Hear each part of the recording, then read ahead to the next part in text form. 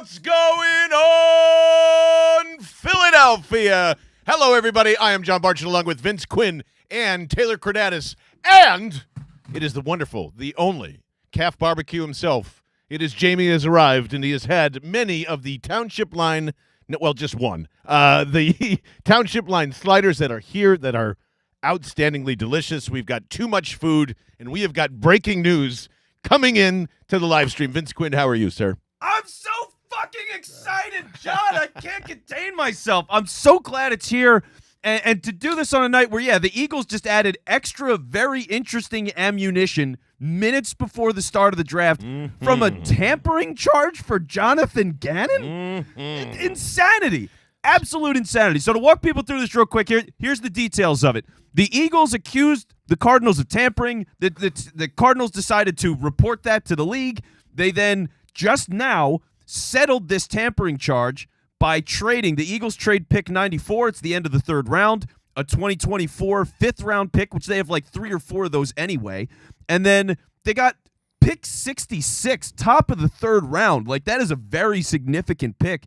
And, I mean, John, you can tell people, you've been having some theories about what could get done with that, and I think you're going to get people gassed up. You have me gassed up. Absolutely, as I see our good friend Chris Wood coming through the door as well. What's up, Chris Wood? He'll be taking a seat right over there. So grab a plate, grab a seat.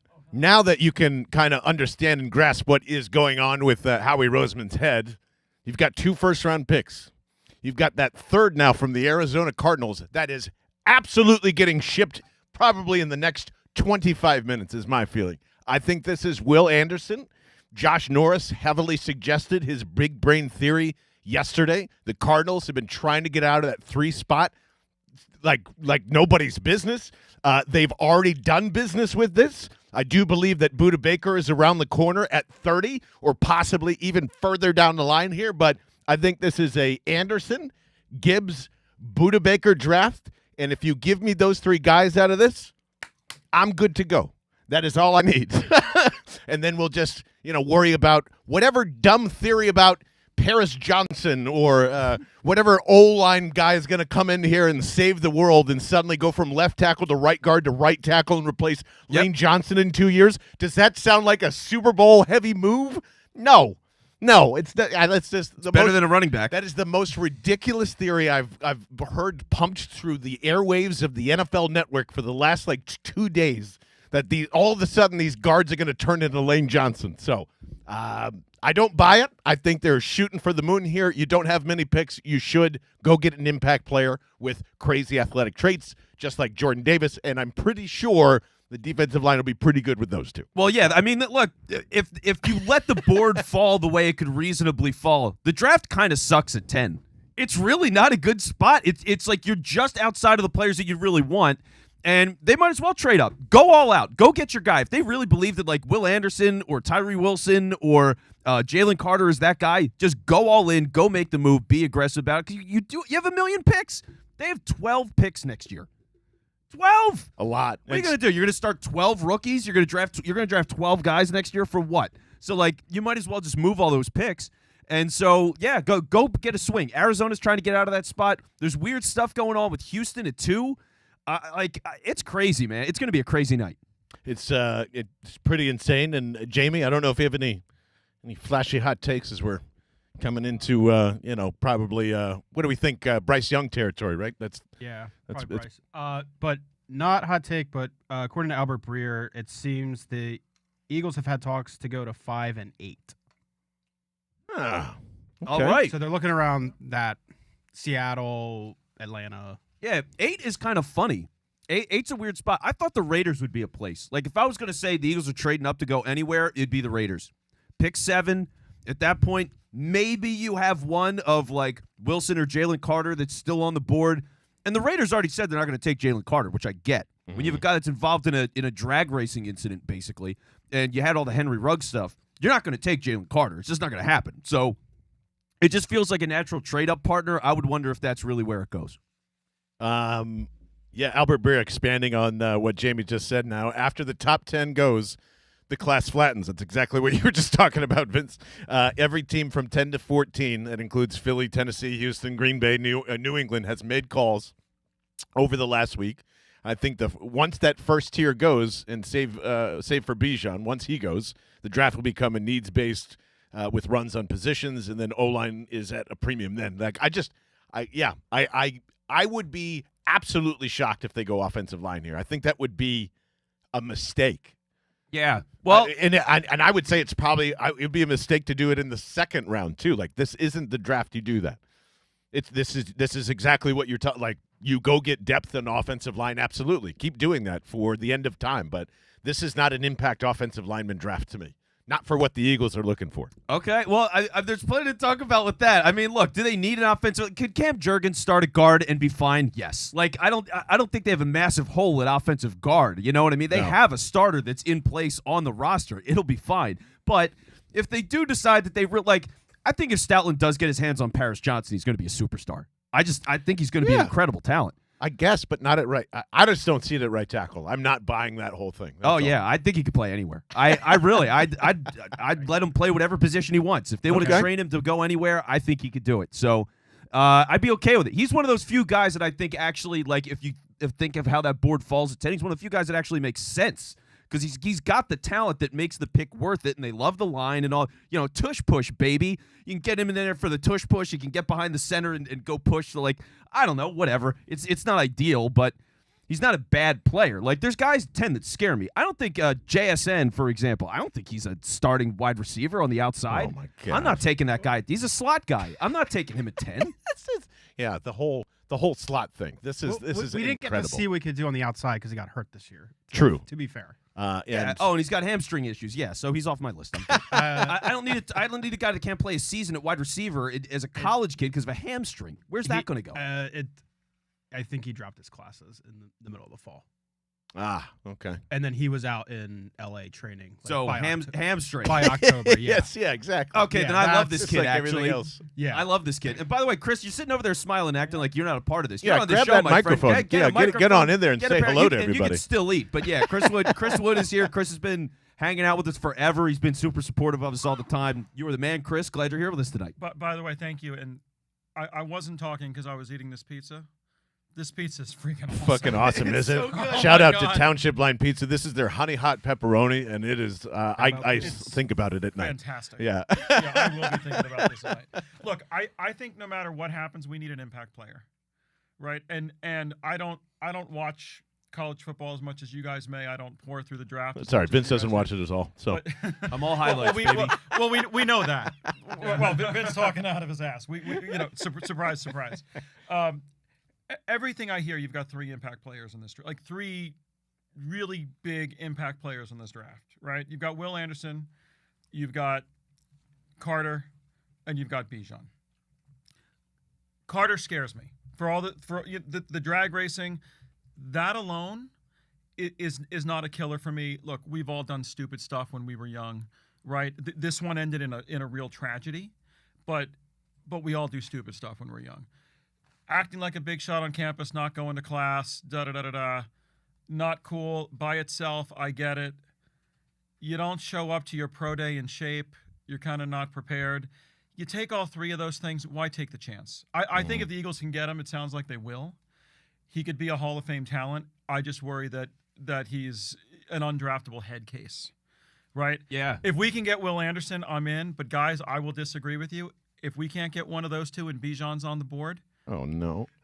I'm taking him. I'm taking him. I am taking him. We have a window. We have a window in the next 2 years to go to the Super Bowl. This guy helps us get there. I take him if he's there and the other 2 aren't, or I trade. Yeah, or I trade down. I'm throwing you out the window. I know. Look, we're on the basement, unfortunately. If you're going to tell me I can get one of the corners, if I can get Gonzalez, if I can do that, and I think I can get Gibbs, fine. Because I think Gibbs gets us 80%, 85% of what Bijan is. Yeah. By the way, Taboo 34 already booing you. So in the Discord, just so you know, get him, Taboo. I know Taboo's going to give it. And if you're watching this on YouTube, by the way, or if you're just hanging out in our Discord, you have a chance to be on the show tonight. But you have to be in our Discord, bellandthebirdmen.com. We will DM you a link if you want to jump on up here at any time. So I don't know, fellas, unless the Panthers do something drastic here. I think we're going to see Bryce Young, and then chaos, right? It's going to be chaos tonight. Yeah, Panthers are officially on the clock, so they're a minute in being on the clock. And by the way, after this pick, Thomas Peterson's going to join us. So we're going to check in with Thomas, and he'll be joining us throughout the night. Yes, so sir. he'll be popping in, which is really cool. In Denmark, where it's got to be like, I mean, what is it, like 2 in the morning right now? He's a warrior, man. Yeah. I love that guy. He's the best. So, yeah, Thomas will be with us in a few. But, yeah, it looks like Bryce Young is the pick.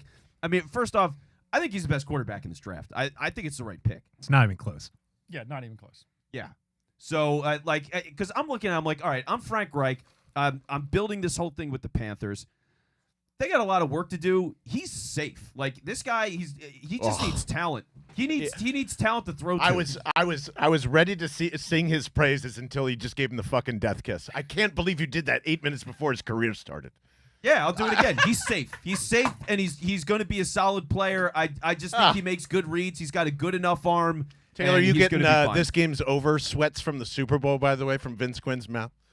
Why are we saying this? Well, I just said I never said the Super Bowl's over. You said in the first half, this game's over, baby. Oh, no, I don't know what you're talking about. Don't think I didn't forget I that. didn't say that for 30 minutes straight. Yeah. However, I don't know if this is whatever. I don't even care. Bryce Young's not going to have a long career in the NFL. Not because he's not talented. I'm sorry. That frame is just not going to do it, and he's going to be the Penny Hardaway of the NFL.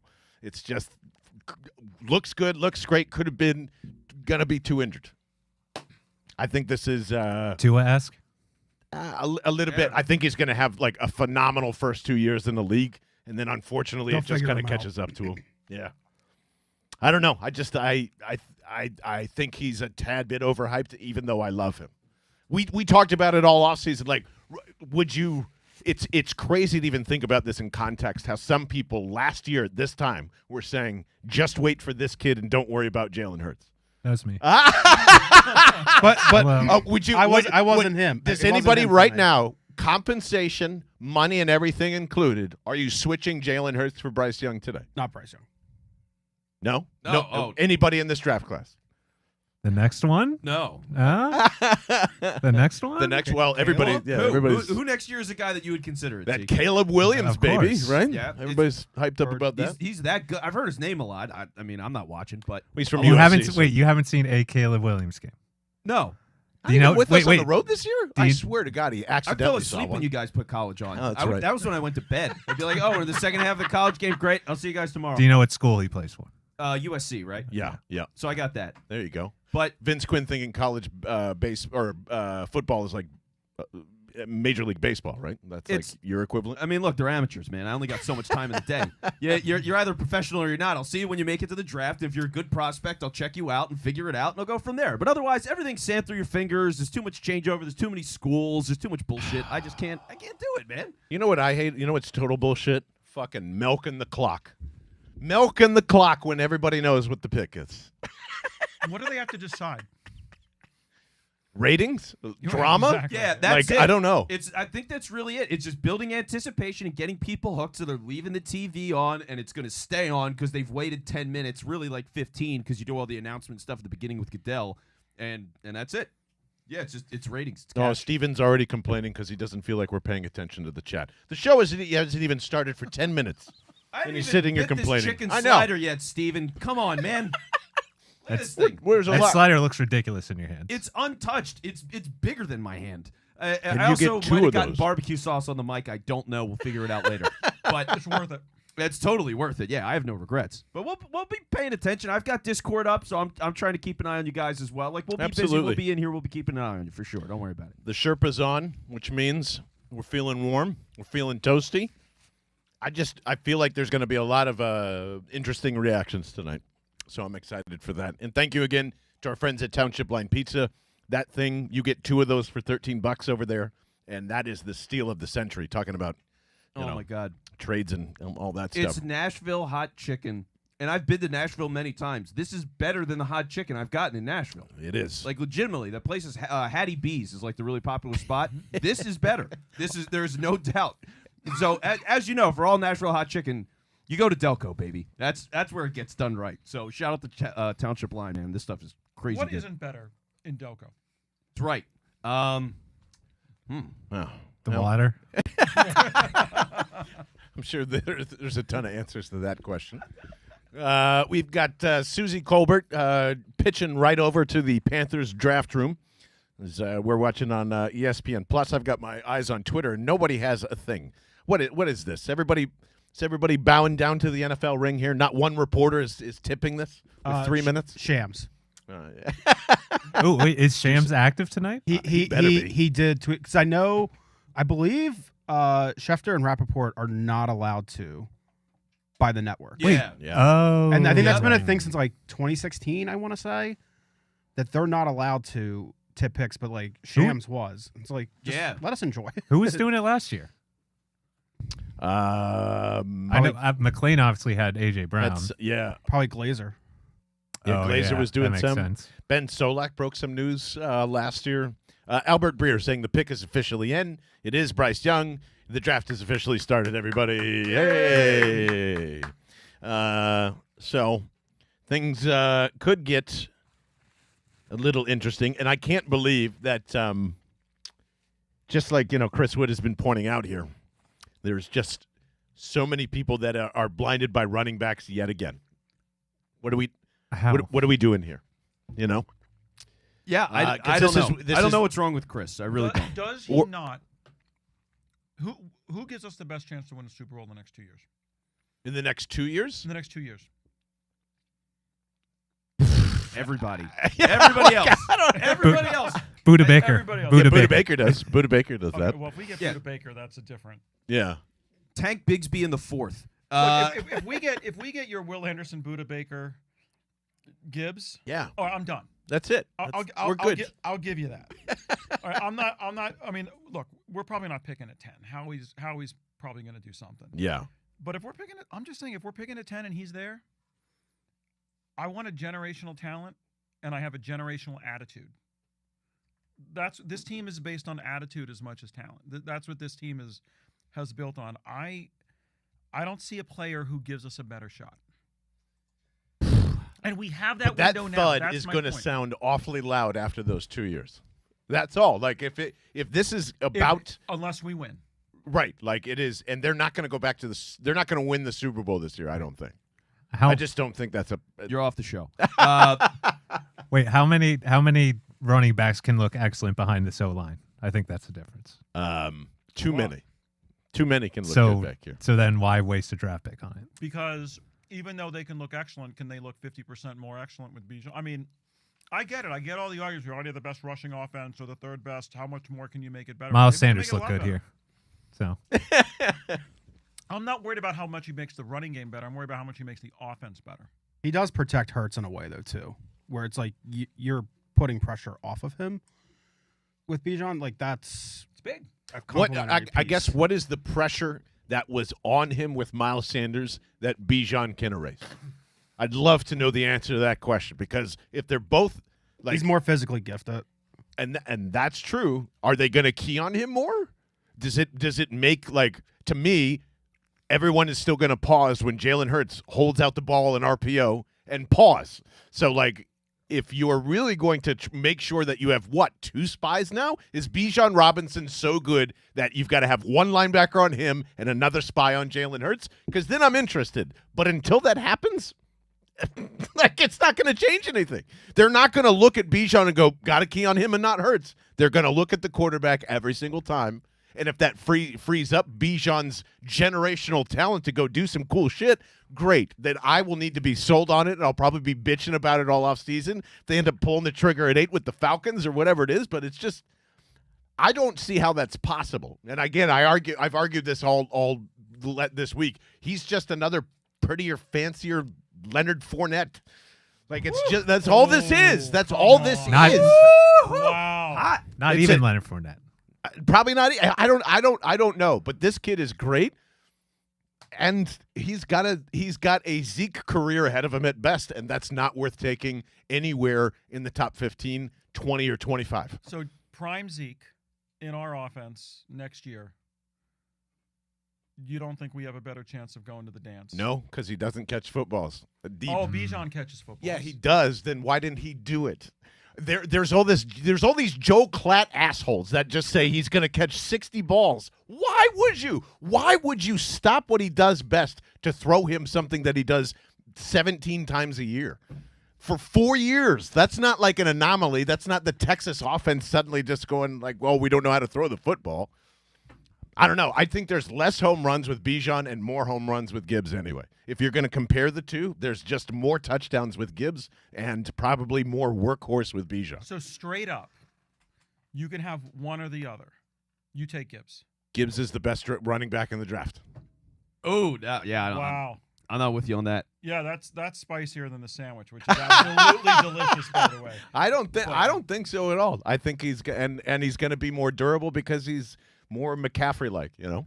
Yeah. Now, and by the way, have we seen anything from Thomas? Has he hopped in at all? All right, I sent him a DM. We'll see. Maybe he comes, maybe he doesn't. Might have fallen asleep. Thomas, if you're watching this, you're welcome to join us anytime. But, yeah, like the running back stuff, I mean, it is tough because, like, I think Bijan Robinson, if you're a shit franchise and you go take Bijan, he could make you significantly better right away because, like, his vision is insane. I mean, it just is. Whoa! What? Shams is in on this. C.J. Stroud is the number 2 pick with the Texans. Yes. There you go. We wanted this. This is great. We wanted this big time. I want to say Benjamin Solak did tweet out like at 5:30 that, you know, we're getting very close to a quarterback draft. And if that's what we're going to see here now, so Yes. Richardson's going to go next. Yes. Then Will after that, 1, 2, 3, 4. So the Colts are going to end up with fucking Will Levis? Who do you think's trading? Who do you think's trading to the Cardinals? Titans were the rumor. Yeah, but I think it was only for CJ. I think just because of that Vrabel Stroud connection. I don't know if he's pulling the trigger on Richardson. I think he would hate Richardson. I think Vrabel is just like such a miserable guy. I think he generally wants veterans, but the interesting thing is like they have a new GM. So maybe the GM's like, I want a different guy. I'm going to take this guy. You got to deal with it. I'm calling my shot. I'm really going to double down on this. They're trading up right now. I think the Eagles are trading up right now. I'm going to poop my pants live on. I think they're going to get up there and take the best lineman, defensive lineman possible right now.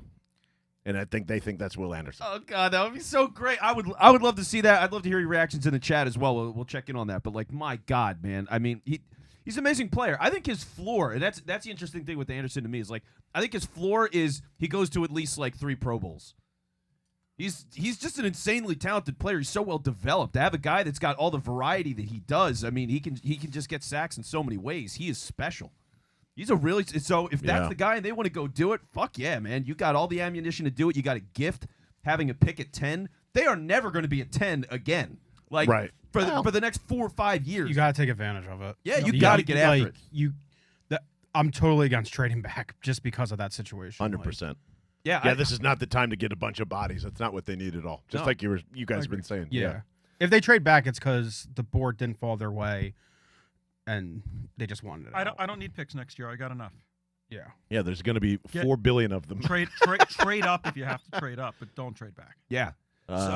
Man, but this is great though. Like, look, the fact that Houston just took a quarterback, it's going to make it so much easier because they're taking C.J. Stroud. So now what happens? All these other guys get the chance to fall, right? So Will Anderson, Tyree Wilson, Jalen Carter. Those are really the 3 biggest names. That's all I care about.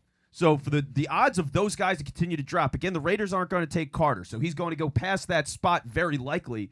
So now odds are he ends up at least at 8, which there the Falcons line up as well if you can't get a deal done with the Raiders. Yep.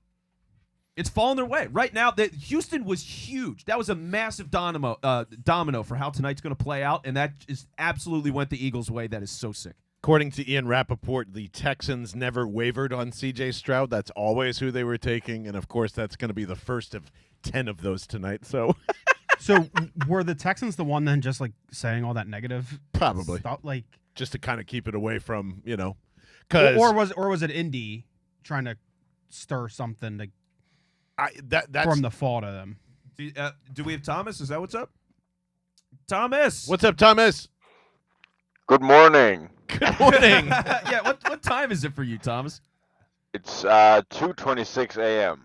Oh, beautiful. I Cheers. can't believe that you're staying up with us, buddy. So right as C.J. Stroud goes to the Texans, I'm calling my shot. I'm saying the Eagles are trading up for whoever they want right here at 3. And just because of I the think I got up now. just because of the Cardinals. I don't know if you saw this, but the Cardinals got caught with their hands in the cookie jar. Yeah, I saw that. What is that? Tampering for Jonathan Gannon. Have you heard anything like it? Crazy. It's totally nuts. So I figured if they're already doing deals, and yeah, I mean, if they all, yeah, exactly. I mean, might as well just scooch over Buda Baker to us now. What are we doing here? Right? Yep. Bring him in. Bring him in. No, I think that's great with C.J. Stroud. I mean, I didn't. At no point did you guys ever buy into the whole Will Levis late draft thing hype, and like the Texans couldn't actually go into D'Amico Ryan's era without a quarterback, right? Yeah. I mean, Vince thought he didn't care about quarterbacks for a second, but I did. I was just like, yeah, he's gonna do the whole like we're just gonna draft a great defensive player and we're gonna 3 yards in a cloud of dust and they're just gonna live like that. So yeah, I mean, good luck to him. It's like because this is the tough thing, right? You get a defensive guy now who has Stroud, who to me takes a lot of risky throws deep down the field. Like his understanding of like, hey, there's a safety and this could get picked off over the top. He's made a lot of great throws, but I think in the NFL he's just going to get crushed. I think he's going to have a serious adjustment period. So for them to have to deal with that, good luck to him. I think he's the second best player to get when it comes to quarterback, but I don't know, man. This class scares me. I mean, the Texans, just as a team, like, and as a whole, like they're so far away from really doing anything. But I mean, this is the way to go. Like this is their start to actually becoming somewhat of a respectable franchise. I mean, I guess they're a little bit like with the last time they were up here, they got Jadeveon Clowney, and how did that go? So yeah, at least they got the quarterback now. They can actually do something with. And also, I win my bet that C.J. Stroud is the second overall pick. So that's nice. Woohoo! Plus 400? Are you kidding me? Oh man, it got up to there. Amazing. I think Anderson was like minus 500. Is that right? Yeah, Will had like a steam train the past 3 days with gambling odds for some reason. Yeah, at some point, it was like 2 days ago or something. The picks, the odds for like the second quarterback to go was Will Levis at minus 120, and C.J. Stroud plus 300. And I just checked like earlier tonight for me as well. And that had dropped down to like minus 130 for C.J. Stroud. That's when I know, like, okay, he's probably gonna go at that second overall spot. Everything just kind of makes sense there at the end. So yeah, I guess this is good for the Eagles trade up train, right? I mean, this is what we're expecting. So Colts gonna take a quarterback as well. It'd be interesting to see if the Titans are just gonna wait around if they're actually gonna get in on the quarterback group here. Like if they're gonna go up for Anthony Richardson, we'll see. Yeah, the Cardinals are taking every sweet second of this time here. I think the NFL is going to force them to pick. No, I don't think that my prediction is going to be right, but I don't know. I'd be very curious what the Cardinals do if they just stick here, because if they take a quarterback and just shit all over Murray right now, that'd be hilarious. But I don't foresee that happening. Yeah, this is kind of where I would see Schefter's getting a thing.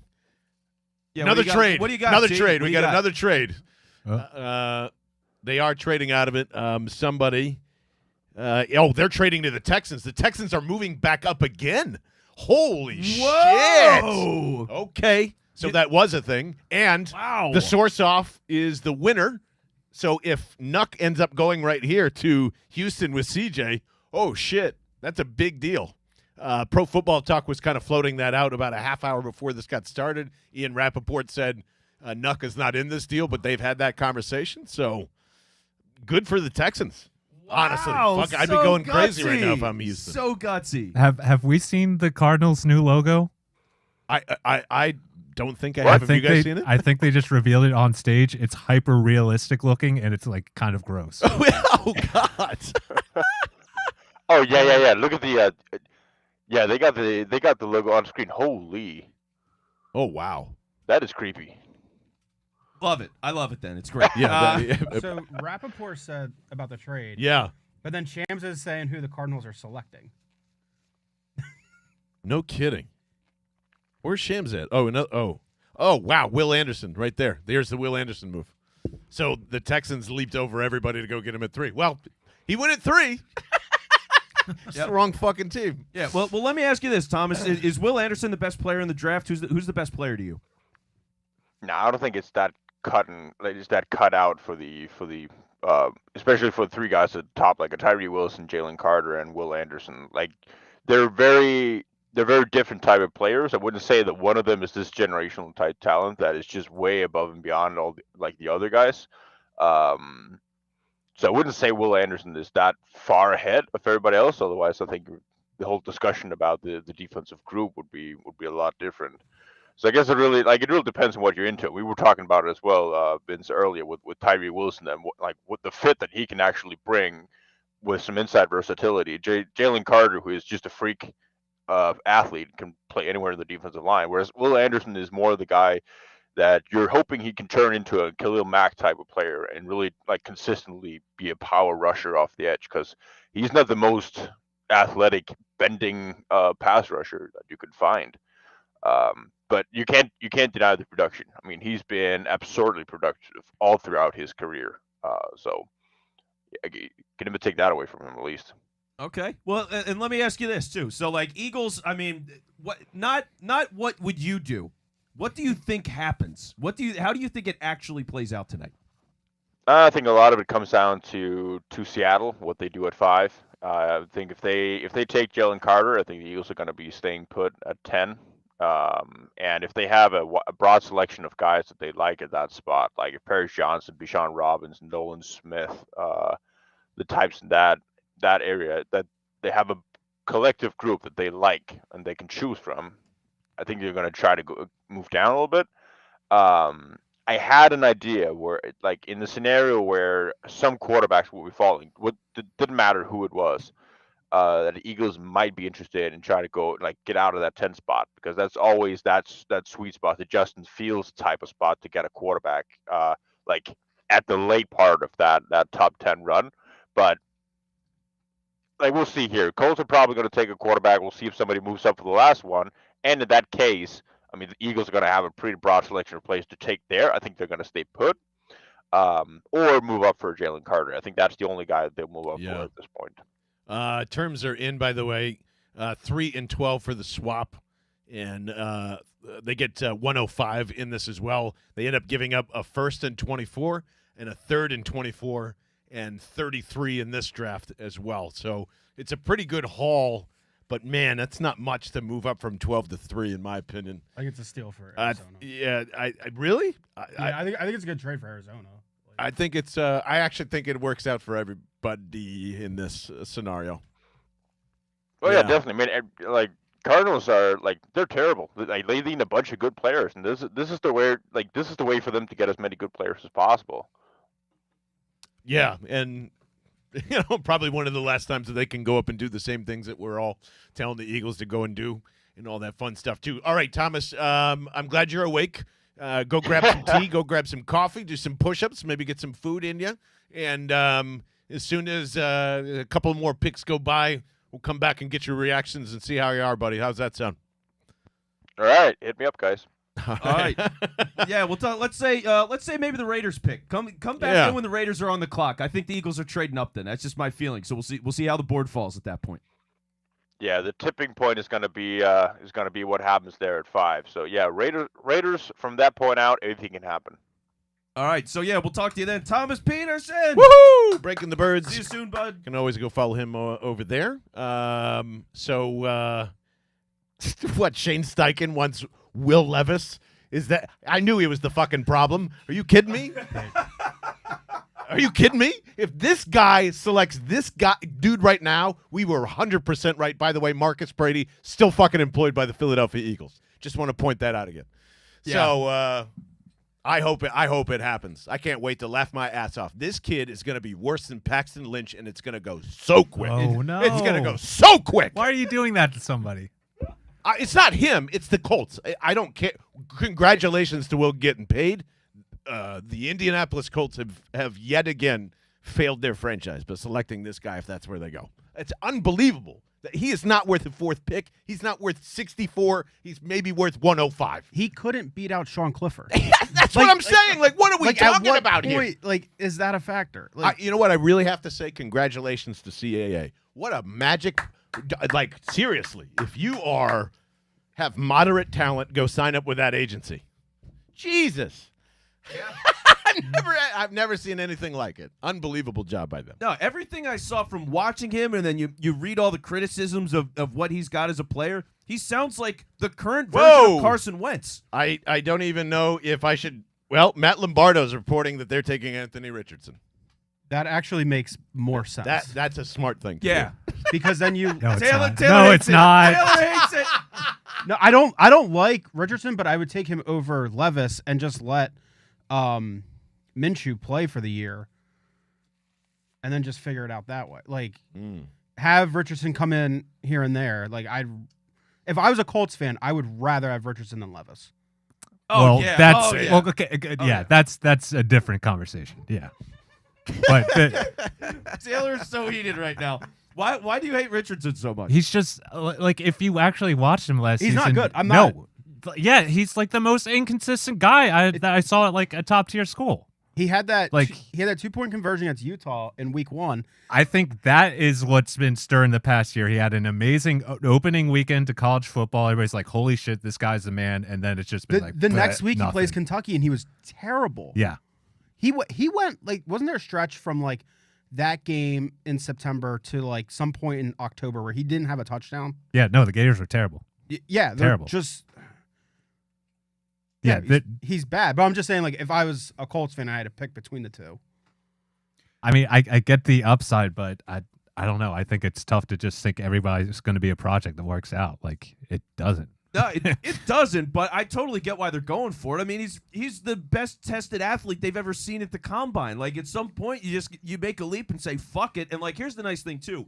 When you're in an era now where it's okay to have your quarterback run all the time, have him run all the time. That's, like, no problem. I mean, for him and Jonathan Taylor, you lean on that. You just do a really aggressive ground game, and he'll figure it out. He can chuck it up to Pittman. Like, it's not an awful situation for him. So if they do this the right way and give him time and just let him be an athlete out there for a couple of years, it's the best chance you got. Like, now the blueprints come around a little bit, right? Ravens go all in on Lamar. They give him every asset. They built the whole playbook to him as a runner. He gets time. He gets better. Now he just made, what, $260 million. So, Are we laughing at Jim Irsay Yes. together? Okay.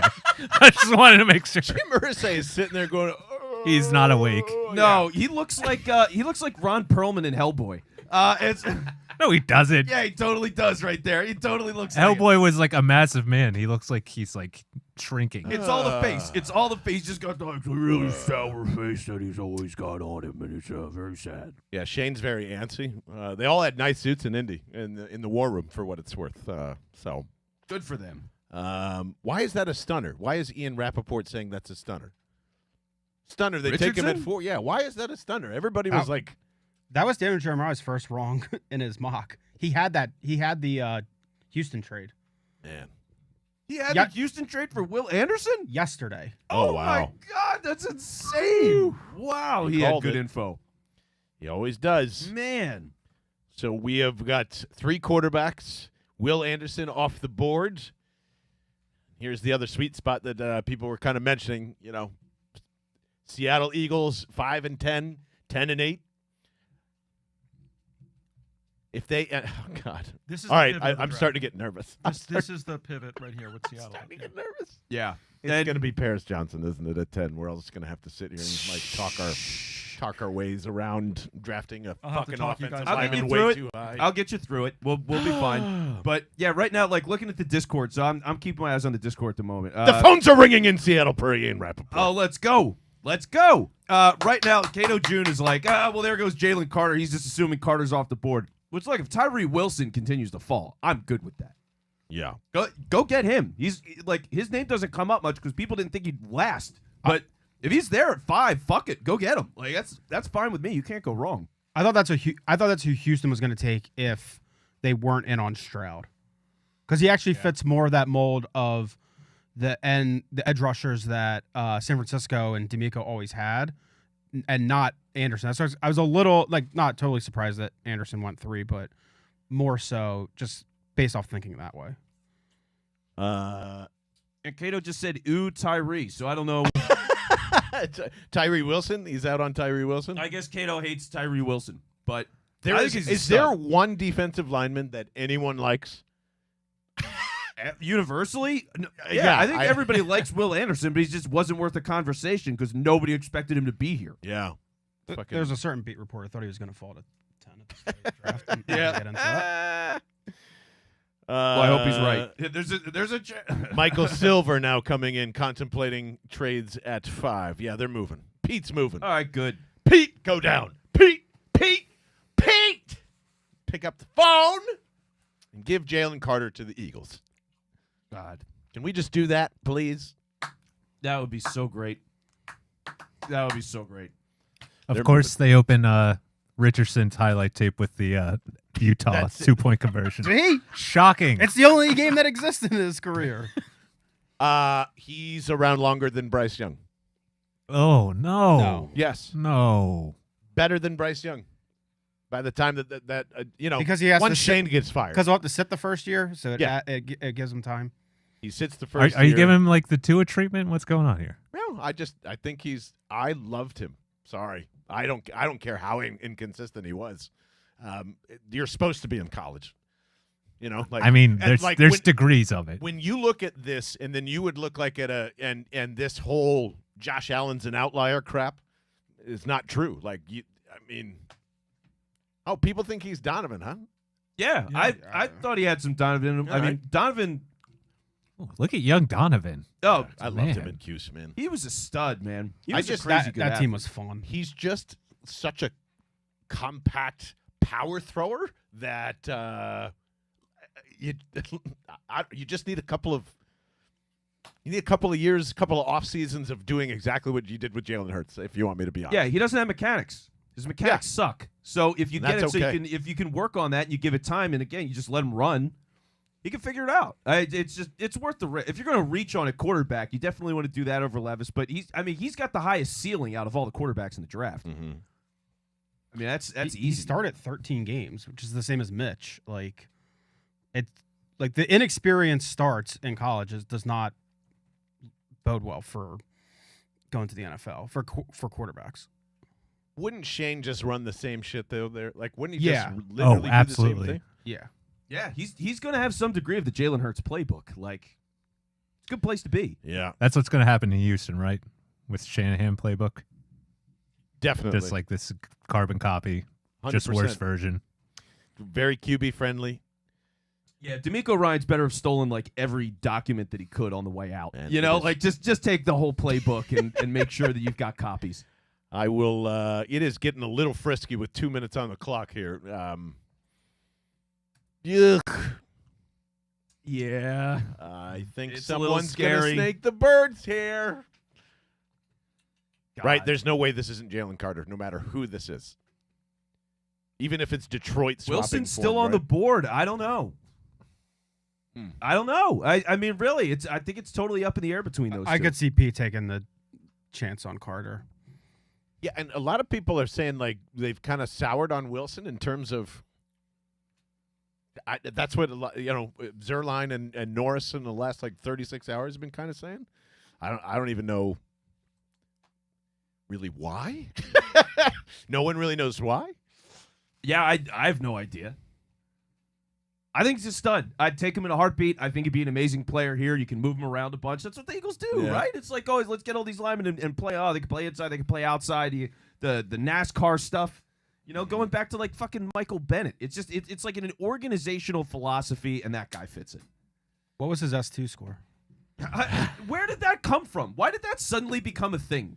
Where I've never heard of that Here's before. why. Daniel Jeremiah told it to the world and wasn't supposed to. That's where it came from. So it's been a secret test that these guys have been taking for years, Well, and no, they've just never brought it up. It's a reaction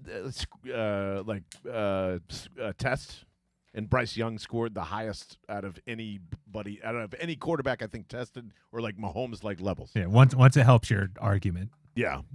Well, yeah, then you Then lean it's- into yeah. it. Yeah. Yeah, it's the pro football focus thing, right? It's like oh, they fucking suck. But they said this lineman's great. I'm telling you, he's great. You know what I mean? Like, Seattle's making the pick. oh, you suck. You got me excited there for a second. So this is going to be Jalen Carter, which now leads us up to LVN being selected at 10 with Bijan on the board. Oh, Everybody don't- boo him. Everybody in the room boo Give it to John. me. Fucking give Chat, it to boo me. John. Right now. LVN Everybody at 10, boo John. Give it to me. We are I'll not be the taking only I'll be the only flag bearer and Oh. it'll be great. Come on, man. LVN really LVN at 10. At Wow. Okay, Seahawks are taking Devin Witherspoon. They are taking him away from Detroit. What? Whoa. What? Spicy. Wow, Pete. Wow. Wow. Pete, you dirty biscuit. Oh, they're gonna get So- one of these guys. Detroit is going to take Jalen Carter. Raiders, baby. Raiders pick. Trade up for the Raiders pick. I think if the Raiders don't trade, they'll probably take Gonzalez. I think Oh man. That makes sense for them too. they need any part of defense. Gonzalez is a star. I mean, we all I know love that we guy. all know Al Davis would have traded to 1 for Anthony Richardson. Yeah, Al Davis. Oh my God. Yeah, he would have given up anything for that guy. The end of the Al Davis era was great. It was just like, who's got the fastest 40? Yep, first rounder. Like every single year. Not Man. terrible philosophy. I don't. That Hayward Bay pick. Oh my God. Magic. Absolute magic. I don't really understand this for Seattle.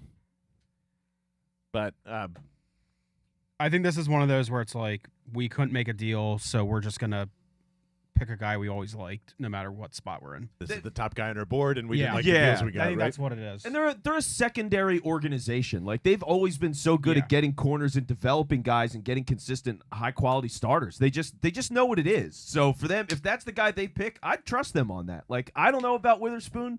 I'm not sure. But man, that's a hell of an endorsement. That's better than them having to get a quarterback and sit in them for a year and all that stuff. Like, this is a better pick for them. Yeah, I mean, it's also like, when the Ravens drafted Kyle Hamilton, you knew he was going to be really fucking good. So, maybe they should have taken Kyle Hamilton last year. I don't know. It's just me. That's just my Is this thought. just going to be a thing forever? Yeah. No, I won't be aggrieved about this for the rest of my life. No, I won't. No. Sure, I'll totally get over it. We'll be fine. We'll be fine. Ba-ba-da-ba. Yeah. How's the YouTube chat looking? How's everybody doing over there? Hi, Hi, folks. Well, no one thinks I know college ball. Well, that's I think that's true. our friend Dan. Oh, what's up, Dan? Of course, yeah. Who is totally right about Jalen Hurts, right? Yeah, 100% right about that. Oh, Catching sorry. strays. And you Knives watch- are out. You are in the college realm of all of this stuff, and you miss all of the time. Why is that, Dan? Interesting. Interesting. So you're 1 for 2 on the Jalen's, right? Yeah. What was the other Jalen I missed on? Rager. Like a certain Rager guy. Oh yeah, I loved Rager over. Jeff. Oh God. That was. Hold on. That was way. That was. He didn't even have Eagle Green, and that was my take. So Yeah. Oh. just bad and awful. Yeah. And guess what? You know how many Super Bowl rings Justin Jefferson has? So he can enjoy. Okay. He can enjoy Minnesota for the rest of his life. Yeah, I mean, I think he will. He's on a Hall of Fame track right now. But yeah, like I don't know. I thought Rager was a second rounder when I looked at him, and that's a problem. Like these receivers are not good. If I'm taking any receiver in the first round, the only guy that's really worth it, in my opinion, is Quentin Johnson. He's the only guy. He's got the size. He can play on the outside. He goes up and gets it. Like I can believe in that guy. I believe he is a legitimate number 1 wide receiver. The other guys, they're slot. Like I love Jordan Addison. I think he's a killer player. He's a second round pick. That guy shouldn't be nowhere near. If he is a first round pick, I don't know how you evaluate a guy like that and think that he is a dominant leading target on your team. He's not that player. What was that sad Johnson comparison stat that you read to me, John? Oh, Like Rager vibes or something? I Like can't something with remember what it was. something with his hands or catch speed or something. TCU guys. Which Oh. can we stop that Yeah, shit? yeah. Like Jesus Christ, it's the worst. What, the fact that people Poor went to the Quentin. same school doesn't mean that they're the same person? Yeah, exactly. Yeah. I'm good with that. I don't know. Juju Smith-Schuster and Nelson Aguilar, are they the same person? No. Okay. Plus, They kinda are, right? wasn't Juju Oklahoma? USC. He was USC. Juju was USC? Yeah. I would have sworn he was Oklahoma. Oh, I remember. Because everybody said you can't. He was right after Nelson Aguilar, and it's Yeah. like, don't fucking touch him. Yeah. And then he looked like a stud for the Steelers for a little bit. Yeah, and then, he got into TikTok became beefs. TikTok and boy. It's worked out well for him, honestly. It's done a pretty good job. Can't blame him. So everyone is. I don't even know. How would you describe Seattle's war room right now? Comatose. is what I would Mild. say very mild. There's not a lot of people in it. I mean, how old's Pete Carroll at this point? He's lively for a guy his age, but I can't imagine they're like the popping oldest coach? champagne all the time. What's up, Brett? He's How got- are you? He's got to be. Yeah. Yeah, he's got to be what, like 70, 68? I want to say 72. He's like up. Yeah, Pete's been around. 70, 71. 71. There 71 coaching in the NFL is And who- nuts. That's and crazy. It's September, so he'll be 72 when good the for season him. starts. Wow, there's a lot of rings in that tree. Whew. Damn. Okay. Well, I mean, good for him. Or he hates his family. I don't know. But either way, Or both. Yeah, right. God damn, Pete. Hang it up at some point, man. Go to the beach. Live your life. But whatever. Here's the great thing. Witherspoon, the odds of the Eagles legitimately landing Jalen Carter or Tyree Wilson are as high as they could possibly be. You've had 3 quarterbacks go at this point. Witherspoon, who I did not think was a top Arizona's 10 trading guy. up to 6. Arizona's trading up to 6. What? What the fuck? Detroit's moving out of that So pick? Arizona went down. Now they're coming back up. And Who does? what in the world is happening now? Jonathan Gannon's Who going does to he do want? something stupid, right? Oh, fuck. He's going to take Carter. He's going to Ooh. take It's Carter. either and Carter fuck or Howie. Wilson. It probably is Do Carter. they need a Wilson, corner? yeah. I don't know the Cardinals needs it all. Do they need a corner right now? They need everything. Anyone know? Yeah, they need Wait, everything. when? Yeah, they need help in the second. When would you say the Jalen Carter conversations happened in Philadelphia? If you had to put a date on it, Yeah, I don't. Wait, the conversations happen how? like we think we could possibly get him. You know what I mean? Like, Oh, yeah. like just so Shane's like, oh, I know the Eagles are going to try this. Oh, here. You know what I mean? yeah. So the Cardinals are just trading pick 34 to move up 6 spots for the Lions. So they're That's pretty good. They're going to get the pretty high second-round pick here. Lions, man. I'm surprised they're moving out of that spot because they're a good roster. It's I a mean, luxury pick for them, too. So they go behind. They go behind the Eagles. As long as this isn't Carter, I don't think there's a path that he doesn't land with the Eagles. For what it's worth, man. as long as this isn't it, though. This is crazy. Which it probably is. No, they're taking Paris Johnson. Oh wow! Oh wow! Oh wow! Yes, Wow. yes. Maybe they Yes. see that's why I think that was floated out there all day from Tom Pelissaro. Oh yeah, they really love him. I thought Jeff Kerr just scared me for a second. I thought he said actually they're taking Carter. No, so congratulations once again. I think this was like the Jameson Williams thing from last year. Like, oh yeah, the Eagles won him. The Eagles won him, and we are back to the Raiders. The misdirection and the mind games that happen in the draft Love it. are awesome. Yep. They really are. I mean, because you spend months and we're all pouring on all this stuff and we're just obsessing, and then it's just like, oh, no, totally out of left field. Fuck you, people. And we've been waiting for this the whole time. Right. Like, these organizations, it's so cool. It's so cool to just really, because you just know how the team works.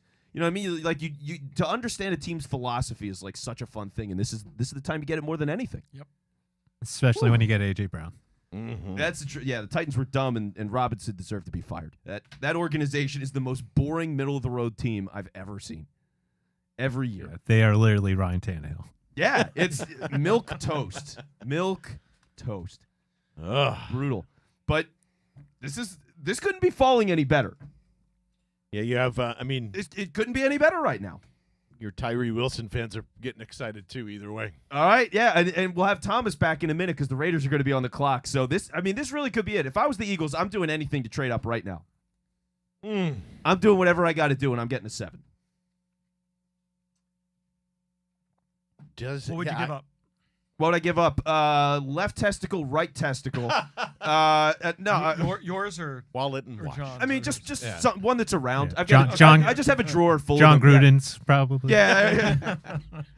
So I don't need start mine there. anymore for what it's I worth, mean- so you can take it. Yeah, we'll give up Johnson. Yeah. Well, I think the easiest thing to do is you got that pick you just got from the Cardinals. That's a really good pick. It's top of the 3rd round. So you throw that pick in, and then if you have to add anything else to do it, go for it. But like, I mean, look at this trade. So That's why you don't have to do much because of what just happened. yeah, they just It moved up lowers 6 it. slots, and all that cost was the 2nd-round pick. So you give a good 3rd-round pick, and then you add something probably for next year, and that gets a deal done. Or you have 2 3rd-rounders. Just give up 2 3rd-rounders and go get them. Is Jonathan Gannon not wearing socks right now? God damn. Penny loafers? And he is so over his He- skis. I'm He's- so glad he's out of our organization. He's Mr. Tryhard for sure. Does, Oh my god. does he coach Buda Kyler Baker in a tell you. game? man, I don't think so. Because Kyler, are you listening? Come on. No, he was calling his own plays last Stay year. over there. Yeah. He's like, Like- I'm literally going to be the offensive he's play not- he's- caller in the preseason. he's not going to play this year. Look, there's the gross Cardinal thing. Ew. Oh yeah, what is that? They ran it through like Mid-Journey. Like they're just doing AI. I think that might be what it is.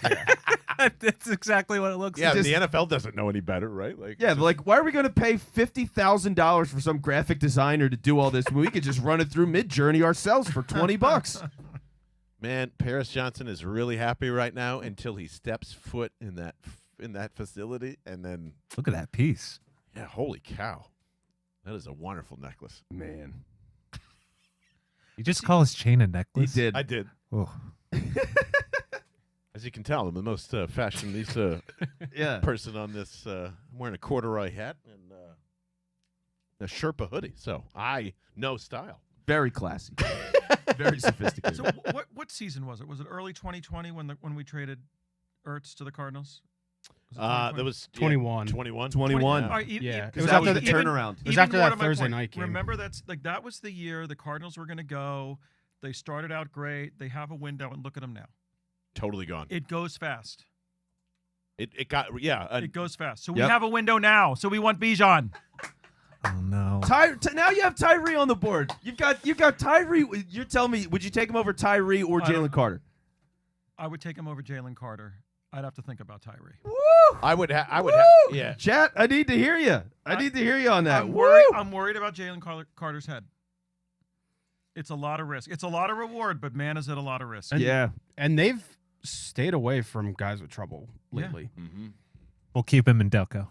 It'll be fun. I mean, Oh, we'll you give kidding me? him one of these chicken sandwiches. Yeah, exactly. He'll be good. That From our will friends work. over at Township Line Pizza. He'll need more than one. tlinepizza.net, obviously, to go check them out, and on the Instagram as well.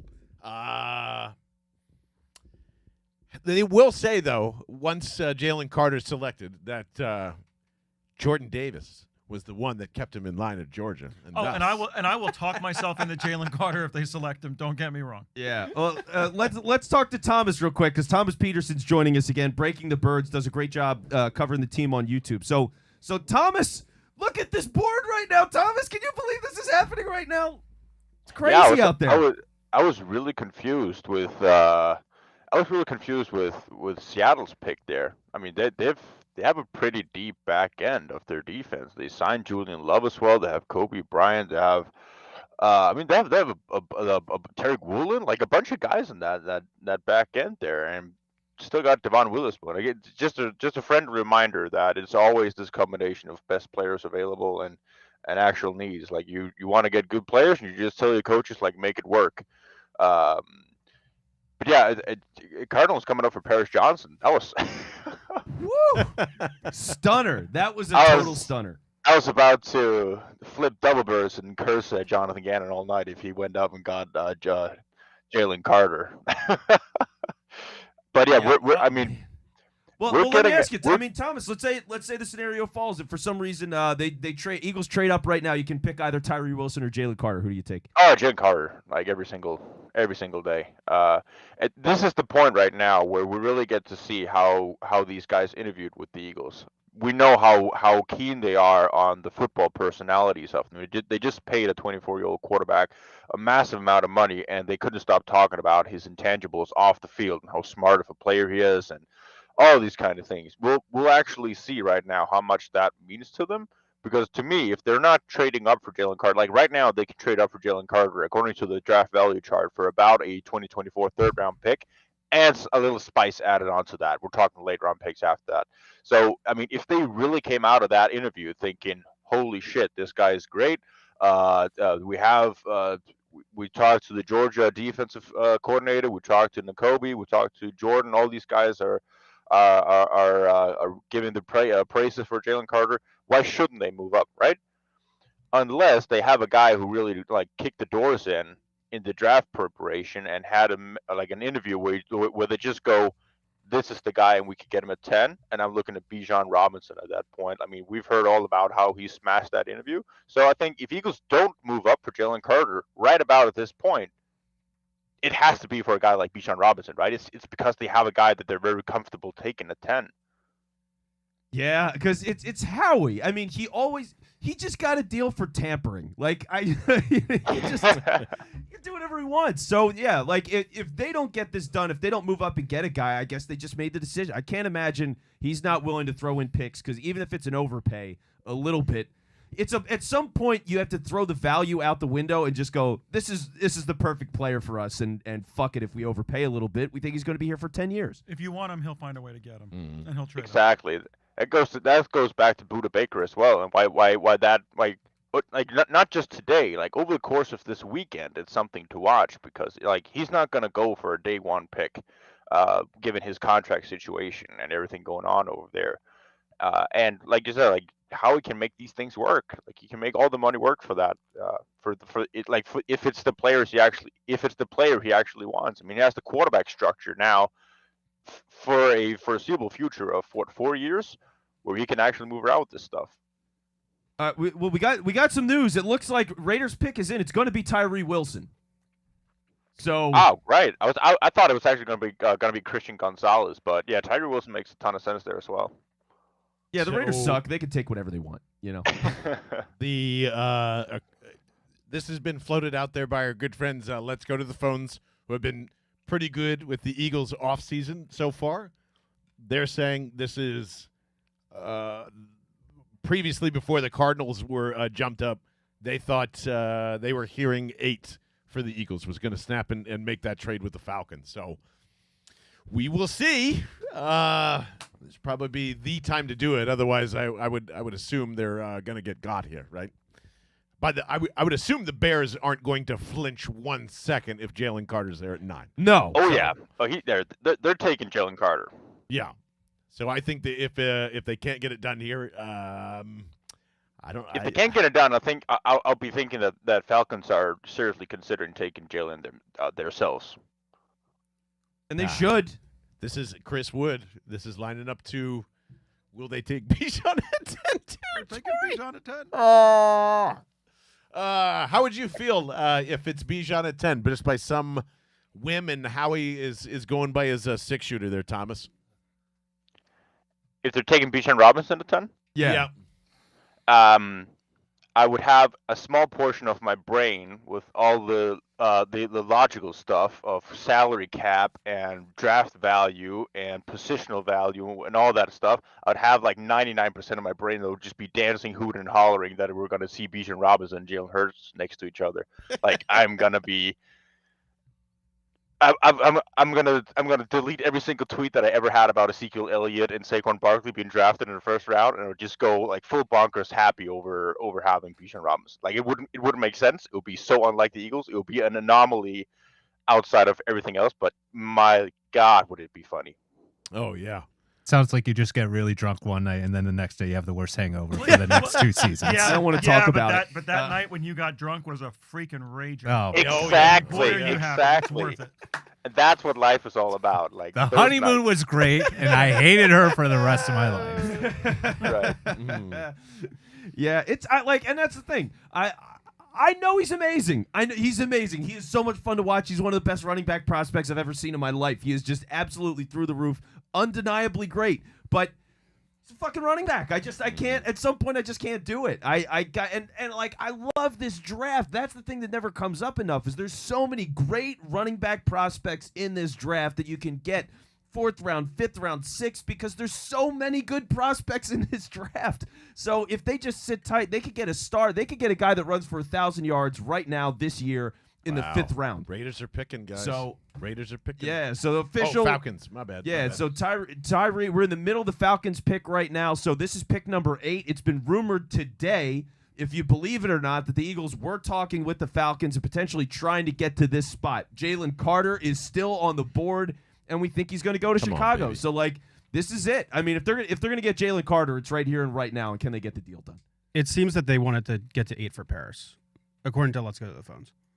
Interesting. So they really love Paris. They tweeted out that the Cardinals beat them to it. Wow. that was my Gannon interpretation. snaked So him. it was that. Gannon was that. snaked him. Oh, they hate Gannon. They hate him so No, much. Gannon hates the Eagles. Yeah, oh yeah, It's he both. knew, right? Yeah, He knew. He must have known.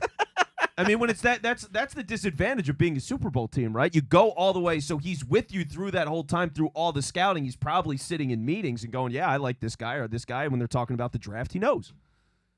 He heard all of it. He had the whole Eagles board, and he goes over there. So if that was one, it's really interesting if he was the guy, right? Like if they were legitimately going to trade up and not take Jalen Carter or Tyree Wilson, they were going to take a tackle that was going to start at guard. I could see it though. He did play guard his first couple years, so it's not something new to him. Now it makes me think: is it Skoronski that they want? Yeah, very well could be. And like also again, this just goes back to the thing of, do they believe Cam Jurgens can start at guard, and are they willing to do that? Because if they were really confident in that, I don't know why you talk about a guard or Paris Johnson. You don't need a starting guard. You have a starting guard. You know, you just move him over. Man, that is just fucking wasteful, and I don't give a shit how important the offensive trenches are, and I'm talking about Cam, to make him sit for 2 years and do nothing for a second-round pick, and to have Nakobe Dean sit for 1 year already and do fucking nothing and probably do nothing this year, I'm sorry to say. That's on him. That is not where I want to be. That's not where I want to be. I'd be mad if this is offensive line. Like, I was going to be mad if it was Paris, too. So, like, whatever. I think Cam has to play guard, and I don't know why everyone's so goddamn afraid of it. John. Yes. John, listen here. Just have a better life. Just say everything offensive line related. It's Jeff Stoutland. If he wants to do it, do it. Who I would argue. I mean, he's gonna get that offensive line figured out. If he was gonna look at Paris Johnson and say, "This is the guy we want," I wouldn't argue with it. Ladies and gentlemen, the pick is in for the Falcons. They're not moving, and they're taking Bijan Robinson. Oh, yeah! Eat it, Chris. Sucky, Chris. Baby. Woo! Fuck you, Falcons. Yeah. Woo! Good. You made them bite, too. Thank goodness. Thank goodness. All right, so Jalen Carter goes here, then Bijan Robinson, Jalen Carter right off the board. And then Skoronski or And Nolan it's Smith. Skoronski or some, yeah. Yeah, I Wow. think the Bears are going to take Carter, and then Okay, then let's it's the Eagles. Or do the Eagles- Bears take Skoronski? I don't think so. let's get weird for a second, all right? I love Christian Gonzalez. I think he's an absolute dynamite Good night. superstar. I know he'd be your fourth corner this year. But you know what? Part of me says fuck it, and I take Christian Gonzalez at 10. I'm gonna say boy. I did a mock draft with Brendan Deeg on the last show preparing for the draft. We took Christian Gonzalez at 10. Did you? Hey, Thomas. Interesting. All right, talk us through it, Thomas. Why would you do it? Because the Eagles aren't going to be picking at this point ever again. Like if they want a top cornerback prospect, this is where you do it. I mean, they haven't been able to get in that top cornerback like draft market for a long time. Like they got screwed over by Carolina and Denver when they took the top cornerbacks here a few years ago. I forgot the names. This is not a 3 a.m. discussion for pulling up names here.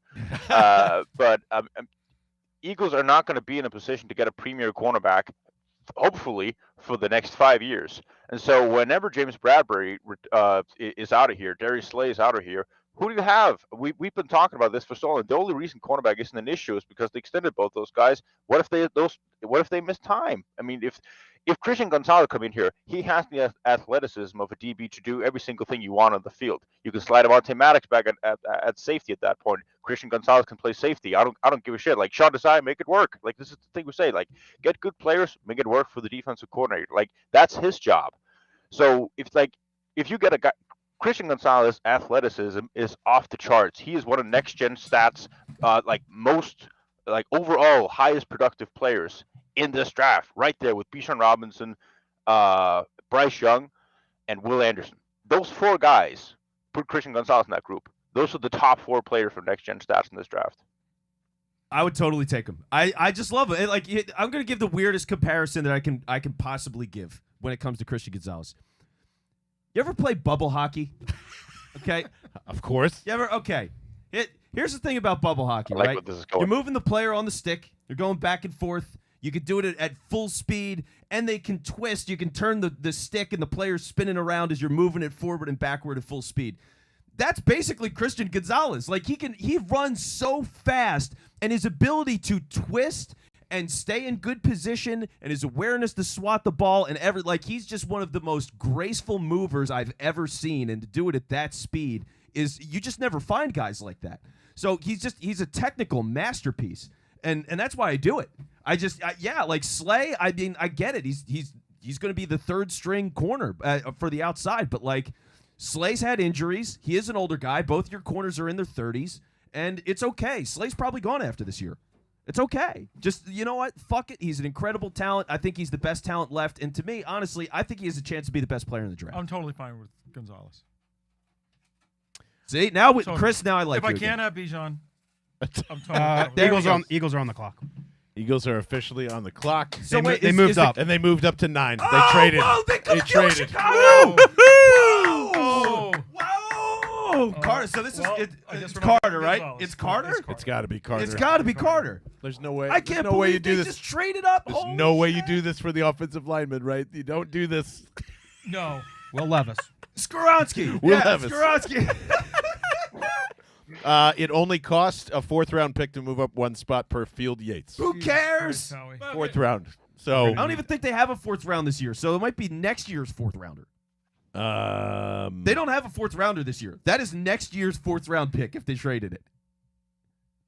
They have, Oh, in 2024, I missed it. It is. Who cares? It is. Who It's- cares? Yeah, who they have cares? 12 picks next year. It was Holy- free. That was it. And now they have 11. Yeah. Oh my God. Oh, What are no. we gonna do? Wow. Wow. Oh, that's coming in It like. costs nothing. Whoa. Here we go. Eagles have traded up 1 spot for Georgia defensive tackle Jalen Carter per Jeff McClain. Oh. Jalen Carter is an Eagle, everybody. Let's go. Let's go.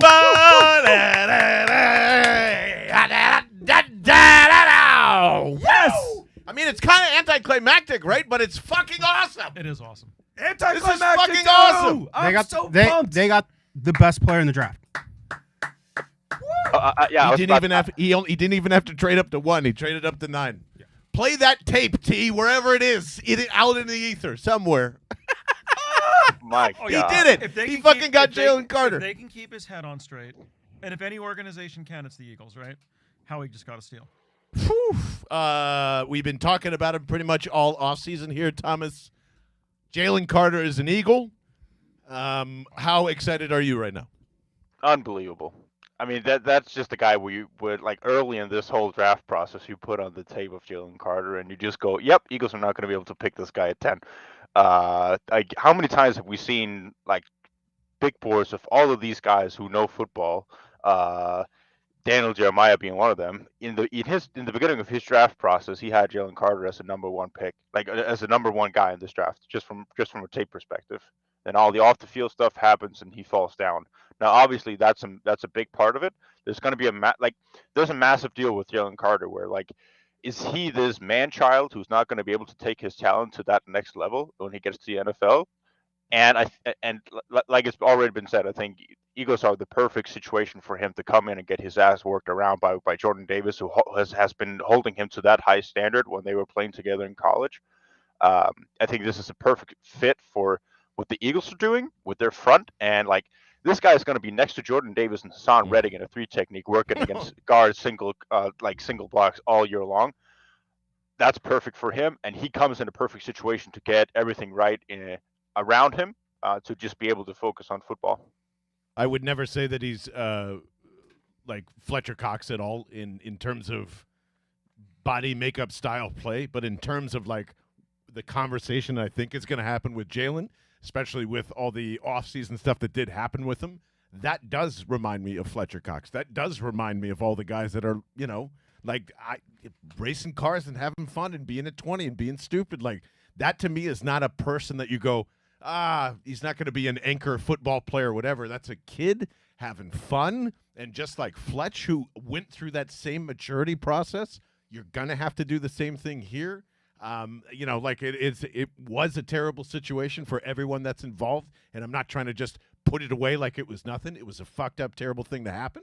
But I don't think that this is kind of like a character builder. He's always going to be a fuck off, fuck around type of guy. So Howie's pumped up. They showed the room and Howie's sitting in there. He's like, yeah, man, what am I going to do? I mean, I'm just really fucking great. What can I tell you? Like, dude, he's the best. I fucking love it. That big smiles from everybody, Sirianni ear to ear. Like, how can you not be so pumped about this? Yeah, this guy is an elite player, and the Eagles might as well be a Fast and the Furious movie, baby. They're all about family. That's all this is. It's all family. A.J. Brown and Jalen Hurts, all the Oklahoma guys they brought around in general, just the chemistry is through the roof. Now to get another Georgia guy, because the Georgia guys they've got love Jalen Carter. It's just one big happy family. I mean, this is it. Like, this, if he's going to succeed anywhere and reach his ceiling, this was the place. It's here. So yeah, I'm so pumped. Me too. This is killer. They talked about getting a unique player at this position. Man, they did it.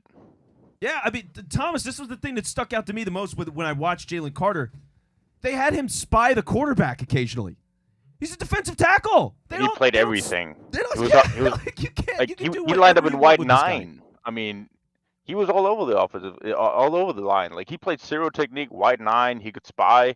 I mean, he's super athletic, and of course, like, that's the whole thing. When you watch the pro day that they had, where he showed up out of shape, obviously with everything that was going on in his life at that point, it didn't matter as much to me at that point. I think that was more a product of all the legal stuff that was going on. Like, this man had so many things going on in his life at that point. I think his pro day was one of the least of his worries. So, I mean, if you just look at the tape of this guy, like, he can line up everywhere. And with the Eagles, the packages that they've been, liking to run on these third down situations, these pass rush situations, where like they're able to do so many things on the defensive line now, just in terms of like looping and stunting and getting these defensive tackles out on the perimeter, having Hassan Reddick and Josh Sweat come inside. I mean, it's a perfect fit, man. So the loss to the New Orleans Saints only cost them a 4th-round pick. Doesn't matter in anymore. 2024. Right, I was just thinking. Yep.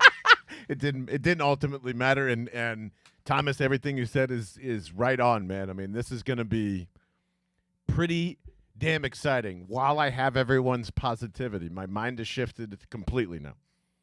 I think you need to move up, and you need to go get LVN, and I think that's that. Stop. No, and I'm just to hear me out. You've done the deed at 10. That is a guaranteed bona fide player, right? What's the next thing you would need with Milton Williams and getting another rotation in there? If you give me an athletic guy that has no technique that can be solved right now, I'm putting LVN behind Jalen Carter as the 4th or 5th D tackle and allowing him to, like, here's what's crazy. You guys can sell me on Nakobe Dean sitting for an entire year and telling me that guy is a superstar. And I'm telling you, if you do the same thing to LVN right now, you will thank your lucky stars for the rest of your life if you do it at 30 or anywhere from 30 to 19. I'm just saying that right now, and I know you guys hate him. I won't bring him up the rest of the night. There.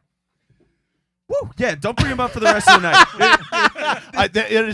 That's an amazing defensive line if you end up doing that and getting him out of the 1st round. Yeah, the Discord hates you. I know. If I was going to say anything, if I'm going to take a risk on a developmental guy on the defensive line that could be on this team and be a great player down the line, I'm going with Kalijah Cansey.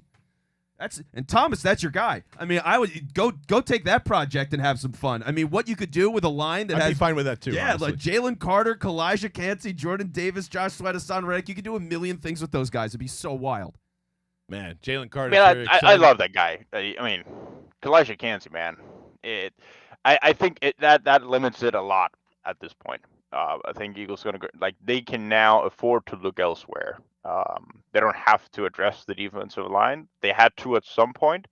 I think a Nolan Smith sitting there, like if we're on this this Georgia bandwagon, might as well get that thing going. Get Nolan Smith in here as well. I mean, why not? I mean that. This is all right. This is great. I mean, this is exactly what we were been staying up for. Yeah, this couldn't have gone any better. It costs you nothing. Who cares about a 4th-round pick? You got the player that that doesn't everybody matter. wanted, a guy that was rumored just a couple of months ago to be the #1 pick in the draft before Chicago made the trade. Like, it's just such a beautiful thing. So, yeah, this couldn't have gone any better. And now we still have another pick. Like, there's still another I kind of forgot about that. Right? Because it's like we just got the best player in the draft. Oh, we pick again tonight. Also, there's more. Yeah. Yeah, so and they could do whatever they want. Like, they could move up JSN. and get a I guy. want to trade up. I don't want to trade up for LVM, but I want to trade up. Okay, Yeah. I so don't know for who. Like JSN. Porter, something like that. I'm ready to do all those fun things that we were arguing about at 10. Whatever you guys want to do now, it's fine by me. Fine. Offensive lineman, punter. John sure. is right Yeah. there. oh wait, well, I mean, Thomas, I mean, now you who's got on your this- mind? Yeah, I was about to say. Now you got this defensive weapon. Like we were just talking about, Vince. He can line up everywhere on the defensive line. He's a phenomenal athlete.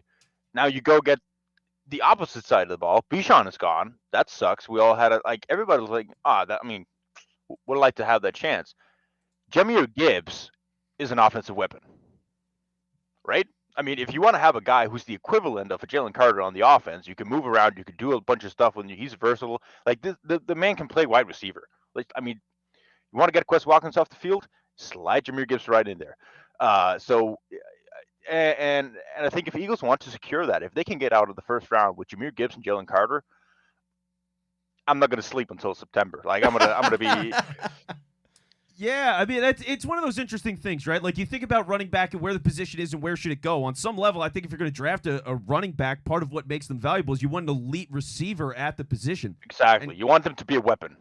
Yeah, he is so explosive, man. His ability to hit that next gear, he does it in a split second and he's gone. I mean, he's the absolute, like, he's just such a joy to watch. So I get it. And, like, if they do it at 30, it's a little early for me still, but I get it, especially if he's playing the slot. Slot is really the #1 thing that turns it for me, because then he's playing multiple positions and you get the variety out of it. Yeah, and some good Spotrac information. Pick 9 is worth about $23 million throughout that contract. So, pretty good. Salute to Jalen Carter. And a salute to our friends over at Liquid Death, of course, heading into season number 3 with us as well. So, liquiddeath.com/bell to get 20% off all of their very fucking cool merchandise, including, I don't know if you guys saw this, the brand new Blink-182 drummers, Travis Barker. The Travis Barker enema is now available. State of the enema. State of the enema. An actual enema where you shove Liquid Death into it and then, do your thing. Is available 20% off liquiddeath.com. Ooh, that's on the discount? All right. Hell, and that is You're a little limited. frisky so. after this. Absolutely. Listen, if we have all this township line pizza, everybody needs a little bit of enema for the next. I didn't know where you're going when you said shove. Like Oh, you know where you're going. Yes, if enemas aren't your thing, the water is still delicious through the other hole right here. So liquiddeath.com, which will send you to Amazon basically too. So go buy them on Amazon or stop at your local 7-Eleven, et cetera, and keep on drinking, as they say. Yeah, it's great stuff, and it's the only reason we're going to survive tonight. I usually drink Well, one of us, anyway. Last year I drank like 5 of these during the show.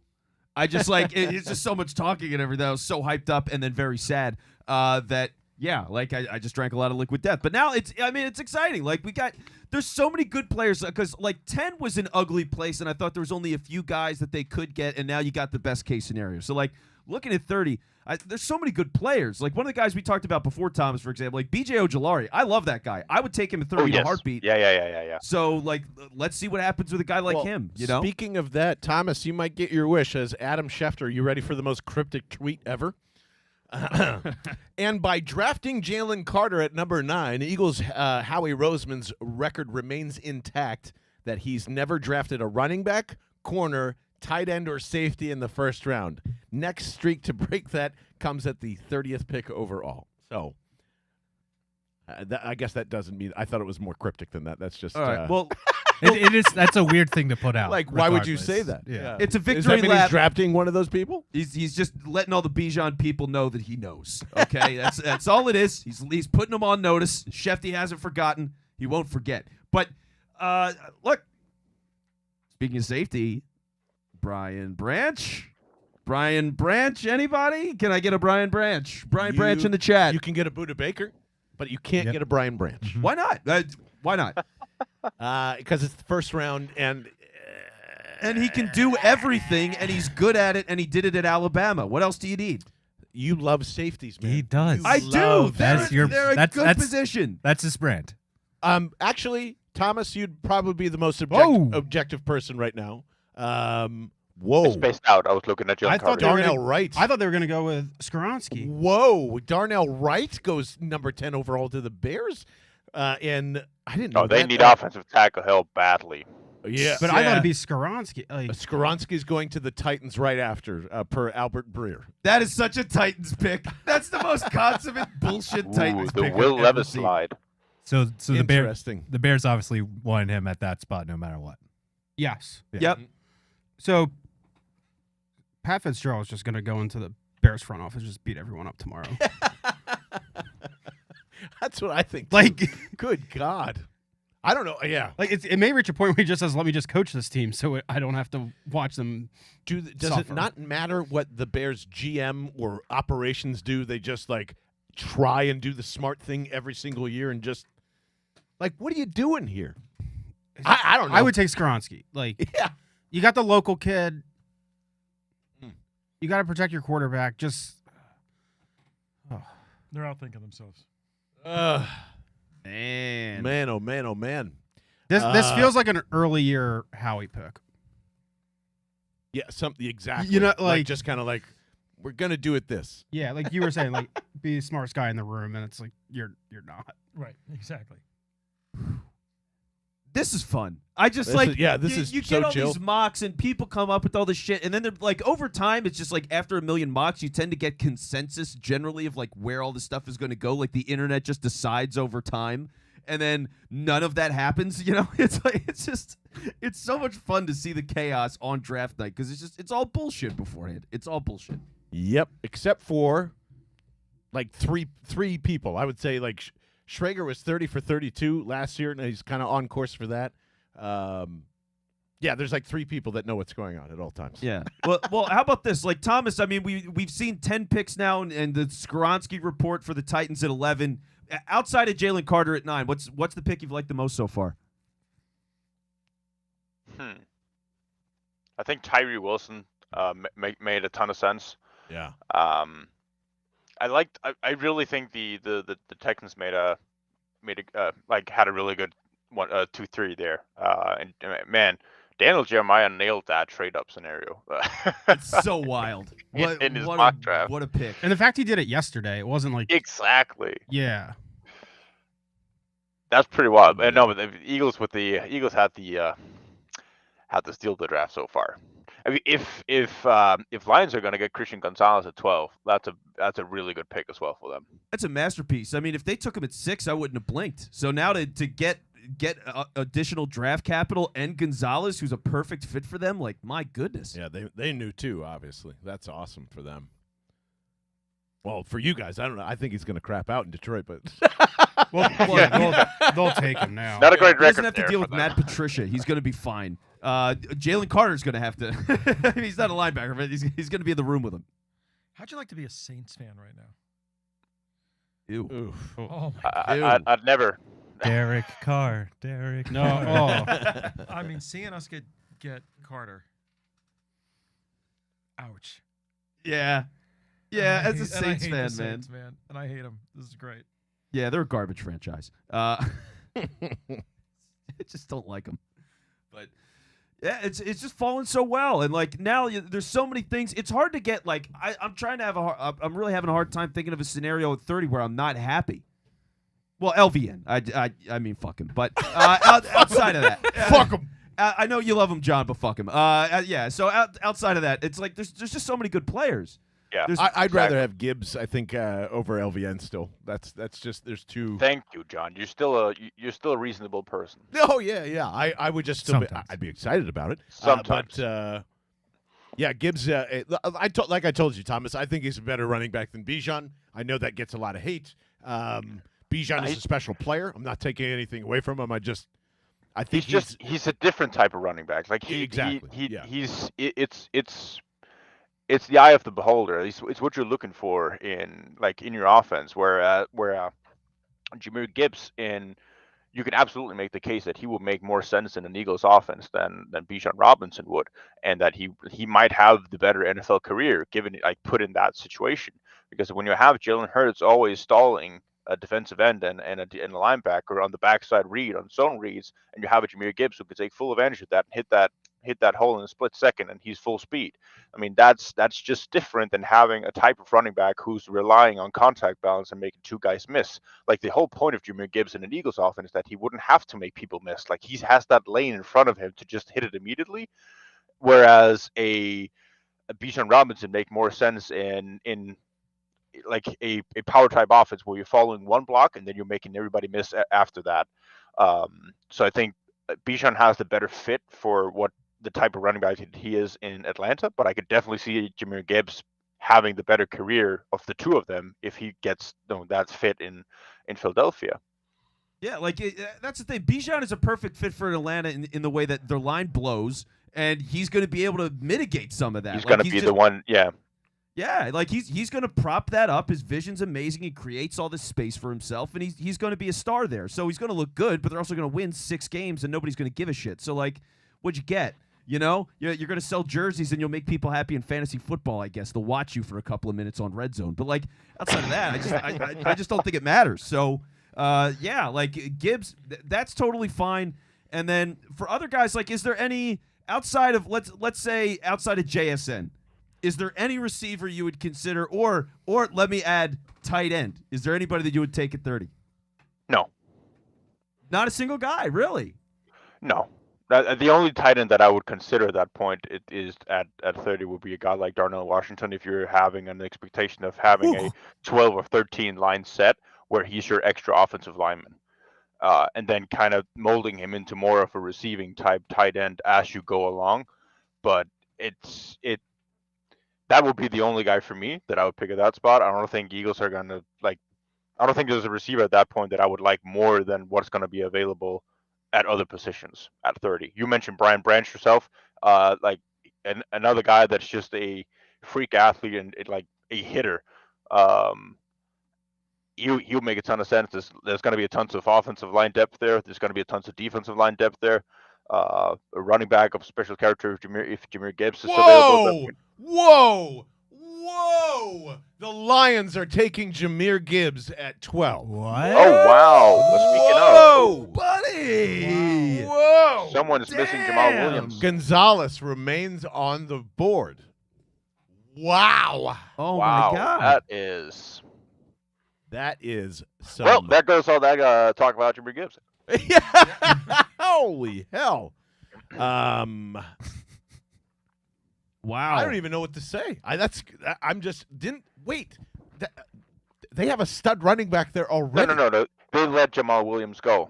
Yeah, he's I at know the Jamal Saints. Williams is Yeah. gone, but didn't they Yeah, have a... Well, the one DeAndre who's Swift, like- Swift is there. he gets hurt. Jamal Williams scored like him. 20 last touchdowns. year. Well, he's a running back that is a great talent that they took in the first, I believe, and he gets injured a lot. So, like, this Like is... Bijan Robinson. I think this is a kind of insane for the Lions, to be honest with you. Yeah. He's an offensive weapon. Yeah. Dan Campbell has spoken. Dan Campbell has spoken. Yeah. Yeah, look, they sat down at the table, they were eating kneecaps and talking ball, and they had a great time. So it is what it is. But, like, I don't know. I look at Detroit, that offense is killer. They've already put up a lot of points. Their problem was their defense was just the leakiest thing you could find. So I figured it was obvious for Gonzalez at that spot. Yeah, wow. I thought so too. They need a corner. I don't understand their disdain for Swift. Like at St. this- Joe's prep product, DeAndre Yes. Swift. Yeah, prep. Anyway. At this point, it's like, why are you keeping him then? Like, Yeah, Well, they're not going to pay him. He's probably up for a contract in a year, right? yeah, like What in the world is going on? Am I missing something with DeAndre Swift? Maybe he's just an asshole. That's all that says, right? Like, I don't know. That's crazy. just not biting kneecaps. Not enough, but Can Green Bay do the most trolliest thing and take a wide receiver next? oh yeah, Oh, JSS that would be definitely great. happened. Yeah, Quentin Johnson, Or- maybe. That'd be Ooh, I awesome. like that too. Yeah. or they go tight end. So apparently there had been I missed this. There's been trade rumors swirling about DeAndre Swift for about 2 days. So that's coming from like Detroit Sports Nation and all that. Check on a out his quick Google. contract. Find out what his contract looks like and when he's up. So I'd figure he's got to be towards the end of the deal, right? No, he's like he signed his rookie deal last year, right? He was drafted last He year. was drafted last year. I was when he was two No, years I think ago he's at least. 2 years into it. Is he 2 I years? think he is Yeah, I 2 years think- off because yeah. he 2 doesn't years, my bad. Yeah. 2020. because he doesn't get the So he's 5th-year got option. He doesn't get the option. 2 more years left on his deal. Wow. That's just, I mean, again, I love Jahmyr Gibbs. I don't think I'd replace No, that's freaking idiotic. Swift and that's crazy. That's nuts. Good luck to him, though. I mean, There's a video out there of Jason Kelsey chugging beers after the Eagles drafted Jalen Carter. Oh, He's yeah. like right there in the middle of the crowd, just chugging beers. Jason Kelsey, by the way, don't know if you guys saw that, got his head shaved and went down to like a baby costume because he lost, the bet to Travis Kelsey. That's right. So that was That was something weird. burned into my brain that I will never get back. Wow. So I would say that the two dumbest teams are the Falcons and the Lions so far, unless Arthur Smith is Bears. I don't know. No, I'm throwing them in it. Yeah, one day they're all grouped together in the same pile Yeah. too. So yeah, that's a little bit of a weird one. Maybe we can get the whole division with Green Bay here. There you go. Is the Falcons' philosophy like we'll just go opposite of how you build a team and get the quarterback last and everything else? Well, It's worked for nobody so far, so I love the strategy. you're attacking John's guy, Desmond Ritter. Yikes. That's my guy. They're sticking with them too, right? I guess, yeah. It certainly looks like it for now. Oh, you guys are in trouble. They might as well play him. I mean, So- shit. What else? You wouldn't swap right now a starting quarterback in the NFL to back up Jalen Hurts for N'Kobe Dean. Nobody would do that. Oh, I would Wait. do that. Trade Dean for a backup, Trade Dean for Desmond Ritter right now. Desmond Ritter. and that's not me saying no in support of Dean. I know. I still would, man. Yeah, I wouldn't do it. Yeah, with Wentz there, that's out of your mind. Get him, Thomas. Talk lot. some sense into this man. Lions are celebrating that one too. Look at that. Yeah, they're like Wow, shacked up there are about it. massive hugs We going got on. him. We got him. So that was always their guy then, right? I mean, that's why they traded back. They always knew they were going to have Gibbs. He was always going to be available because nobody was fucking crazy enough to draft that guy at 12. I mean, if you're gonna make that pick, you're gonna have to sell it 100%. Like, you're gonna have to mean it. Is that just like heart over numbers things? Like to nerds be. versus like hand in the dirt thing? Like, no, we need this guy. Or it's just like, no, mathematically, this guy for the needs, all that, blah, blah, blah. Yeah, His like name's what is it? Campbell. Like clear eyes, open heart, can't lose. Yeah. That's what that pick is. They're just like Eyes open hard, kill. it's like I don't know what it feels like. Just like, oh fuck it, we just feel the energy, baby. They're Leonardo DiCaprio at the front of the Titanic, just going like, we're kings of the fucking world. They fell in love. Clear eyes, full hearts, can't lose. Yeah, you're pissing John. Whatever off. that's from. I don't even need know. A t-shirt. I need a t-shirt. Whatever that's from. Yeah, it's from something. It's out Friday there. Night Lights. The man. kids talk about it. The kids don't talk about it. It's like 20 years old by now. The kids say what? I'm very hip with the children. That doesn't sound weird. Steven tagged us on Twitter. Oh, you did tag us. Oh, it's well, there you go. It's Jason Kelsey and Jalen Carter hanging out on stage. That's good. They Love got to that. meet right away. Love Oh, yeah, he is that. there, yeah. Wonderful job there, Steven. Appreciate that. Man, so we've got no wide receivers gone thus far. We've got two Green teams. Bay's on the clock. Green Bay's definitely taking a wide receiver. I Oh think my Bill's God, gonna the do it Packers too, are right? taking Lucas Van Ness. Are the Packers taking Lucas Van Ness? You serious? No. Oh my fucking God. Oh, John's losing it. yeah, John. See ya. No, no, no, no. No, no, no, no. The only man in America that's getting pissed off about LV. Yeah, so I mean, the come on. fucking corn is coming out of your mouth. It's for Gibbs and him to go back to back at 12 and 13. I'm mad. I just want him to slide down further, and that means Good y'all are gonna have players to are left at y'all are 30. gonna That have to means eat they're some good, crow. better players left at 30. Yeah, Exactly. it's great. Yeah, branch, baby. Dude, the Get more this on the branch hey, train. the more this ramps up, T, we need to go after Quentin. At need to go after 30? Quentin. At 30? Like you need to find a way. I'd like to, that 25 to 30 or whatever it is. Thomas, you He's taking hanging Quentin around. at 30? What? You taking Quentin at 30? Quentin Johnson? No. I'm not taking any of these wide receivers. The wide receiver class right here is the quarterback class of last year. Like it's just not that good. Wow. Wait, so Wow. no wide receiver, period. No. That's gonna be like there's gonna be a ton of guys in that third, fourth round range where you and the Eagles have like right now what are they at with the pick swap with the Cardinals? Are they at That was 60? next year. Yeah, the top of the third. They moved up to the Top of the third 60, this year, right? 66. This year. Yeah, Yeah. third. Oh, with it's that. it's Yeah, it's the third pick of the third round. Right. Yeah. So at that point, I mean, if there's a Jonathan Mingo waiting in the wings right there, hit me up for that. But there's no way I'm looking at wide receiver, especially in the first round here with it at the 30th pick.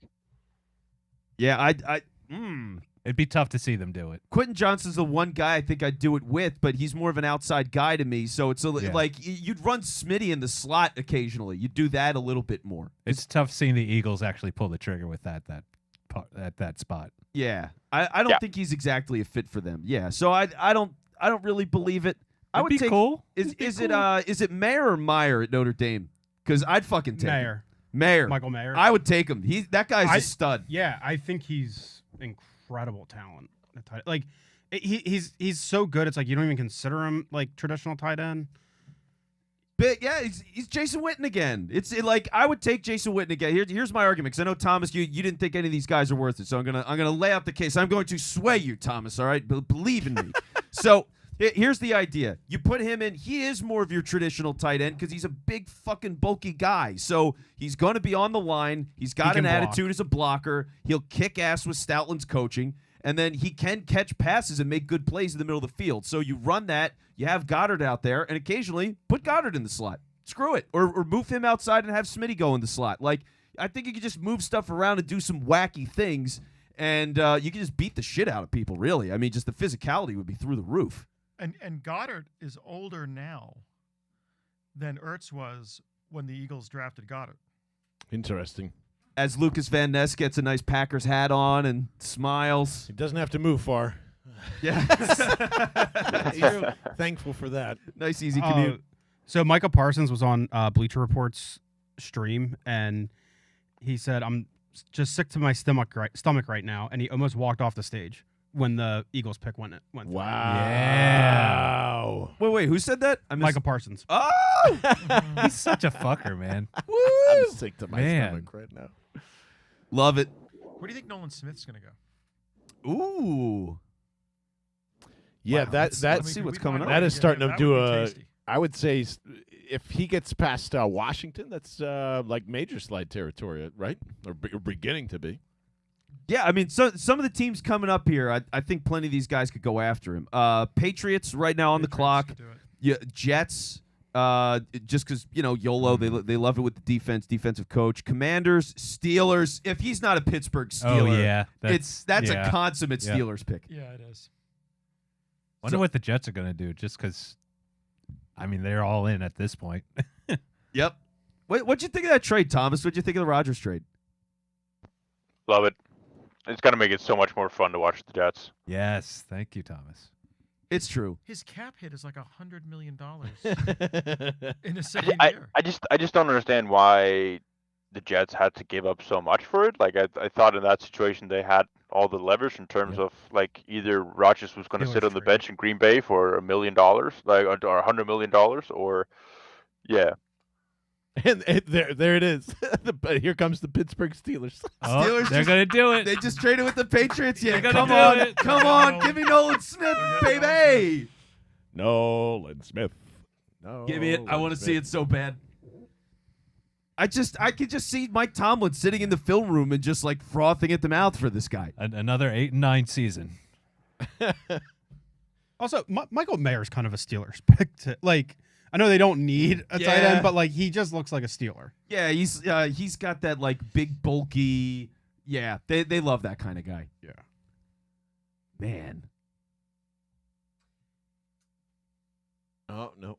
No, well, we'll see. I mean, you got to figure that pick's going to get tipped any second now because as soon as they trade up, it's going to come out. So there's 3 minutes left on the clock. But this is it. I think this is Nolan Smith. Although who knows? I mean, there's just so much random shit happening. It could be Gonzalez. We still have Christian Gonzalez on the board. Man, that feels very Pittsburghy to me too. Because correct me if I'm wrong. He's under 6 foot?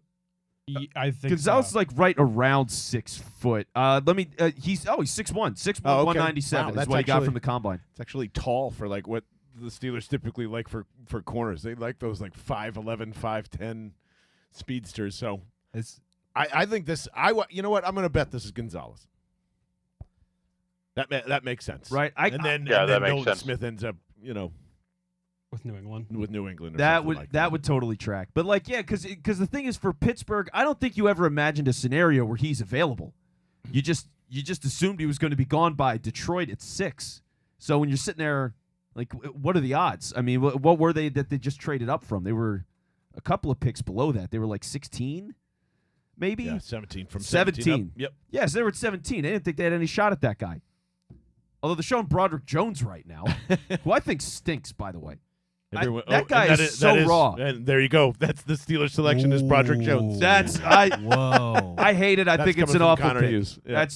They got a lot of work to do with that guy. He is a ball of muscle. He can beat the shit out of people. I think he's got no fundamentals. I Why'd don't they trust trade up? They wanted to get in front of the Jets because that was their pick, according to our good friend Zach Rosenblatt. So, or Connor Hughes has that. I'm sorry, Connor Hughes had a SNY. So if you ask me, woof. But Thomas, I mean, what do you make of this guy? I was watching AJ Brown commenting on Jalen Carter. What do you say? Oh, just Broderick Jones goes to the Steelers. Vince thinks he's a major project. Yeah, I think he's a project as well. He's a really ideal build. He's got good pass sets, but yeah, it's a work in progress in my opinion. I think there was a lot of people who had him actually pretty high on the offensive tackle, and some even had him over Paris Johnson. I never really bought into that. I thought Paris was more of he had more finesse and was much better technically. But what Broderick has in comparison is that he plays with a lot better anchor. So he never gets bull rushed. But look at the tape of Broderick Jones going against BJ Ojulari, and watch that man on skates. He struggled against edge rushers, really able to bend an edge, and that's going to happen in the NFL. So yeah, Broderick, I think is a guy that they move up for because they actually they really need to get an offensive tackle. Not exactly what I would pick him, but I know again, Daniel Jeremiah had him as I think it was the second offensive tackle on his draft board, right at 15. So I guess they're in cohesion, but yeah, not my cup of tea. Damn. So where does Christian Gonzalez go? I mean, it's just I can't believe he's still here. Yeah. I'm stunned that he's on the board, and now I'm starting to convince myself that if I'm the Eagles, well, it doesn't make sense, but part of me wants to go up and get him. I think he's just so good. Yeah, how much did Steelers give up to move up these 3 spots? Was it 120? I'm looking for that right I now. think they traded 120. I think is what I saw, something like that. Yeah, they had the details up on the screen in front of us, and then I started thinking about Township Line Pizza, and I got distracted. So I'm gonna just 120. Yep. Let me get a slice. I just got to get it out of my system. Into my system. What is it just me, or does it feel like this is the most trade ups for like the first 15 picks? It feels more NBA-ish Yeah, very than, much so. than years prior. Which kind of confirms that what everybody was saying. This draft kind of stinks. Just a it's- lot of work to do. Yeah, because nobody cares about their position if that's the case. Right. Yeah. Right. Yeah. Interesting. Okay. So we sit and wait to see what the Jets do. Ooh. That would be hilarious Good. if they draft Will Levis. Well, Gonzalez with the Sauce Gardner out Ooh, there. yeah. I mean, Kind of like that. come on. Yeah, 15. Maybe it's just that Pac. Nobody likes that Pac-12. The NFL is just kind of That's fair. shoo-shooing that away. That is the one college stipulation I'll give you. Pac-12, unless Pac-12 it's our secondary. friends at UCLA. That's right. That's right. So, man. Yeah, you start to. I wonder how upset Vince Quinn's going to be at whatever Baltimore does at 22. Now that I'm looking at that. It's always Um, Baltimore. You could trade that third rounder and move up in sort of the top 17 to 20 according to the draft value chart. That's what I was kind of thinking as well. Like unless they really wanted somebody there in the third round and they can just wait and sit. Right. I just thought that was an automatic throw into whatever they're doing there. I think there's a better chance they trade back at 30 than trade up. Not only is Micah Parsons livid, but apparently Steven had tagged us. I can't listen to it right now, but there's a Giants live stream that basically, like, the moment Jalen Carter was selected, ended all their Giants fandom. So, I mean, that's by far the best pick of the night. Yeah, Value wise, Oh my like God, you can't. yeah. Value-wise, Of course yeah. they're mad. Yeah, It's beyond until comparison. Christian Gonzalez gets drafted, that's the best value pick of the night. Woo. Yeah, Christian Gonzalez is going to be a steal for whoever takes him at that point as well. But yeah, I mean, what is a draft without a Giants fan on a stream going absolutely being livid? Love to see Devontae it. Smith, Jalen Carter. Oh, Saquon Barkley. yeah.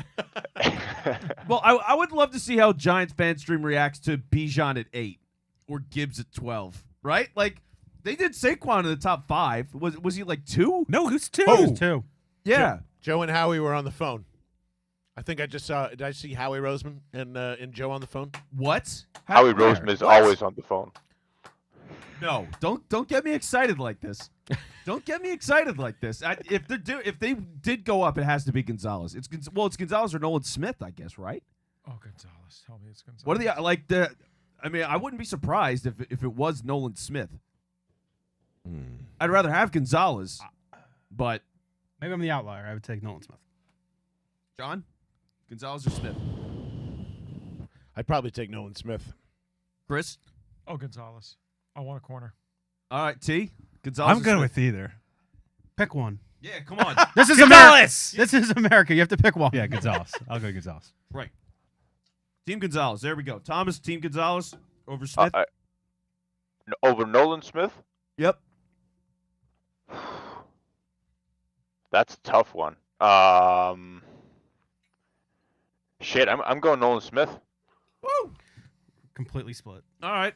Love it. Well, yeah, let us know how you feel in the comments. I've been keeping an eye on Discord, so John's been running the chat for the YouTube stream. Yes. Steven, Kavanaugh, Matthew, Kyler, Michael. Anything? Hit us up. I mean, I know Thomas just talked us right out of it, but I mean, Jesus, I'm just sitting there looking at JSN and Zay Flowers too. Oh, I hate Zay Zay Flowers. Zay Flowers. Oh, I was just about to say. I love Zay Flowers. I love the way that dude moves. Like, He's tiny. like tiny, but man, he's one of those players. When you look at him on the field, he's just different. Like if you're looking for Zay Flowers and you don't know where anybody is on the field, you know it's him. Like he moves so well. So that's one of the few guys of the wide receivers in this draft that really got my attention. Of these top guys that are there. Again, I think if the Eagles were to look for an offensive weapon at this point now, with Jahmyr Gibbs gone, Bijan Robinson gone, I think I'll look more to the tight end side of it. Simply because how much the Eagles run 12 and 13 personnel, and a way to get A.J. Brown, Devontae Smith on the field while also applying this 12 personnel would be with Dallas Goedert and an extra tight end in there. See, I like this, Thomas. I like it. It sounds like you're coming around, buddy. This sounds good. I like it. I mean, Darnell Washington, when I watched him, Yep. there was watching tight ends was a little bit dull. I think it's one of the more boring positions to watch because they're not as smooth moving around, and it's always a little bit more, you don't get like watching the Zach Ertz, for example, run routes for like a couple hours. It can be really boring because it's not really, he doesn't get your juices flowing. He catches the ball, he goes down after 8 yards. A lot of that is with tight ends all the time.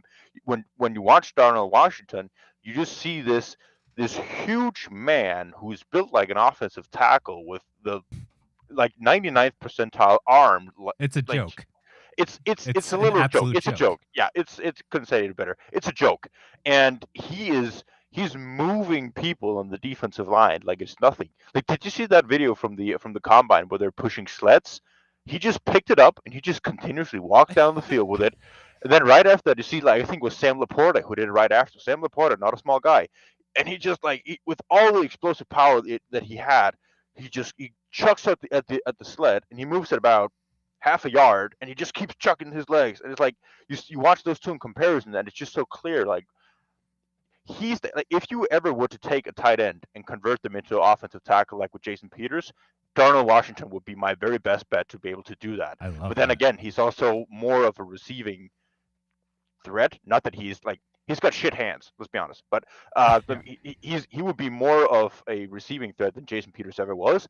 But he has that element to him. Like, he can be a special type of blocker on an offensive line. It would be that sixth offensive line without actually having that on the field. So he would be the guy that I would be taking at 30 if I was to add some special type of offensive guy on.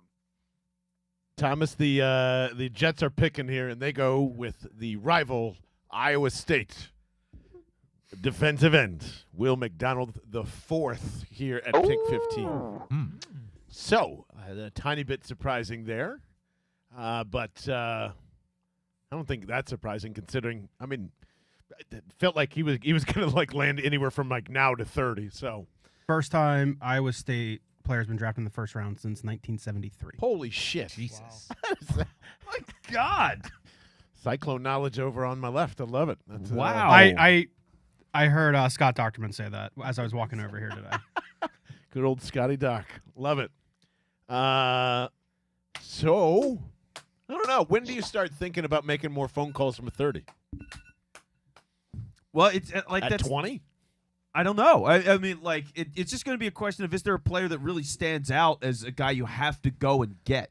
You know, like, I just think there's so many players that are good. There's also a lot of players that I think are garbage that are mocked around that spot. Thomas got me stuck on Darnell Washington. like the Leonard Fournette at LSU and Darnell Washington. Those are the two times where it's like, what the fuck is that in the field? Like, that doesn't belong with everything else on the field. Like, that makes no sense. That's a Frankenstein. That's an obvious pro. Yeah. I know Washington is massive, but I always felt that with Brock Bowers watching Georgia play, not with Washington moving around. Yeah, Washington's crazy. I mean, he feels like he is a literal block of granite. Like, he is this giant, heavy, bulky thing. He blows people out all the time, and he's incredibly raw. I mean, he needs so much work. He's not that smooth, but damn, he's strong as shit. So, like, he's fun. He scares me though, and that's why I go with Meyer. Like, I think he's already developed. He can do both of those things, and he can get better as a blocker. I just go with the guy that is the tight end rather than the guy that could be the tight end. You know what I mean? Yeah, I guess the thing that you're banking on there is that you're saying that Darnell Washington, his ceiling is so incredibly high, because if that guy gets he takes his passing game, or his receiving game rather, to the next level, that's going to be special, because he can carve out a role on an offense in an instant, just with his size and his able to plow through defensive ends immediately. And it's not like he's a superior athlete, but when you're looking at a block in space, it's different. Like, it's watching Jason Kelsey on steroids when he gets out in open field. So he has, like, because of his physicality and because of his stature and how he was used at Georgia, that Georgia used him in a very, like, they showed you the way he's supposed to be used. Yep, exactly. Because it allowed that other tight end, you just mentioned his name, Bowers, exactly. Bowers, that allows him to be, what he's good at. Bowers is not a good blocking tight end. He never had to be, because they had Darnell Washington to carve out that role. But if you have a guy, like, we can all agree that Dallas Goedert is one of the best receiving tight ends in the league. And on top of that, he's a pretty good blocker as well. So, like, you pair those two guys in 12 personnel next to this Eagles offensive line. Like, holy shit, it doesn't matter who's at running back. Like, you can have a Bijan Robinson or, like, all this kind of thing. Like, yeah, I just think his role and what he's good at can earn him playing time immediately.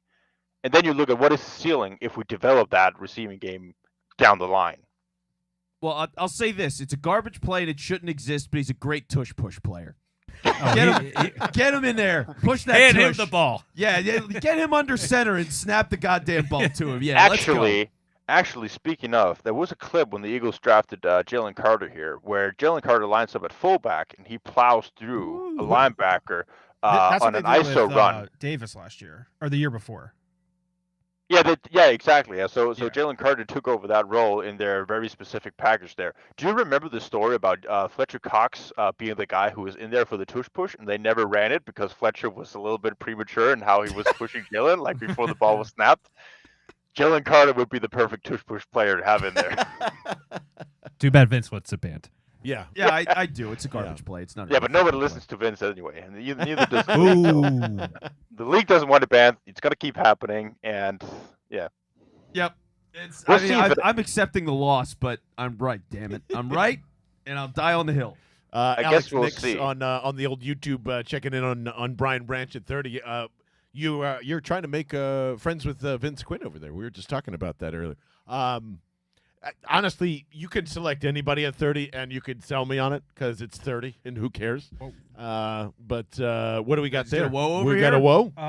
Christian Gonzalez is still on the board. What the and fuck? a corner is going. Emmanuel Forbes to the Washington Commanders Yes. at 16. What is going on now? Fuck. This is just, Washington everybody's is just gonna making shit up. Washington. That's what they The do. Josh Harris era has begun. Yeah, fuck you, Josh. Enjoy your shitty corner. Is the trade or is the sale official, or is it still like kind of going through like some Yeah, it hasn't weird happened yet. parts? Paper has not been signed. Oh, it's getting signed.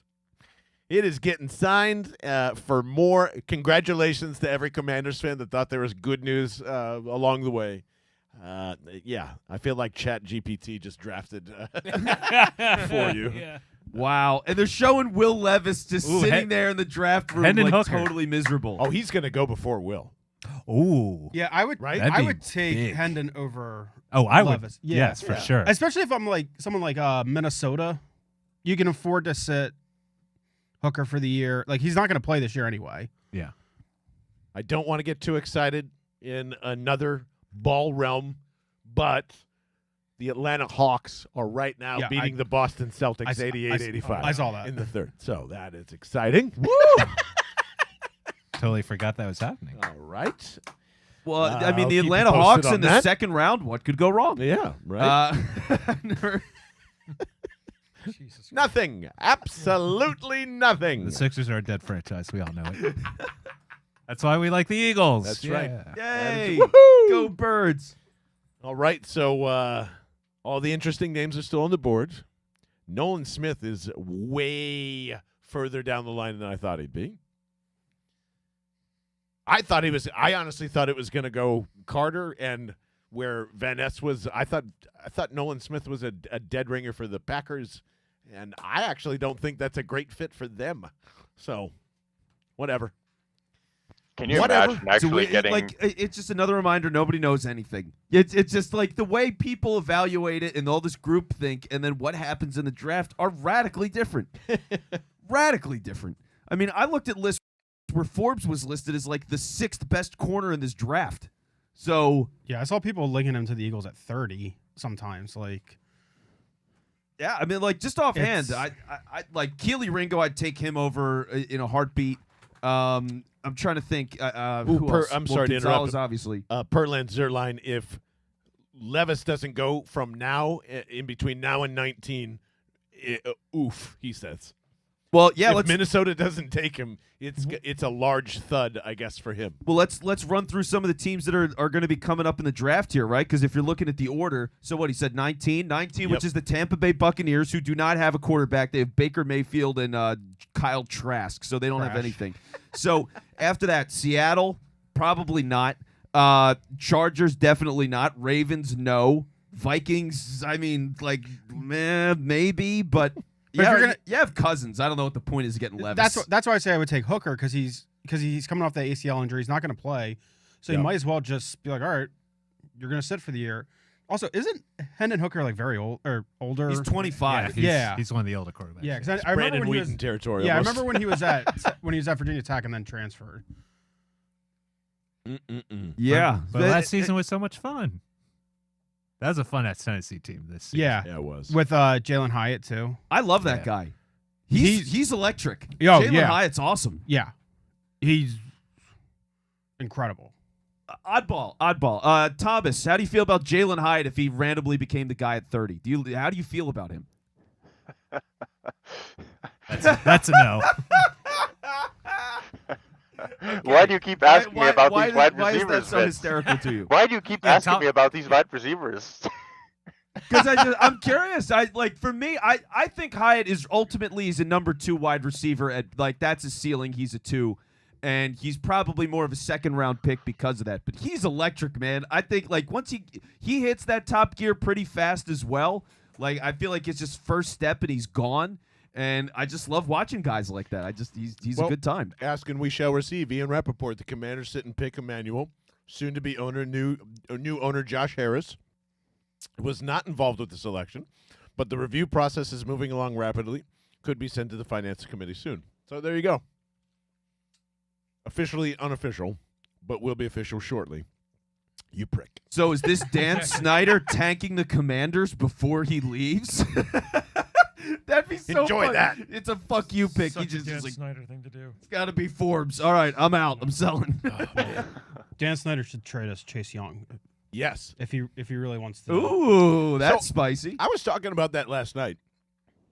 Is there something we're missing in terms of that? Is this a contractual thing, or or are they just going that ACL ain't it, and we're not going to bet on it right now? Probably. Injuries.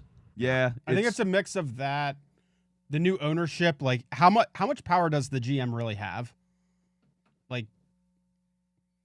yeah. the knows? G- I don't know. I don't even know.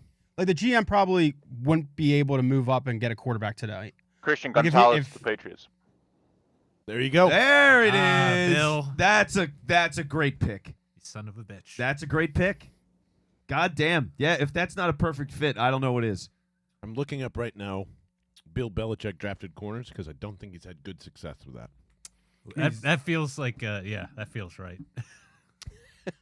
Wide receivers and corners. I think he's got Howie syndrome there. They used to be just as bad as us with wide receiver. Mm-hmm. I mean, they still are. Yeah. Well, I was saying how we're Yeah, not yeah, bad. yeah. Woo! What a Let's haul. I mean, they're getting him at 17. That's amazing. It's pretty amazing. Woo, Bill. I think that is Have my yourself a day. that is my second favorite pick, other than Jalen Carter of the first round. Now, big value. I'd question for the room. Is Bill Belichick on the hot seat? Yes. Yes. What? No. No. No, he's got. I don't- He is when he's done. He'll say to. I don't think Robert. I don't think it's a public firing. I think it's a agreement. Andy Reedish. Yeah. Yeah. And it's Andy Reedish, right? If having Matt Patricia as your offensive coordinator is not Juan Castillo as your defensive coordinator, Yeah. I don't it's the same thing. He's very Andy right now. Yeah, I mean, you all seen how Patriots fan can get all antsy if they actually lose one game. They'll very quickly forget how many Super Bowls they've won if things start to go bad. And yeah, that could be a very Andy situation just without the Super Bowls for Philly. Yeah, they'll set him on fire. I mean, the other thing for Belichick is too, his tree sucks. So he hasn't been able to benefit from getting other people back from other trees of people that he built. Is that his fault, though? Something's odd in his process, right? He has nobody really that's worth a damn that's come out of that tree. It's very limited. Vrabel's the only guy. I think the only part where you can blame Bill with that is he probably just doesn't give as much responsibility to to those guys He puts them in during that every day, those day-to-day stuff. Yeah, and they think, oh, this is what he did, and it's you don't know what he really did. Yeah, he's got all right, you're in this role, stick in this lane, don't move Yeah. out of it. I've got all the shit covered. Yeah, I think that's more so what it is, where you can blame him, but other than that, they all know the game, so Yeah, I don't know. He's one of the greatest coaches to ever live. So Oh, yeah, but I'm not saying he's a bad coach. I don't but- think anybody's debating that part of it, but I mean, it's all right now. I think the Patriots staff has taken hits to kind of compensate for not putting the blame on Bill Belichick. I mean, it's very random that they move Matt Patricia to the offensive side of the ball. He fails there, obviously, because he's not an offensive guy, and now he's out the building. he's been a very, very good and capable defensive guy for them for so many years. And I think Robert Kraft is the one who said he's not coming back. I mean, Robert Kraft has been taking more and more over of that the coaching decisions and the front office decisions away from Bill Belichick as it's been kind of going downhill. And he's saying, like, I'm going to take over some control here if you're going to remain the guy in New England. That's been reported ever since they really kind of shifted the whole staff there. Yeah, and as Will Levis is getting hugged by his mom. Man. Don't let the Lions take Will.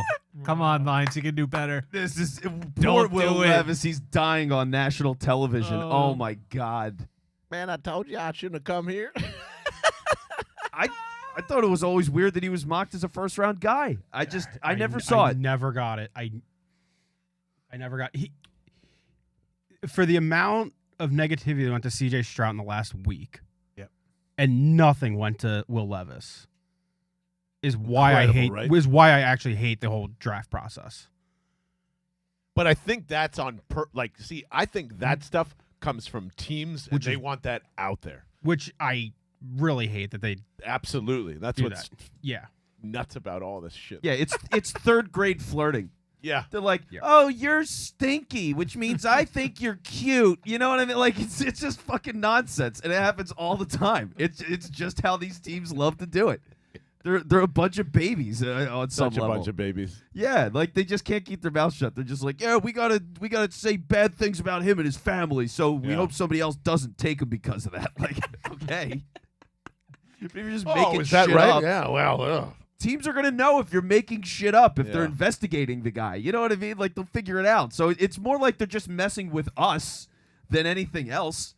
They're just assassinating these kids in public for no reason. Like it's crazy. The same thing with the question process and all that too. It's just like I don't know how that determines whether or not you're gonna And it's like fit in the locker room or not. I watched Ohio State. I watched Kentucky.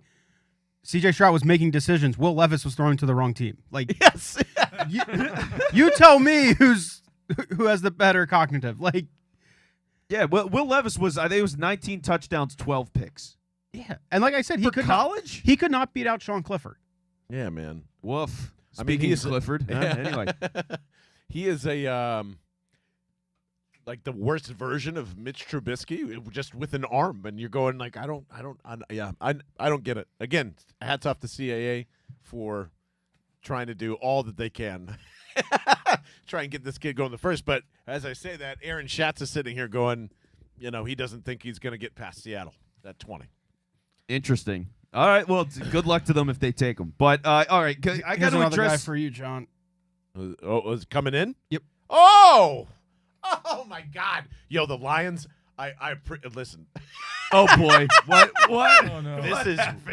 This is really stupid between like the Gibbs pick and now they're going to my guy Jack Campbell and they're going to draft him right here at 18. Excuse me, from the University of Iowa. Woo! So, I mean, I think he's an incredible linebacker. I just wouldn't have taken him at 18. I probably wouldn't have put him on the Lions, but I don't know what the hell the Lions are doing. Wow. He's This is not a really big first round draft for them. pick. He's not No. a first round pick. And why not? Why? What don't you like about him? None of the linebackers in this class are first round picks. Like it's such a silly linebacker group. It doesn't make any sense. Yeah, to me, Jack Campbell's a second-round guy starting. It's turning there, into the like- running back of the defense. It's just whatever you can put there. Take care of the other positions. See, like it's crazy too, right? Because they took Gibbs at 12. They easily could have gotten him at 18. I think that's like a total shoe-in that he's there at 18. You could have gotten Gonzalez at 12, Gibbs at 18, and you'd be set. Like you'd be, or at least it'd be That'd be a a little good bit better, That'd be a and- good draft. right? Like your fans would buy it a lot more too. I think the confidence level. But man, running boy. back. They went running back and linebacker in the first round. It's just like Oh God. In 2023. Oh God. What is that? That is Dan Campbell piss and vinegar shit. Like this is crazy. The Lions had a sniff of like competence, and they're just like, you know what? We're going the other way. hey guys, we're gonna make the playoffs now. Boom. Oh shit. They took Oh, all shit, that we might be good. positivity. What? Oh no. This is a total like kid with a sugar rush. You know, like just wild energy. They've They having- are they've- wow. They've The been Lions eating way are just too they're much nuts. cartilage. Yeah, too much Way red dye too number much for 40. kneecaps. Way too much. Yes, way too much kneecap. Yeah. Man. Oh my god. And they just keep showing Will Levis, man. This is tough. This is tough to watch, man. No, I'm enjoying this. I'm sorry. Yeah. No, this is crazy. I'm mean, he's a enjoying weirdo. this. He puts I mayo love in it. his coffee. He does. Yeah. Yeah, You haven't seen that? that's been like I think That's it's been been a like a thing. 2-year Yeah. story. Yeah. The mayo in his coffee and eats the banana with the peel. How have you not seen that? Well, that alone. banana is and the peel why thing, he I should slide. Oh god. Yeah, you can't draft that guy. That's can't not a trust- first round player. I'm Were sorry. you about to It's co-sign not. banana peel eating? No, you, John. No, I was Oh. saying, I was saying I knew about the banana thing, and that was already ridiculous. I thought you were saying like, oh, I could see the banana Yeah, peel. saying, oh, that Yeah, makes it's, sense. come on, that's delicious. Yeah, There's it's nutrients in that. as great. as someone who backs the condiment of mayonnaise, I would never ever put it in my coffee. What the fuck? no, that's a mistake, but he's gonna do it. And then, like, sure enough, once he gets drafted somewhere, people are gonna be like, "All right, now we all need to try mayonnaise in our coffee." So, it's gonna get weird. It's gonna get weird wherever he goes. Mayonnaise with grilled cheese. Oh, Oh yeah. yeah, butter? that's Okay. that's the only All way right. to do it. Just making sure. Just making sure we're all on the same page. Unlike the Detroit Lions and what the modern NFL is. So Crazy. They're crazy people. All right, that's nuts. And by the way, I want to address the Discord for a minute. It was spent the last couple of minutes talking about Joey Porter Jr. constantly. I want nothing to do with that guy. Nope. He's a second corner at best to me. He's grabby as shit. I think he's kind of Jalen Mills. It's like he scares me. So I want nothing to do with that guy. I absolutely don't think he's a first round pick. What do you think about him, Thomas? Yeah, no, I'm right there with you. I think he has some limitations in his footwork and in his hip mobility, and so that he gets extremely grabby, which is a massive red flag for me with cornerbacks, because it really shows me that, or tells me that they're insecure about their ability to stay with wide receivers, and so they grab to compensate with that, so they can use the momentum of their movements to kind of change direction with them. So yeah, that I hate that trait about Joey Porter as well. I know he's really physical. He wants to be really physical at the line of scrimmage, but even that is something that he sometimes struggles with. Like, he'll line up in press man and he'll go into trail technique immediately, which he's not really good at. So I think he doesn't play to his own strengths. And yeah, combine that with what you're saying here about like, he'll get flagged a ton in the NFL, especially if he continues to play like he did in college. So yeah, there are a bunch of cornerbacks that I would look much more into. One being Deontay Banks from Maryland, who's still Love sitting him. there. Love him. Thomas. The Bucks are not taking a corner, but they are taking your guy. Oh, they got Kalaji Kansi, or Yes. Yeah. He's coming in at 19. Wow. Albert Breer. love it. Oh boy! And this was the pick where, what was it? Rappaport was like, and if Will Levis doesn't get taken at 19, If Seattle doesn't take him now, it's going to be a long road to Minnesota, apparently. Or wherever in the second round, I guess. or the is what second they're round, saying. yeah. I mean, he might not get drafted tonight. Can I just say, whoever drafted the two Iowa Hawkeyes in the top 20 are not going to win football games. Has that, I mean, outside of like skill players, and I think it's Noah Fant and my boy who's now in Minnesota. Hawkinson. I think this is the second time in, it's got to be the first time in history that two Iowa players went in the first round and they're not skill positions. Wait, since when? Because Since like forever, I think. Since Robert Gallery. Yeah, like, Wow! yeah, Robert wow. Gallery, that's Good a call. pull. Holy shit. I thought he was going to be awesome. Yeah. Yeah, like that's pretty incredible here. So I think it's I mean, Thomas, you've been talking up Kalaji Kansi for a long time, and I get why, especially with the just outright bull that I think he kind of is here. Yeah. I think it's perfect down here. This is something we talked about at length. I don't even really know the Bucs situation really, but So I'm glad you brought it up, John, because Kalashi Kansey, for him to excel immediately, we've been talking about all of his deficiencies and where he'd really fit in an NFL defense, and that would be at that 3 technique to 5 technique spot in a stacked defensive line where he's not really susceptible to those double teams, which is obviously due to his size is something that defenses are going to want to try to limit as much as possible. Now he's getting into a situation. So the Eagles, why I think he would fit well here is because of Jordan Davis and the presence that he had of that 0-1 technique. The Bucs have Jordan Davis on steroids in Vita Vea, so he's a lot better as a 0 technique defensive tackle right now.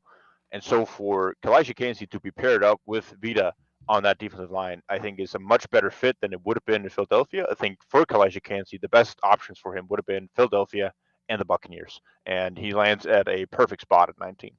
There you go. That's and I'm excited to see what he does down there, man. I hope he balls out. I think if he excels as well, it's gonna put the analytics Twitter or the analytics draft, I should say, groupthink of height and arm length a little bit to bed, because then you're gonna have Ed Oliver, you're gonna have Kalashi Kansey, and of course Aaron Donald leading the pack there with just successful athletic freaks on the interior of defensive lines. Yeah, I think Jalen Carter is obviously the one who stands out as well in that department, simply because he has that same first step explosiveness and twitch, and can the way that these guys like Jalen Carter and Kalashi Kansey are the 1 and 2s in the defensive tackle group in this draft, and then everybody else the field basically, and that's because the way that they're reacting offensive linemen and moving cohesion with that is just different in terms of everybody else, and they can use their moves and their feet to quickly disengage off of blocks, where Jalen Carter obviously has the size to stand up double teams a little bit more than a Kalaisha would do. So Jalen Carter, the more complete package there, but Kalaisha probably the best of the pass rushers. Yeah, and I would even say I think even Duke Mayweather was getting into it too, especially about arm length and how much that's just been, to me, it's the other side of the ball. But Linderbaum, when we were ramping that up last year, and everybody's like, oh, but his arms are too short, it won't work, and and then you have Myles Garrett going up against Duke Mayweather, doing demonstrations today, and they're like, yeah, listen, he has 40-inch arms, right? That's ridiculous. I have 32-inch arms, and here's how you defeat that. And you're like, oh, so it's not that yes, it's an advantage. It's just not like a. It's not the end-all be-all. No, it never is. Yeah. Especially with guys like that. And I know people are balking at the Aaron Donald type of comps for him, but I don't know. If Thomas is saying he can fit in with Vita Vea, it's gonna look very similar, So that's why you take him here, and I get why. Yeah, it's a good fit. It makes a lot of sense. So it's a solid pick, and it's better than Will Levis. So yeah, good job by them. But now, as we've talked about arm length, Thomas, I need to ask you a very important question here, and this is going to define our relationship. Okay, so I want you to take this question very seriously. When it comes to the draft scouting process. Are you gonna ask me about a receiver now, or no? This is a safety. This is an all-world question. This is a year in and year out question. How do you feel about quarterbacks and their hand size? It isn't something that I've really been wondering a lot about. Yes, thank you. Yes, you are. Yes, correct answer. Ding, ding, ding, ding, ding. Points for Thomas. It's not like somebody showed me a hand size of a quarterback and I would have a strong opinion about it. It wouldn't sway me in one way or the other too much. It's so far down the list of things that I want to take into account when I'm judging a quarterback on whether they're good football players or not. Yeah. You hear this, John? You hear all this? All I'm saying is Kenny Pickett sucks. It's because of his tiny little hands, Thomas. Is it, John? Is it because of his hands? No, I just want it to be. He still stinks. It is though. fun hearing you yell about Kenny Pickett's tiny hands. Yeah, It's very funny. I don't believe in it, but it's very funny. Yeah. It's just I don't really believe in it either. It's just something I can, point to, like a bald head or whatever. All right. Well, let's think about this real quick here, right? Because we're on pick BRB. 20 now. It's gonna get a little weird. Part of this draft is abbreviated, right? So that's one of the things I need to note. There's only 31 picks in the first round. And that's because Miami had to forfeit their pick. So for the people who don't remember what the hell happened, the Dolphins are a bunch of cheats, and they tried to get Tom Brady to be an owner of the team and play quarterback with Sean Payton. They got hit for tampering, and they lost a first-round pick. So that just got vacated. So everybody got bumped up, and that's why the Eagles are at 30 instead of 31. So we got 10 picks here until the Eagles are going to be up. And there's a lot of good players still. A lot of good players. Is it right? Like, who's on your mind right now, Chris?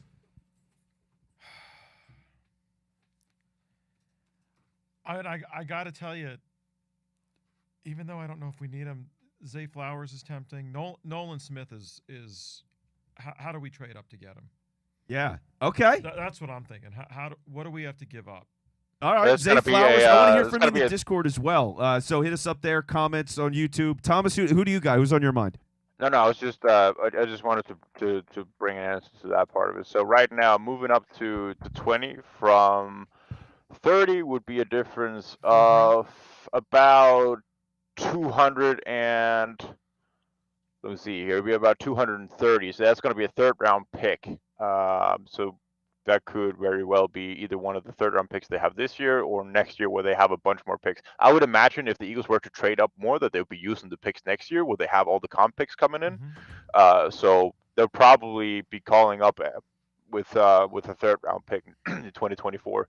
That will make a ton of sense for a Nolan Smith type of player, in my opinion.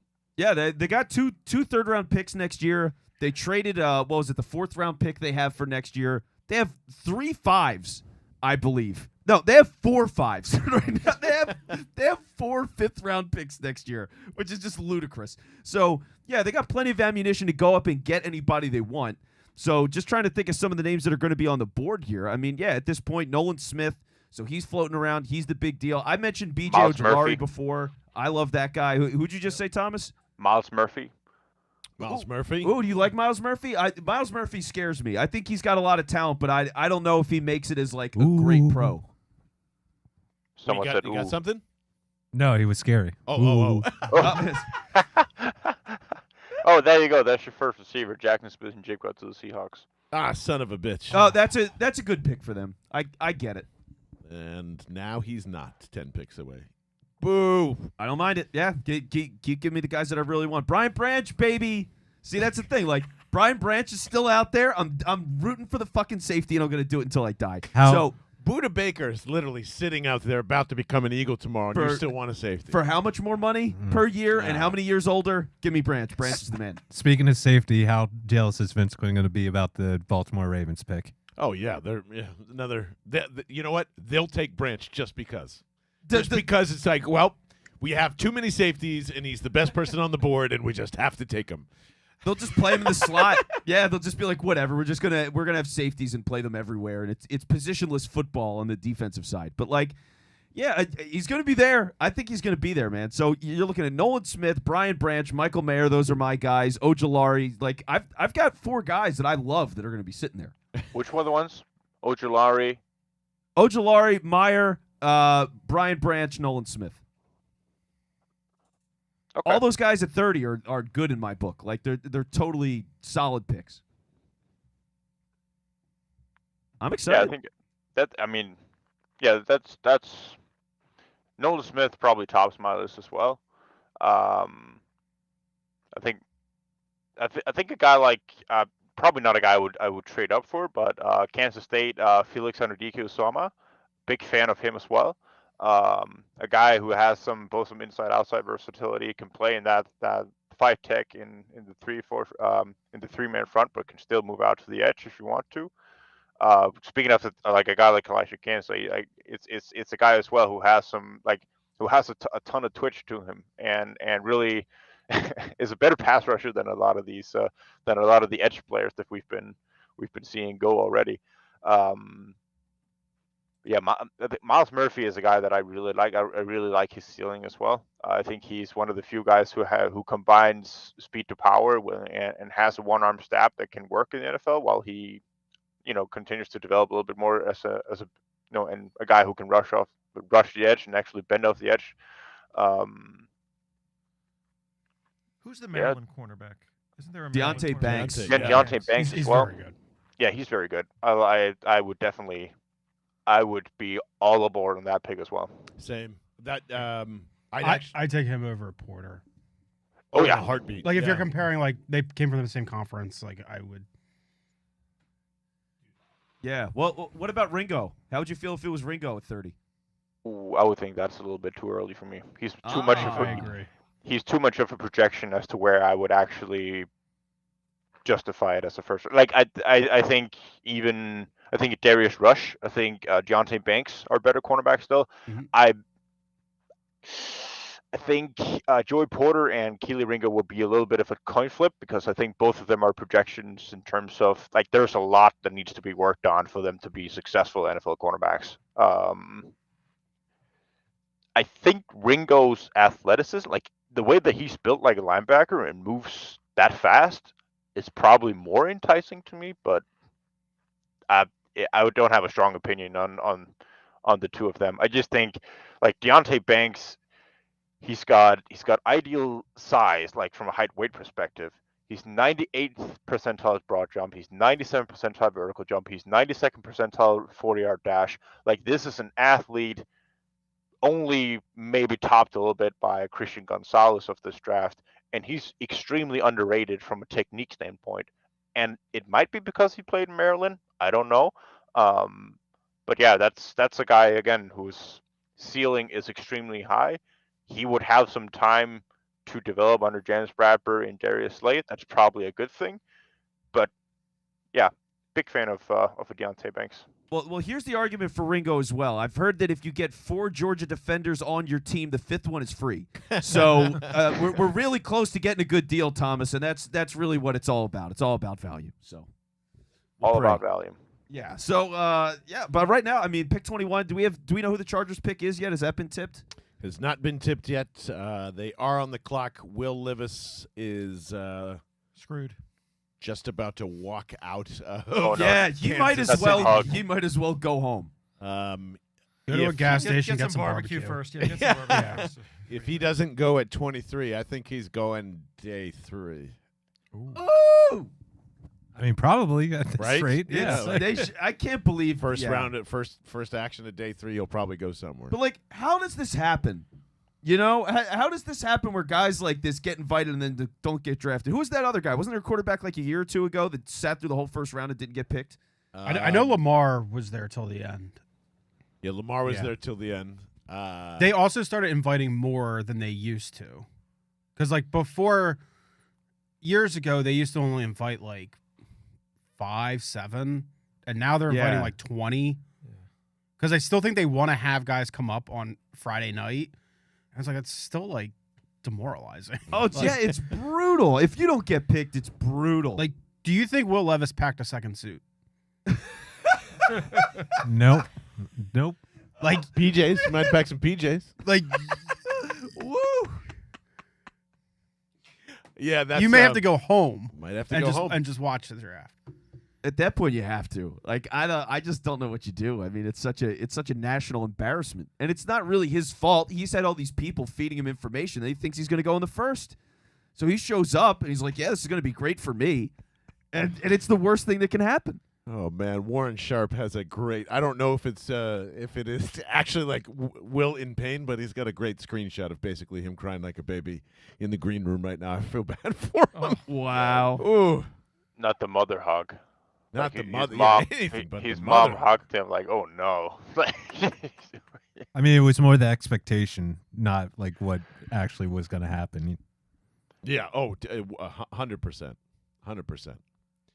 So this is well, and I think this is something that Zerline had mentioned before. I don't think he thought that Gibbs was going to go at 12, but somebody's going to trade up to the Eagles at 30 here for him, and then you just kind of roll into the second round with 36 and some other junk. I'd probably say unless like Nolan Smith is just hanging out down there, that's probably still likely. I think that's the only one I wouldn't trade back. Yeah. Yeah. You think so? If Nolan Smith fell, you take him, but I think everybody else I would trade back for. You get another pick and just gain more.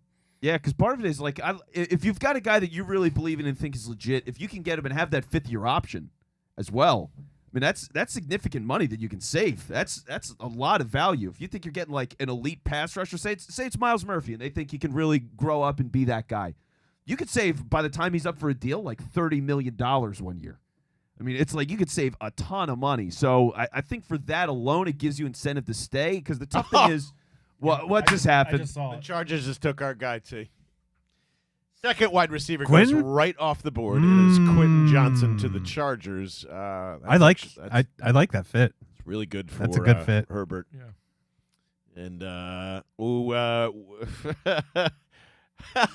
I think Will is departing the green room. I think so too. He's up. His whole family seems to be up. Oh man. I mean, just because he sucks doesn't mean you don't feel for him. Of course. Exactly. I mean, this is painful. Such a nice way to put it, Chris. Although I will say he kind of brought it on his own, right? Like he's a little cocky. I'm going to be the first one. I'm gonna throw the ball from my knees, like. Yeah.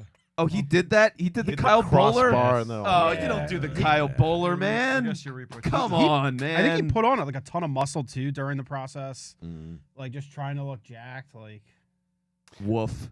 Thomas, I was curious. I know you mentioned we were talking about Quentin Johnson earlier. How do you like him for the Chargers? Are you with me and T? I love that for them. Isn't he a little bit of a Mike Williams type? That's the only. Yeah, that's the only He definitely is actually. Yeah. Mike Williams has had his obvious injury problems. Yeah. Whenever he can get on the field. Yeah. And Keenan Allen's hurt all the time too. I guess it makes sense in terms of just surrounding your quarterback with as much talent as possible, but I just don't know. Like when they're talking about how the wide receiver room should be built like a basketball team, and you want to have a bunch of different type of bodies in there, I just don't know if it makes too much sense. But I guess if you just have good players and you're comfortable with, I mean, sure, why not? They probably just don't believe in Mike Williams long term. Like, might be the thing as well. Yeah, maybe they're just prepping to potentially lose out. But I mean, then again, like Joshua Palmer, kind of the same type of receiver as well, right? Game. Yeah.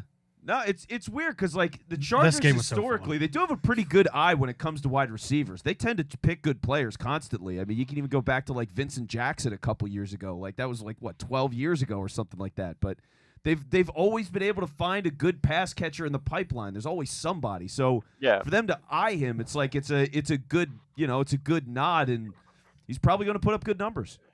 I guess their ideal, the hope or like ideal scenario for the Chargers is that they turn into a little bit of a T. Higgins, Jamar Chase light type of combo. I guess Quentin Johnson would remind me more of a T. Higgins type of receiver. So. Yeah. I love T. Higgins. I wanted T. Higgins so bad that year. I would not shut up about T. Higgins. It was so annoying, and I even knew it. But I thought he was killer, and he's ended up having a great career so far. So see, I was right. But I just want everyone to know that. I just want to state it for the record. Clock is right twice a day, Vince. Damn right. So I get twice a day. But yeah, I feel like this was the perfect spot because it's it's early enough. I think he's a talent. I don't think he's a bona fide guy. He wasn't a top 10 pick to me. It's a pretty comfortable spot. They've got the need. And look, all that Austin Eckler shit is really ugly. And he is the offense in a lot of ways. He's had a massive workload over the years, and he's going to be gone after this year. So when you're thinking about the future and where this team's going to evolve, it's going to be all Herbert all the time. So you might as well just get another receiver in there and say YOLO and just whatever the fuck happens. Yeah, we're. I think the Eagles might have some pretty interesting choices. I'm actually getting more. I just tweeted it. I'm getting a little more fired up. Deontay Banks is just kind of hanging out there. Yeah, me too. After hearing you guys talk about him, that's who I want. He was really good when I saw him in the fall. Yeah, I just. Both of the Maryland corners have absurd speed. I mean, that's kind of their MO in that program anyway. That's the Loxley philosophy. But aside from all that, I just think he's a really good, for where he is on his floor, really good technician, really good in press. Just has those Slay-like that vibe to me. So I'd be really happy with that. I would say that this is probably a problem for Nolan Smith at this point, being this low. I always thought he was too high. But I felt he was just projected like so up All and down. over the place. Yeah. And when it's like that, it's like you're probably lower than what they're saying. Well, yeah, Yeah. I mean, some of it's just the basics, right? He's tiny. He's 238 pounds or something like that, and he's an edge guy. So, like, teams are going to be scared of that. There's some teams that are just like, I don't fucking trust this guy. And I get it. Like, I watched him. I think he's an amazing talent. I don't know if he's going to be a great pass rusher at the next level. I think he's going to be a solid starter wherever he goes. But he's a good run defender. He's a great tackler. And I just don't know. I worry about the size. So I look at it, I go, I think he is an amazing home run second-round pick, like top of the second. But if it's at 30, fine, so be it. Like, it's okay. In a way, is it kind of like Dean last year? Yeah, I was going to say it's 2023, Dean. What? What is? Are you kidding me? Come in here, Look dude. at this. Are you kidding me? No way. Listen, ladies and gentlemen, the owner of Township Line Pizza is here, and have you brought more stuff? He's you got a crazy bag man? of goodies. Oh, come over here. Come over here. Come over here. Go Yeah, come come on. on, come on. We got the people. Oh, there is. Come over here. Might have seen some. Bring the gifts. Bring the gifts. Come on down. The off-the-menu items here. Yeah. Oh, you can. We've had plenty of that on camera. Don't worry about it. So yeah. Oh my God, Sarkis. He's provided some of the most amazing food. Like, look at this. I gotta show people this Nashville chicken slider. Oh, look at that. Because if you put that up in front of the camera, John, let people see that. Because that is a slider, and it is big as my head. It's better than any Nashville chicken you're going to get in Nashville. And you get 2 of those in an order at Township Line Pizza. It's the most insane thing you'll ever see in your life. There's no pizza shop in the area that does anything remotely close to this. So you got to eat. But yeah, you can't walk in our studio on draft night and not take a seat. Come on, man. Yeah, no, you're great. You're great. So yeah, we got a second pick coming up in a couple of minutes. So and now I'm going to ask you to take a seat, and I got to know your opinion. As the emperor of the fantastic food that we've been munching on all night, we see Jalen Carter. I have a celebratory slice of pizza. I love the pick. How do you feel so far? I think it's really sorry. I think it's a really good pick for the needs of the team. But I mean, I don't know anything about the guy, so I mean that's as far as. Yeah, well, I don't know anything about this guy. You guys do all the research. I don't. Well, I'll tell you this: people are going to be giving you a lot of orders on Sundays because of it. We'll be open. Yeah, good. And like all the stuff you got is amazing. Can we run through some of this? Like we have the cheesesteak over there. Phenomenal. And then have like that barbecue hint to it, like a smokiness to it. What is that? What did you do? That's the cowboy sauce. Oh, that's the cowboy sauce. Cowboy sauce for the cowboy cheesesteak. Yeah. That was awesome. I'm glad you guys liked it. It's unbelievable, dude. It's That's our onion ring sauce. So like when we had those big. Oh, you guys haven't had the onion rings, have you? No, we haven't. We have like big what giant the beer hell? battered onion rings, and so everybody has like the bloomin' onion sauce. Where we want to do something different, so we I made the sauce up for it, and it took off. But for like years, we never put it on anything other than that. And then we started putting it on cheesesteaks, and it was just amazing. And then with the egg rolls too, it's like. Oh my That's God, great. Thomas, are you getting hungry over there in Denmark? I was just about to say, you cannot go through this list of Oh, I food can't. I at don't 5 have a.m. time. over here, and I can't have any of it. Yeah, no. Next time you come back to Philly, because Thomas, diehard Eagles fan, lives in Denmark, flew out to Philly for the Super Bowl and was hanging out for a couple of days. That was before we met you and knew what your food was. So now he's got to come back just to try that. Because holy shit, I mean, Thomas. There are funnel cake fries in this room. Can you give me those real quick, John? Like people, Why are you you will not doing this to believe me? this. These are French fries size sticks A funnel cake. of funnel. You're Why a are you madman. doing this to me? You're an evil genius. How did you do that? Like where did you get this idea? Well, this is why I can't lose any weight, but but it's actually it's a very popular down the boardwalk. So it's we just I've never seen funnel cake fries. I've seen funnel cake, Well, actually, obviously, easily. but Easy to travel with, so that's why like Boardwalk was like a perfect idea for it. So we just stole their idea because it was perfect. it is perfect. I mean, I saw those things and we might have even had it on camera. I think before the draft, we were taking a bite. Now it's just like, woo! Like I just, You don't expect it. I Yeah. squealed with joy. But yeah, all of us have just been pigging out all night.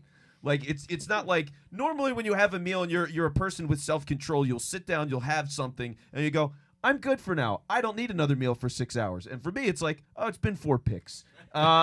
What else do we got? So like just between all the chicken nuggets and the fries and the cowboy cheesesteak and the sliders, and we got the honey covered pepperoni pizza. Zay Flowers. As Zay Flowers gets drafted from the Interesting Ravens, pick. Thomas, you can get your victory lap in a minute. But like, man, your food is just absolutely amazing. We are so thankful to have met you. And thank you guys for thank coming you out. for providing all of this food for us, man. You guys are phenomenal. Thank you. There's no problem. Yeah. It was So our pleasure. round of applause for you. And then can we get your gift? Can we get the gift and put that on? What do we Well, got? So introduce us to this fine little prize that you've bought for us. It's a very difficult to acquire, even though very affordable bourbon. It's really highly rated, but for some reason you just can't get enough of it. So Buffalo Trace, that is. Yeah, Yeah. we got some Buffalo Trace sitting here. So yeah, we'll have some of that for sure. throw those ice cubes in there. That's Oh, yeah, look I at got the the big size boys. of those cubes. Yeah, This yeah. guy's real. Okay, what are the cubes? No, Oh, Bob. those are cocktail cubes. They're the whiskey cubes. Yeah. Oh my god. That's badass. See, you are the You're man. doing it right? Yeah, It's draft night. Yeah, you're doing it right all the time, and you're doing it at Township Line Pizza. So for everybody, You guys first. if ever, I mean, don't tempt me with whiskey. I'd never drink this stuff. But yeah, like you have a great place, and it's amazing food. You work there with your brother. Like it's such a cool. Your wife is there as well. Yep, So it's just like it's a full family business. You guys make great stuff. So for the people that haven't tried you before, where can they find you? We're in Drexel Hill, right on Township Line and Drexel Avenue. And website tlinepizza.net. tlinepizza.net. So yeah, God, you're just the best. Well, I just want to hug you. what's amazing Uh, is usually if you make a good pizza, you're not going to make a good Nashville hot chicken, and you're not going to make a good cheesesteak. Or this or that. Or Yeah. this- and everything is fantastic. Yeah, Everything. it's all amazing. So this, my friend, Well, it's is just to you. the tip of the cap. Thank you so much. Yeah, let's get a nice cheers going on here. Cheers. Cheers, folks. Woo! Got some?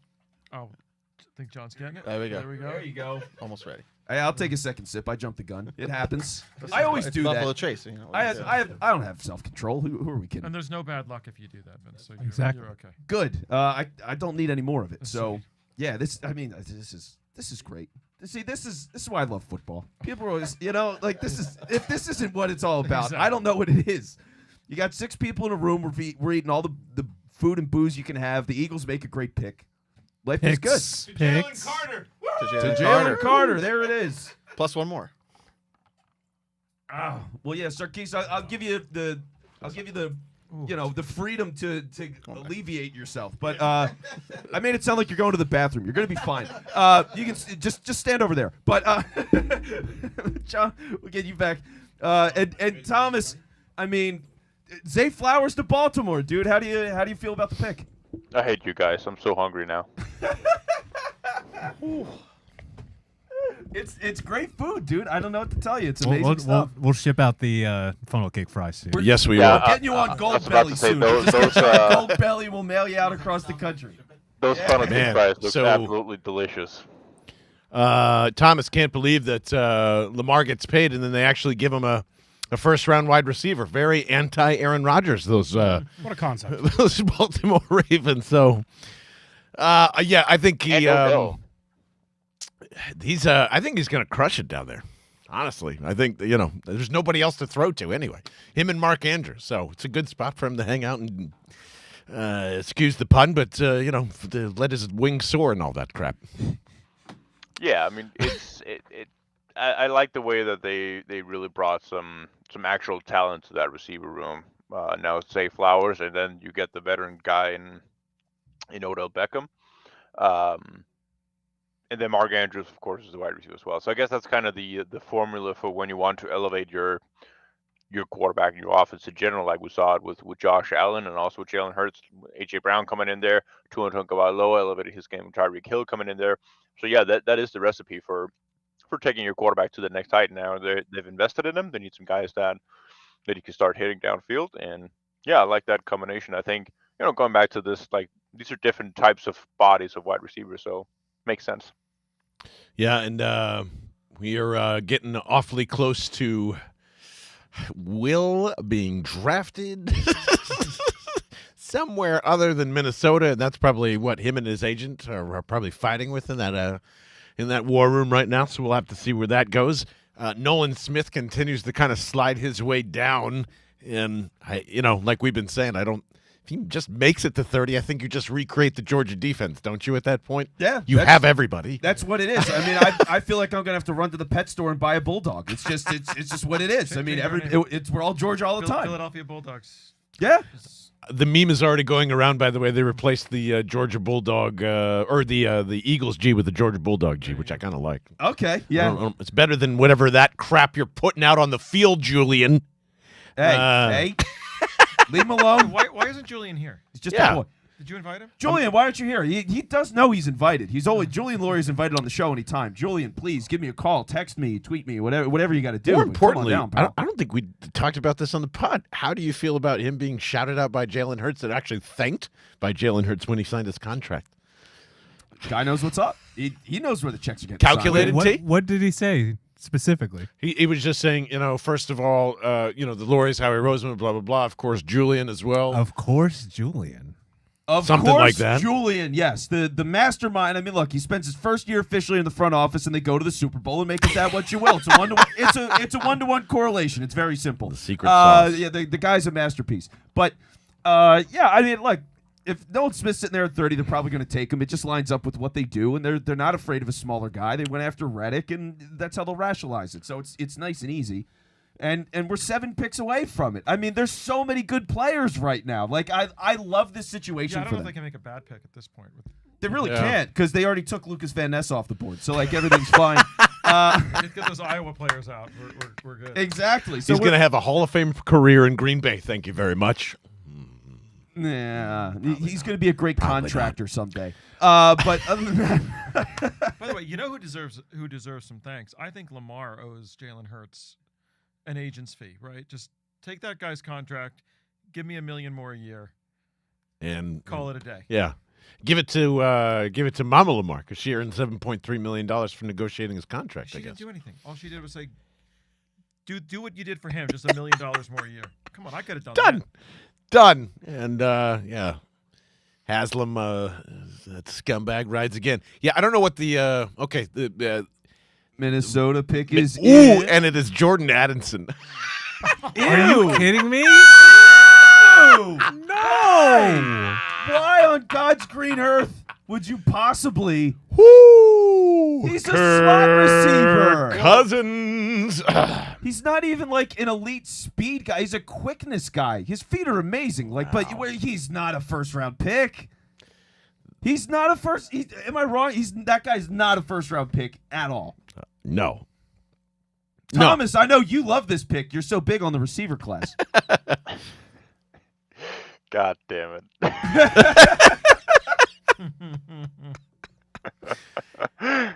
All I know is ever since I bet on CJ Stroud as the second overall pick, every single bet I've made on the draft have just gone to shits. Like including what was your pick on this? What were you betting on here for the Vikings? No, it's just total amount of wide receivers drafted in the first round. Is not going to go home for me. Now, this is an important question. How is the sports gambling scene in Denmark? What does that look like? I guess it's. I mean, it's legal. There's a lot of states where it's not legal in America, right? So they're starting to legalize it everywhere. Yeah, tax dollars. Yeah. It's probably like one third of the country. It's legal. Only? Yeah. It's a slow rollout. Okay, so I guess it's much more. It's a much broader thing here. It's much more widespread already here. So yeah, it's a big thing, and it's been advertised in soccer for a long time. So Also advertised for a long time, this Buffalo Trace, hitting my mouth deliciously perfectly. It's so good, dude. You nailed it. Like this. Thank you for finding Yeah, this. you're the man. It's been a while. We've been slumming it in the lower end section, the under $13 bottles. So this is nice. Yeah, usually I buy a lot of Doers these days. Yeah, of course you Bottle do. of Doers, nice Scotch, not too pricey. I drink it neat because I'm a 70-year-old man. Hey, Like Giants are trading up one spot with Jacksonville here. Oh, this is going to be a disaster. We all know it. Oh, what running back are they going love to take us. here, huh? Ooh, my God, that'd be amazing. Oh, that would There's be no so spicy way. if they took Will Levis. Oh my God, man. we got to do it. That'd be so good. We Whoa, gotta look sign- at this suit on Addison. That's Oh, pretty nice. man, he's fire. I love it. Swagged out. Now it's a good. That was a good pick. Officially a Celtics Sixers round 2. It was anticlimactic. So They pulled it off. The Hawks were 0 for 4 on inbounds plays. At the end. Over Yikes. 4 on inbounds Yeah. plays? pretty good. Rough. That's got to be a new record.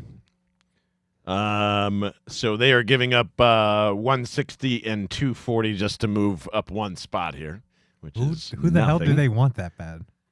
I never understood those trades. I never understood we're just going to swap and I'm going to give you, like, you're not going to take the guy that I want. No, I or think like it's you have more- equal 2 guys and you're just going to fuck me over? Well, Like, yeah, Thomas take is it. right. All right, the Jalen Carter trade was a disaster, and they shouldn't have done it. They shouldn't have done it. They shouldn't have gone from 10 to 9.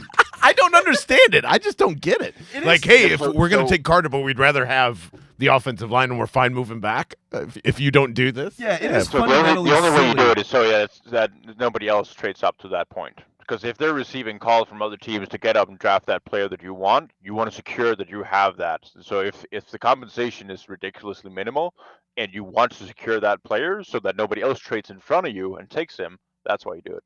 Got you. Okay, that makes sense, and I hate you for being so logical and smart. Yeah, stop being logical, Yeah, stop Thomas. being good at what you do, Thomas. Why don't you drink some whiskey like us? At 4 o'clock in the morning. Yeah, it's as if 4 in the At 5 morning for a.m. you right whiskey, now. it's different. Woof. You're a warrior, dude. You're an absolute warrior out there.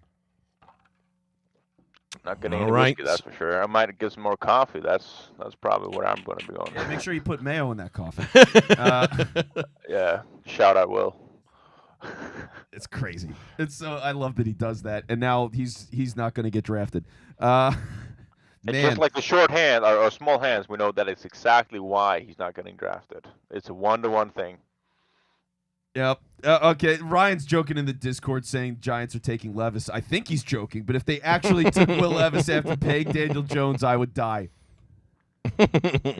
Is this the first tight end going? We traded up. It was like 30 seconds, Yeah. and it was just commercial time. Yeah, it is weird to trade up and then not just like hand the pick in They're immediately. probably arguing with each other like, no, we cannot take the running back. They want that commercial. Is it No, going to be for a tight end, do you think?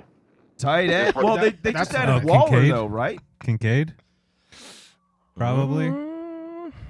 That'll be the first tight end off the board, right?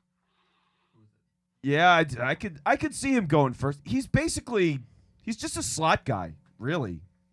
Ah, shit. They took Deontay Banks. They took Deontay Fuck, Banks. God damn it. God damn it!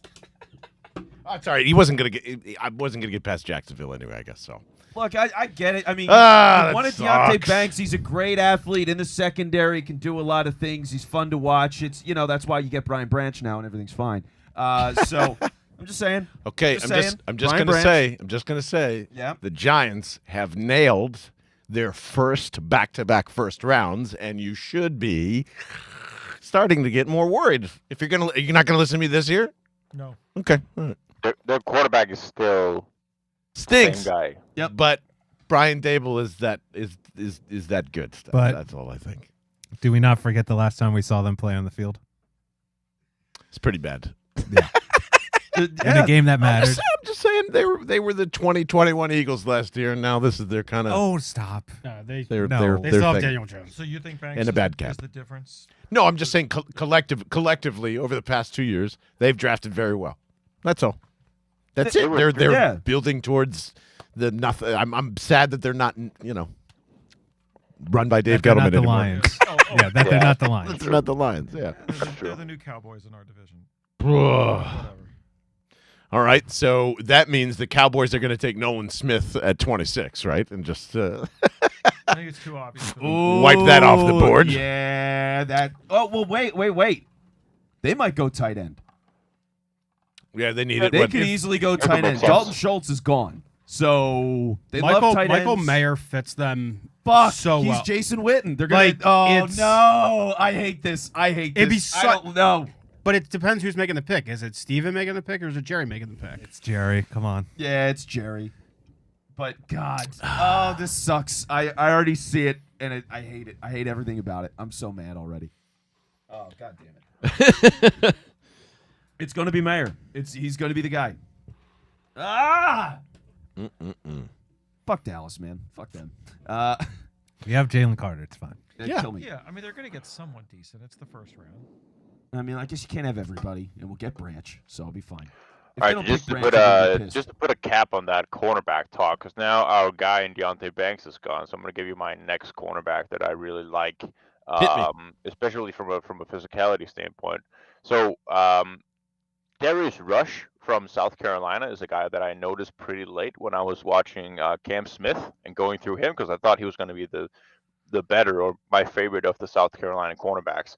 And I started to notice Darius Rush on the other side, and just like a little bit in the same vibe with Darnell Washington. I just couldn't stop watching Darius Rush because like he combines his length extremely well with really great footwork, and then he comes up to the combine. He shows up with 95th percentile arm length, 93rd percentile height.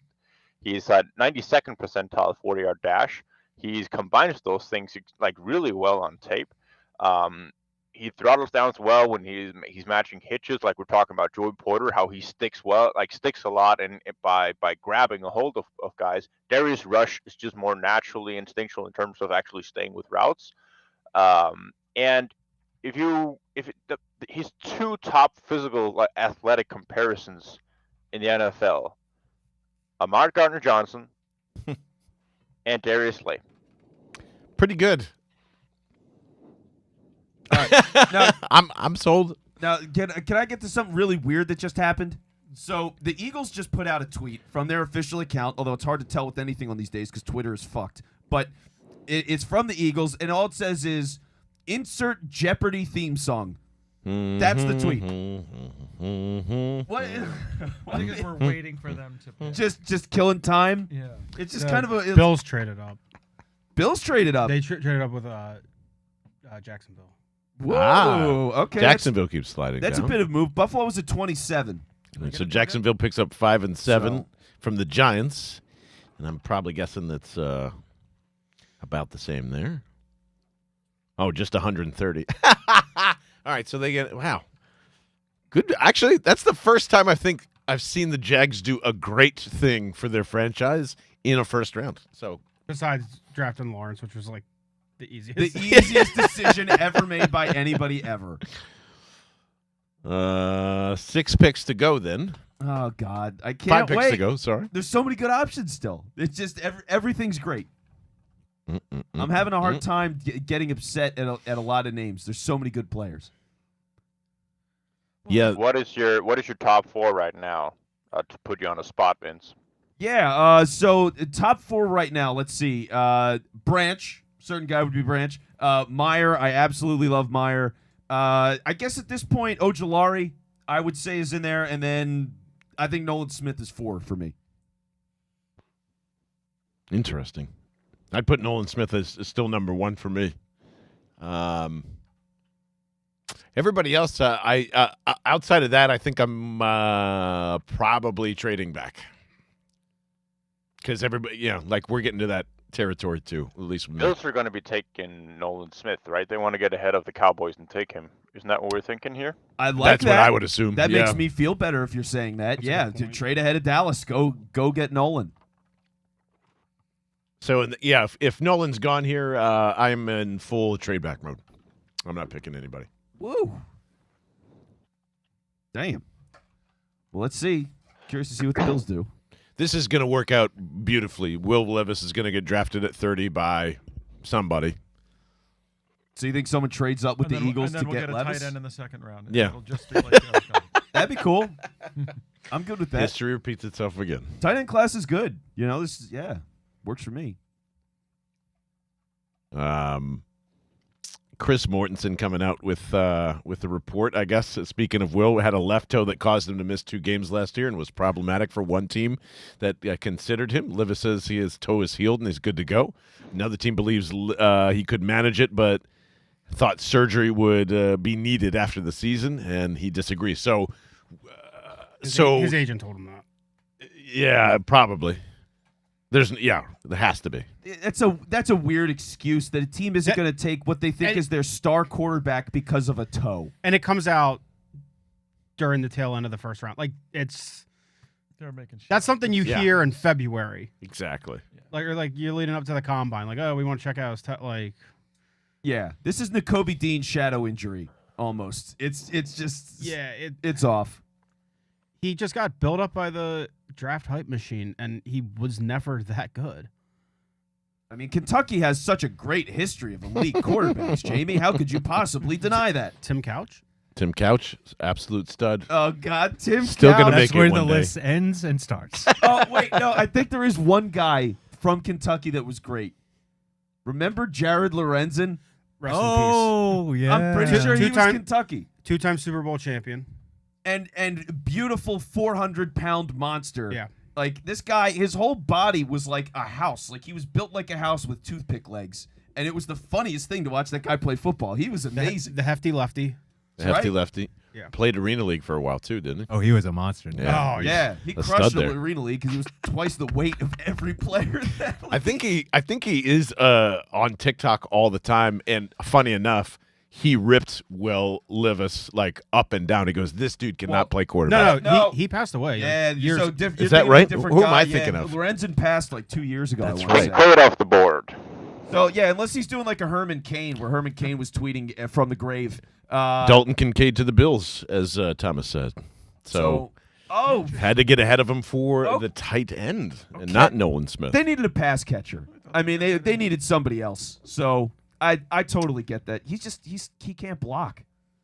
Yeah, he definitely cannot block. If you're a tight end that can't block, you're not a tight end. You're a big wide receiver. You know what You're I mean? Zach Like, Ertz. Yeah, what a terrible thing to be. Thank well, you. It's just what it is. But it's not a tight Oh, end. a damn near Hall of Fame career. Fuck him. Yeah. Can't block. Well, it's not that. I love Ertz, but he's not a tight end. He's a receiver. He's Yeah. he's a 6'4", 260 receiver. Oh, I'm all in on rewriting the Ertz history.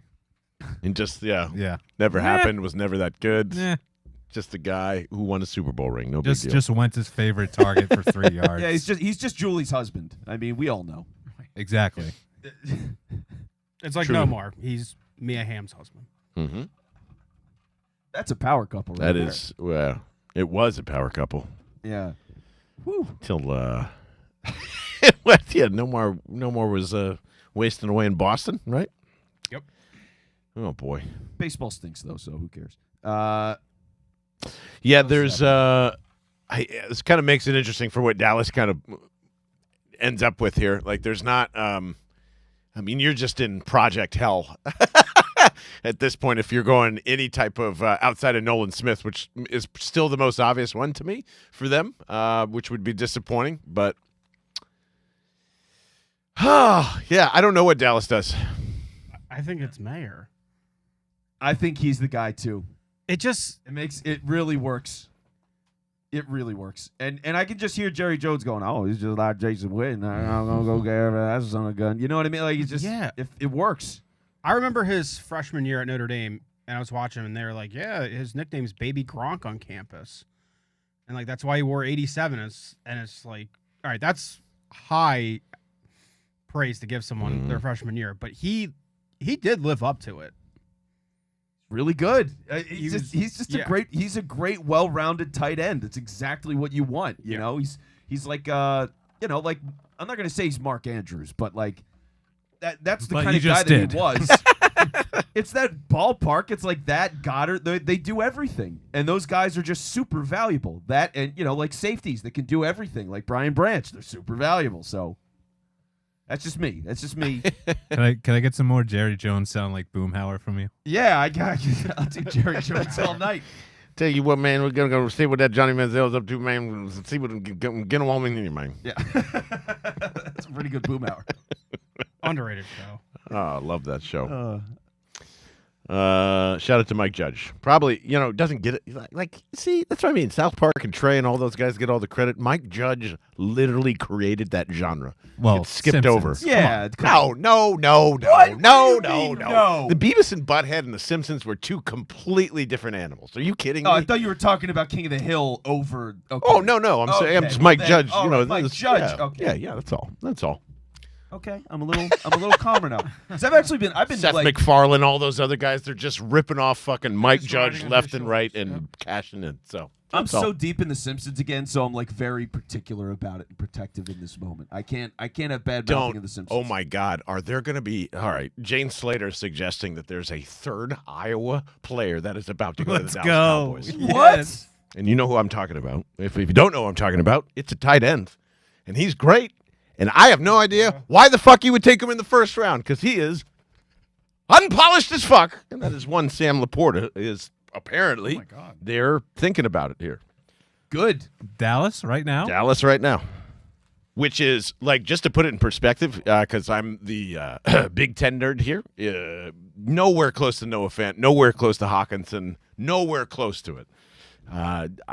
It's very plus like Dalton Schultz. So, good, great, has the same thing, like where T gets all mad about people with the Anthony Richardson Utah highlight splash. Like, it's the same thing for him, too. So, Oh my God, talking about good, great.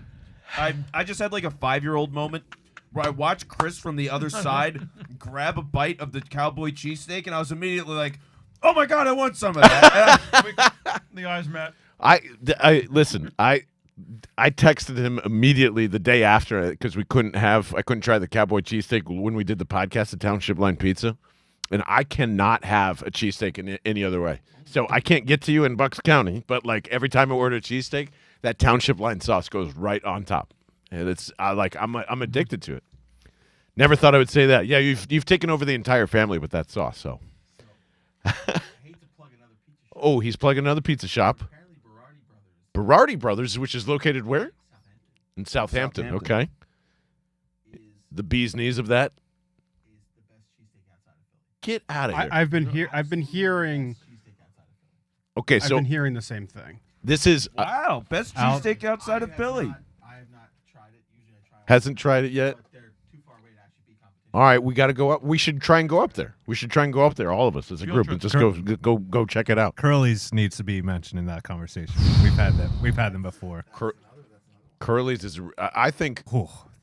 Curly's was amazing. exceptional. Yeah, like Yeah. Levittown? Levittownish. Yeah, Yeah, yeah. somewhere around there. That's I was literally just telling the guys that like we started doing stuff with the Pyramid Club in Center City, and I just want to bring all 12 counties, all or more of just 5 or 6 cheesesteak places are represented from each county. We all vote on it. It's an entire year, and then it's just grand champion, 12 counties versus 12 counties, and we can just finally end it all for once, all right? Like, there's so many good cheesesteak places everywhere. Yeah. Man, I'm not saying this because you're here. I would put yours up there versus a lot of people, to be honest with you. So, It's magical. Yeah, I'm it's so good. I'm so happy right now. So good. I'm so happy. So we'll think on that. If you guys want to participate in like the wildest cheesesteak tour ever this fall, I think just get in the Discord, bellandthebirdmen.com. We'll Yeah. have a lot of fun. Plan the flight, Thomas. Plan the flight. Be a new category in there. Yeah, exactly. Yes, the newbies. There you go. I like that. So we are. Dallas is taking their sweet ass time here, huh? And they're showing Jason Witten highlights, talking about Meyer, and I'm shitting my pants right now. Yeah, he's gonna be a problem if he goes to Dallas. He's gonna be a problem forever. Can we just agree that it's very convenient that Dallas don't even have the option of picking Jahmyr Gibbs? Like, he Yes. would be on the board.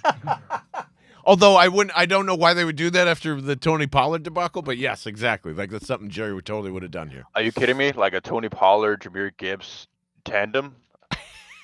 I would shit my pants. Running to the clock or the podium. Oh, they're showing Meyer a lot. I don't like this. Ooh. I don't like this. Do not like. Thumbs down. Thumbs down. Jane Slater saying Mike McCarthy very animated in the war room right now. So And he looks like a cowboy. James Yeah. Slater There's saying just that? something, I don't know. he looks like he should be in the cast in Look Friday how Night gaudy Lights, that actually. room is. Exactly. Yeah, look how gaudy that room is. That shit. Wow. It looks like inside the Death Fucking- Star. Or All right, something. everybody, we can stand up and clap. Yeah, That's the meeting room above the strip club where hits are made. Like, that's. Yeah. It's, Wow. Yeah, it's an upscale version of the Bing Bang Yeah, from yeah. The Yeah, Sopranos. yeah. Yeah, Robert Kraft just Bada walked, bing. Or walked bada out bing, 15 yeah. minutes ago. Jeez. What Oh, does man. it mean All that right. he's very Mozzie animated? Smith? They're What? going Mozzie Smith? What? Whoa. Wow. All right. That was an I don't know what to do pick. Right? Wow. Yeah.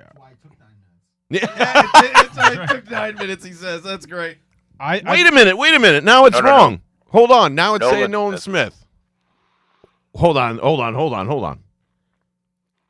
I've got a beat reporter from the Dallas Cowboys saying it's Mozzie Smith. Pick a Smith, folks. And then I've got Albert Breer saying, I'm gonna listen to Breer. or did it get deleted? I don't know what's going on. All right.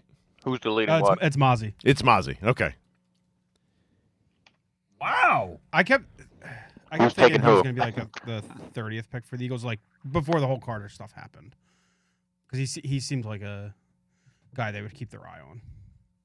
Wow. So Michigan defensive tackle Mozzie Smith going to Dallas at 26. Thomas, you worried at all?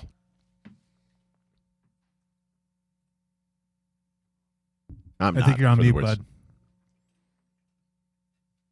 Yeah, we lost you, Tom. Oh, shoot. That's all right. This gives me time to eat the cheese stick. Just saying. Take your time, Thomas. Unmute whenever you like, man. That's good. You know, we always mock these cowboy picks, though, and they usually end up being a good player. Totally right. They have one of the best draft. I mean, they can Rooms. draft. They can't manage for shit. But No. But man, can they draft? They're all swag. It's crazy. I mean, yeah, they hit constantly. Yeah. Adam Schefter now tweeting, for what it's worth, Kentucky quarterback Will Levis, who was considered to be in consideration for the top picks, took 820 top 30 visits from the Panthers, Texans, Colts, Raiders, Titans, Bucks, Falcons, and Patriots. And they all said, see ya.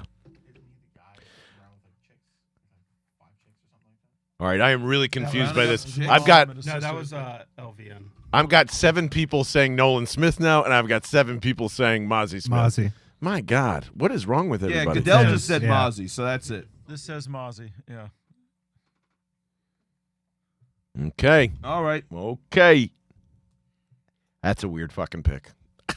It's just a weird pick. Yeah, Oh, damn. look at this. He's got his shirt off. Shirtless. Yeah. Yeah, shirtless promo video. Let's go. I mean, this oddly reminds me of their Taco Charlton decision. It's like the same exact thing. It's like, I don't know. Boop, boop. Ooh, we got Phil in the chat nominating Mama's Pizza in Bala Cynwyd. Ooh, okay. Anybody Oh, I have familiar? heard about that place. Yes. You ever been to Mama's Pizza? You ever heard of that? Okay. Never heard of him then. I don't know what I'm talking about. This is ridiculous. Somebody is pounding Chase U Oh, to go there? his videos with Mama.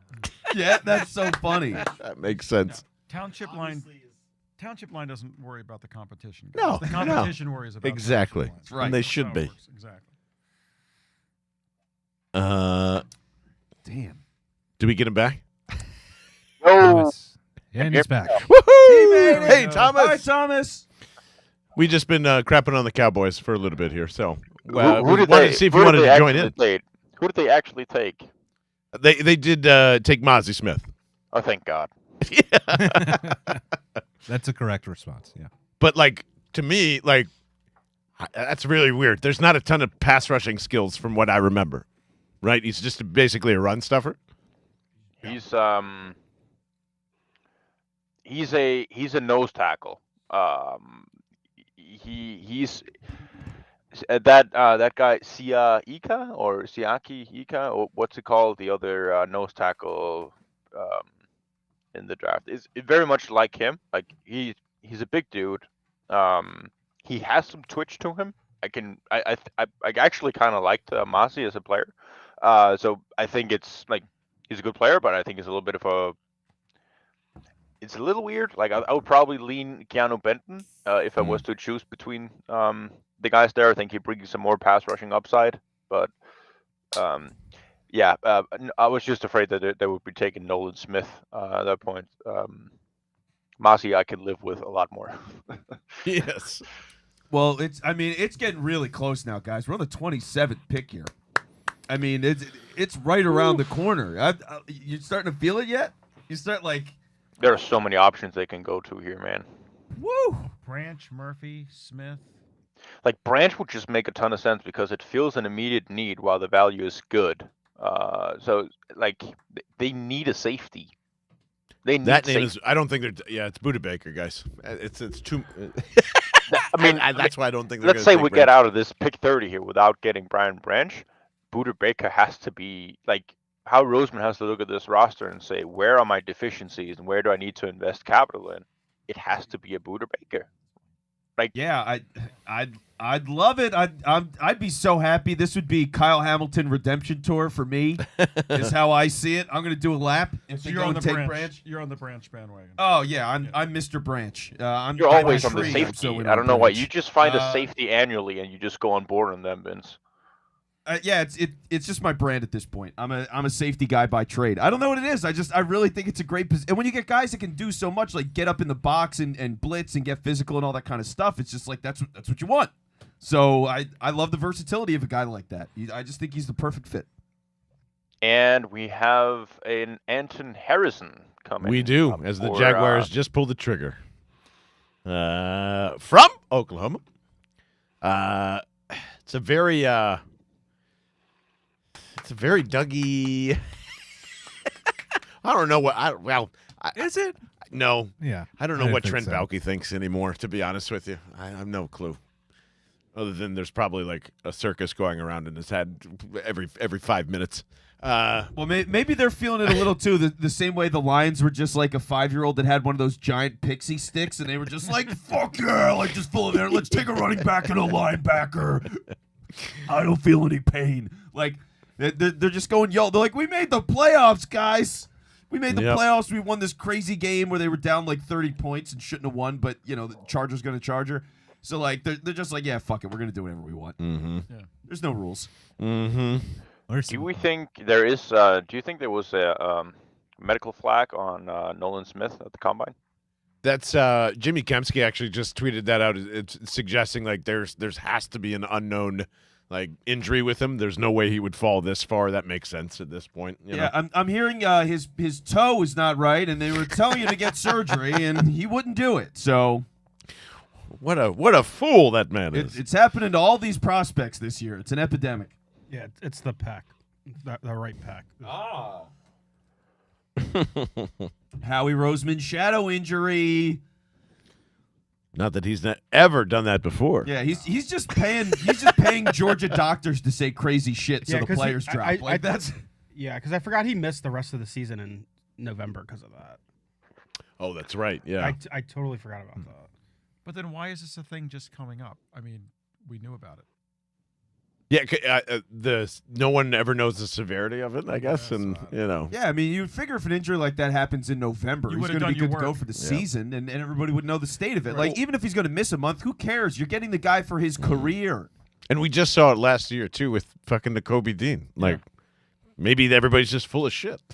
Like, it's it's pretty crazy. Yeah, I hear Will Levis is texting nasty things about it to all the other GMs, so Mm-hmm. that must be it. It's very true. Man, we're on pick 28. I mean, it's like the value's insane at this point. It's turning into a perfect draft so far. I mean, it's day one, but they don't have a whole lot of picks either. So when you're thinking about how this can go, I mean, this is like Yeah, people you are gonna got be happy Carter. to- Yeah, Right. everything else is great after Yeah, this. People are going to shut it down after today and just be like, yep, this was the dream. Don't care what happens the next couple of days. Tell me about it in September, and we're good. I think the Saints can be a sneaky threat to the Nolan Smith dream of pick 30. They could lean Miles Murphy or Nolan Smith pretty easily. I think they lost Marcus Davenport here in free agency. And That's right. Yeah, they lost. but- I saw they lost 5 starting Yeah. defensive linemen. Yep. yeah, Crazy. Oof. What do they My, think? They're Colorado?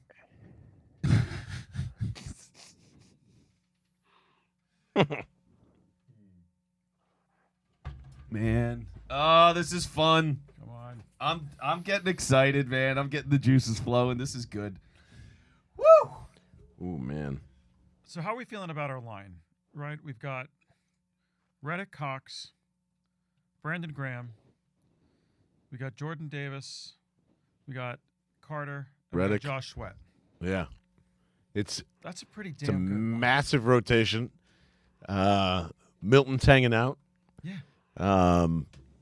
It's an unbelievable. It just went from like, has anyone thought of Hargrave once this entire night? No. I'm good. No. Enjoy San Francisco. He's dead to me after he did the whole, well, if Yeah, San good. Francisco had a quarterback, would have been, Would've been a lot different. Yeah, so it's like, all right, man, you're gone. I'm over it. Exactly. Wow. Yeah, this Yeah. is, but see, when Eagles your actually rotation is have, so deep, it's good to have a safety. I'm just saying. What was that, Thomas? Sorry, buddy. they have a full rotation on the D line. Like if you just go like with the classic 4, it would be Hassan Reddick, Jalen Carter, Jordan Davis, Josh Sweat. And then you could rotate each and every one of those guys out. You could have Brandon Graham, Milton Williams, Fletcher Cox, and Derek Barnett. That's just stupid. Yeah, and T gets his guy back, and Derek Barnett finally. I After all think this time. He never I left. Chosen one. I think Vince Miles said it Murphy gone extremely well. to the Bengals, by the way, just now. Ooh, So we okay. can get Smith or Branch if we want him. It's a lock. I think I'm gonna Vince said peek it 'cause pretty I'm well with excited. that the roster last season was so extremely good that there would be no way they'd actually be able to retain that depth on the team, that talent. They're actually trending towards doing that. I know. So- They're going to be a better roster this year than they were last year. Jesus Christ. It doesn't make any sense.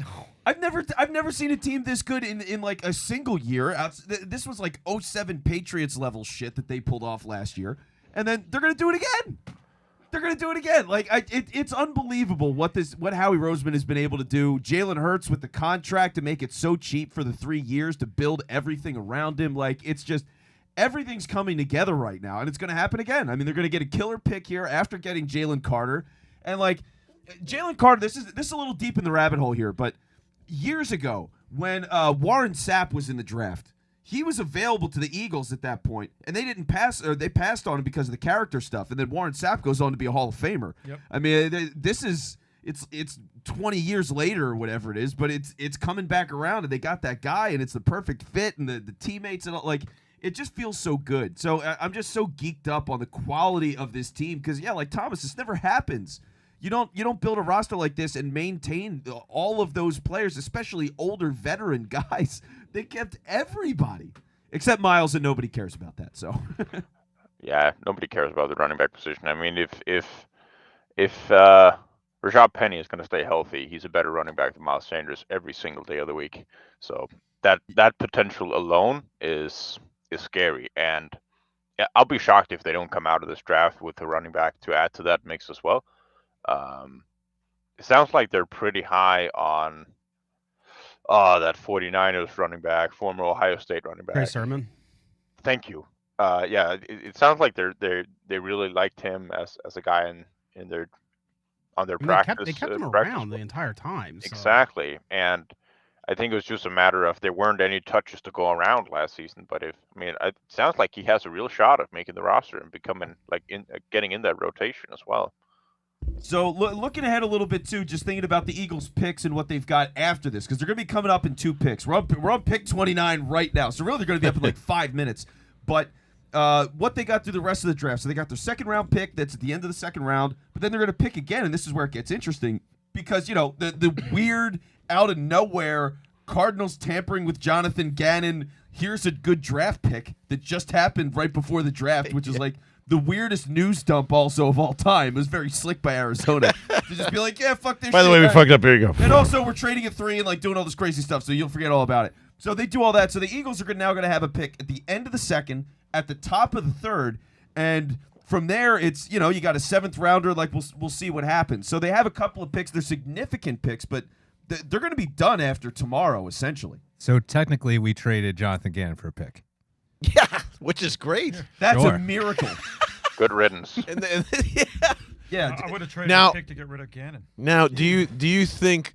Because here's what I was reminded of. Jonathan Gannon clearly said during that time, Yep. I didn't know I was going to be interviewed for the job until Super Bowl week. And he kept repeating that over and over and over again. And now we know why. But Howie didn't call him out, right? Like he knew he just waited and be like, nope, I'm taking picks from you. Keep Yeah. going. Keep talking. Yeah, You you're wanna talk going to him, you tell go the right league ahead. What you did. You're going to tell Goodell what you did, and you're going to give me a draft pick for it. It's crazy. You rub the dog's nose in it. Yeah. Like it's Yeah. it's wild. You lost the fucking Super Bowl for us. Man, I'm taking the goddamn picks. Which, by the way, don't rub your dog's nose in it. It doesn't do anything. I don't think that really accomplishes it. Just take your dog outside and like train it better. But anyway, Speaking, you know what's hilarious? I just saw Ross Tucker's tweet, and he just said that Will is like a Kmart, and it reminds me of you and all your epic WIP Kmart Yeah. gift card stores. So Oh, it just made me laugh. I thought you were talking about Kenyon Martin. Not Oh, no, the no, no. actual Kmart. no, he's talking about me working so many shifts that I couldn't get paid on the books. Yeah. And I got paid in Kmart gift cards. Yeah, he's talking about that. The most ridiculous thing I've ever heard in my life. Allegedly, Allegedly, Yeah, allegedly, maybe. allegedly. I'm a storyteller. Who knows? When there was only 5 Kmarts left, right? That's right. Yeah. That is right. It was pretty funny. I think I got like a PlayStation 3 because that was the only thing. Oh my God. Thanks for the extra I work. don't have money, so like let me just get something cool with it. Fuck it. Oh, man. Good times. From Art Stapleton, Joe Shen is saying that the Giants board with first round grades was depleting as the wide receivers are coming off the board, and that is why they chose Deontay Banks and traded up and got their guy. So, however you want to view that. Yeah, I'm waiting for the clock to tick, man. I need the Saints pick leak so I can get all hyped up, and it's Brian Branch time. Mm-hmm. It's Brian Branch time. I'm just saying it. I'm gonna speak it into existence. This is karma. It's coming back. It's coming back Just around. to It's time. float a name out there that we haven't talked about that I know I'm extremely high on more than anyone else, and it's more a product of the Senior Bowl. And that's Cody Mauk, and I know Ooh, yes. that a lot of people are thinking he's a lock to be available when the Eagles pick in the second round. I don't think so. He was absolutely dominant. Obviously, he played against lesser competition, and if you want to watch somebody's tape that is funny, you look at Cody Mauk because he is obliterating people. But then he goes to the Senior Bowl and he's shutting down all of these guys that are in this draft. Like nobody except for Adetomiwa Adebawore had any wins against him in the one-on-one pass rush reps. Like he was tearing it apart there. He is the prototypical type of Jeff Stoutland type of player. Like he's extremely athletic. His 3-cone is off the charts. He had a 3-cone of 7.33 seconds of a guy who's at 302 pounds. So that's stupid. And yeah, I think he's nasty. He's Landon Dickerson type nasty. So I think he would be a fun name just to float out there that Eagles that maybe would catch the interest of the of Jeff Stoutland. And who knows? We'll see. I wouldn't mind him with Jeff Stoutland at all. I think he's, we had talked about him, I think, in one of our podcasts leading up to this, and that's just, he's fun. He's fun. He's fun. He looks like a Midwest pirate, and I'm in. Yeah, he looks fun. He plays fun. He is, And Saints go Brian Brissy. Let's go! You suckers! No. You suckers! Woo! I know a lot of people like Brian Brissy. I'm a big fan of Brian Brissy. Why? Can someone, you, Thomas, and Vince all like him a lot. Why? Nope, I can't help you. How do I say this? I think his first of all, his off the field story really gets to me. That's fair. With his sister and everything. I just I think he's didn't a know really anything solid about guy. I think he kind of fell off like play wise this past year. I think there's obvious reasons why to that too. But I just remember Ari Wasserman at The Athletic said like he saw Brian at the opening and he saw him and was like, that's a first round pick. Like the way he was built. He's like, and that was like when he finished his senior year of high school. He was like, that guy's just like made for the NFL. I just think he's all around like solid person. I know I haven't said anything about like on the field, but like I don't know, I just like him. Like that's all. Yeah, I mean, I just watch him. They're showing him right now. He's hugging his family and all that stuff. And my comment when we talked about him a couple of weeks ago was, he's a little fat. He lost the weight. He looks great. He's good. I'm good. It's a great pick. Hey, I don't know if you know this, but linemen are big. Yeah, but Just there's a relative nature to that. To at some point, Vince, it's bad. Can we see your body if we're going to body shame these seriously. athletes? No. Oh, no. God, it's so bad. Oh, no. I can't even look. Yeah. I can turn a little. I can go. And he's making fun of Brian Oh, Breeze. God. I mean, I'm a podcaster. This is a pretty good body for a podcaster. I'd say I'm doing all right. You would be Mr. August, maybe on the podcasting calendar. See, I'm hot. What can I tell you? Tom- You had to bring the Buffalo Trace. You had? Yeah. Why did I come to this? For some reason, it's just like, oh my God. That's how we know it's a I party fed when these Vince- guys. I fed these guys, and they're Vince taking takes off off shirts. his Well, shirt. clearly he fed this guy. I mean, you kidding me? What the fuck? Thomas, how do you grade that physique? That's how you know we're getting into the late shirts coming off. One of a kind. So sorry, Thomas. I mean, I'm ask so him to shower sorry. seat. What Unique. What am I to do about it? Why is Vince stripping is now in the Discord? So is this branch time? Yeah, those are not beers, by the way. That's liquid death. Yeah, it's water. Which Vince needs at least 12 more cases of this. I did this morning, I'll tell you that. Holy shit, I got loaded last night. Oh, liquiddeath.com/bell will get you 20% off any of their merchandise. And, of course, you can always go to 7-Eleven and buy one of these. Now, do you see this? It went from 16.9 to 19.2 on all of the cans. Ooh.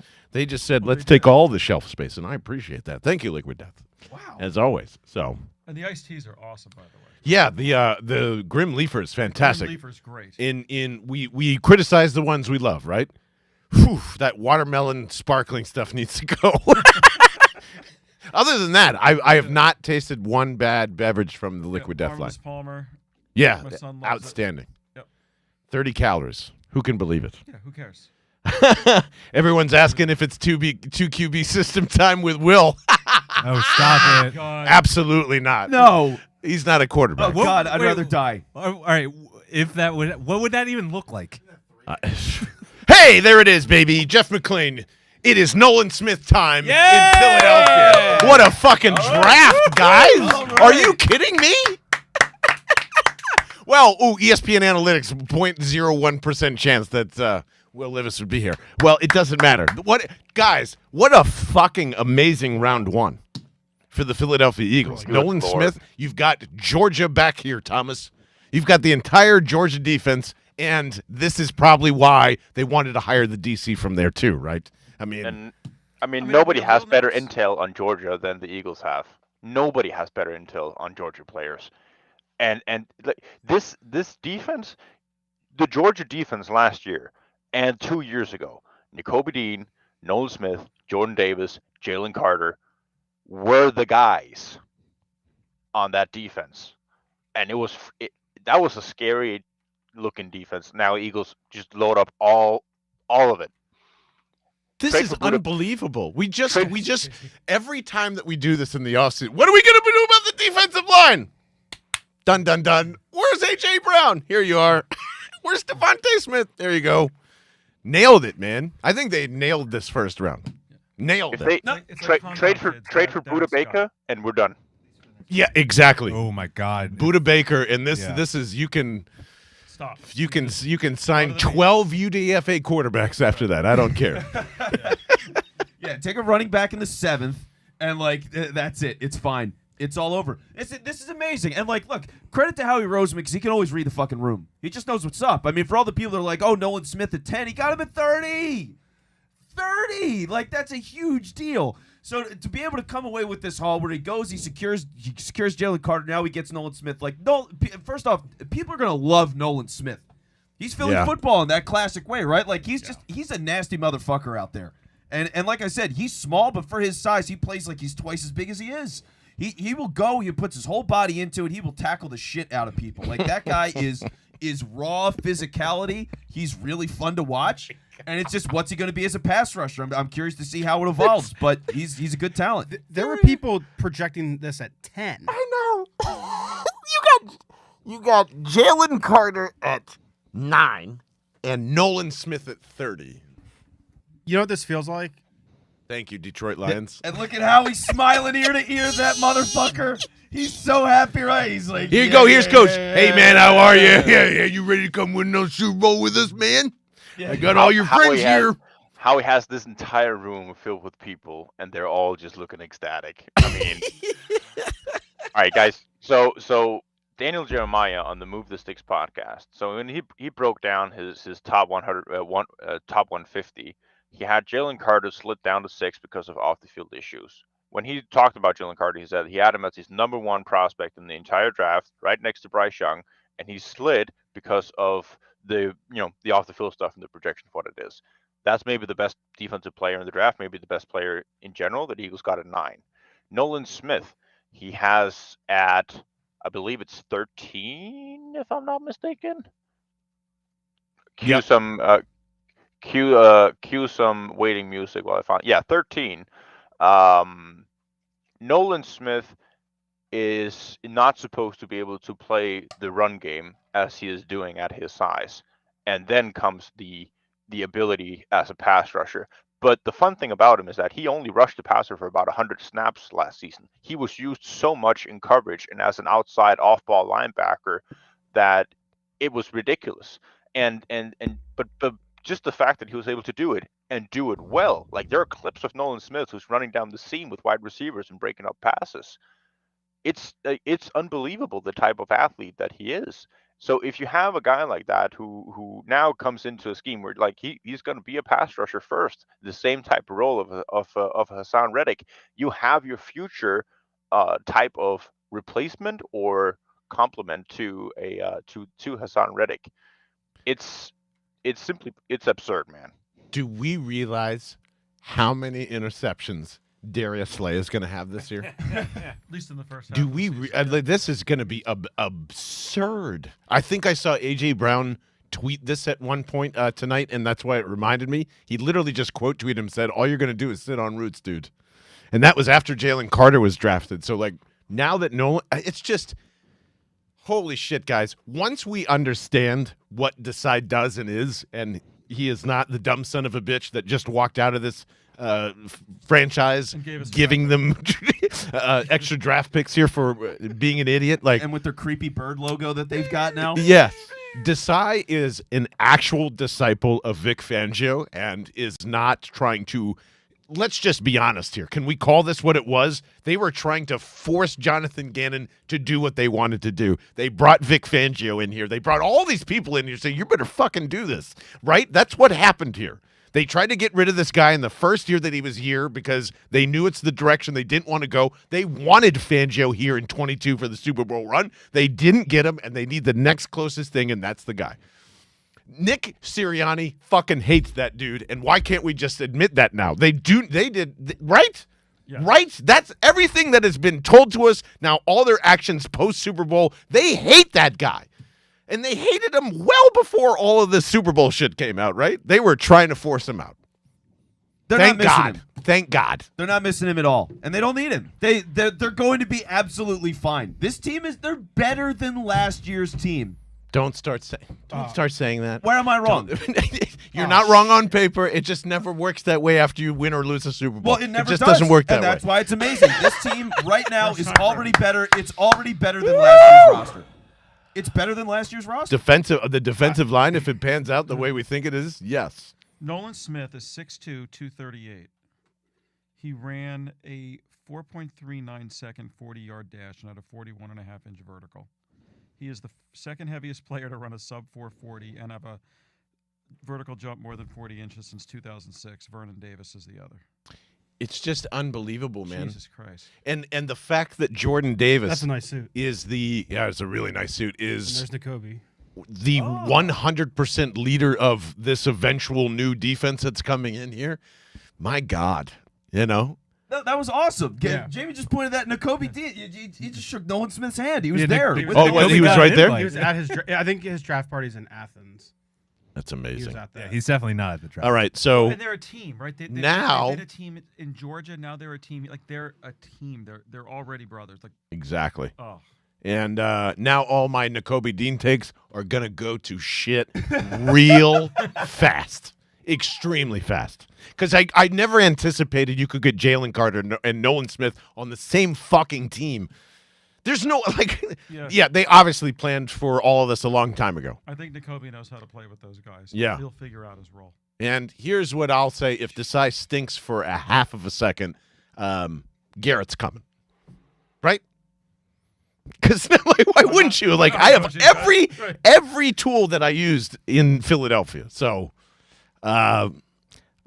guys, I'm excited for whatever the hell this season ends up becoming, even if it is not like, this it won't be a monstrous stop. You know what this year is going to be about? It's fuck you two, we're still here, because no one actually believes that the Eagles were great last year despite all the being in the Super Bowl.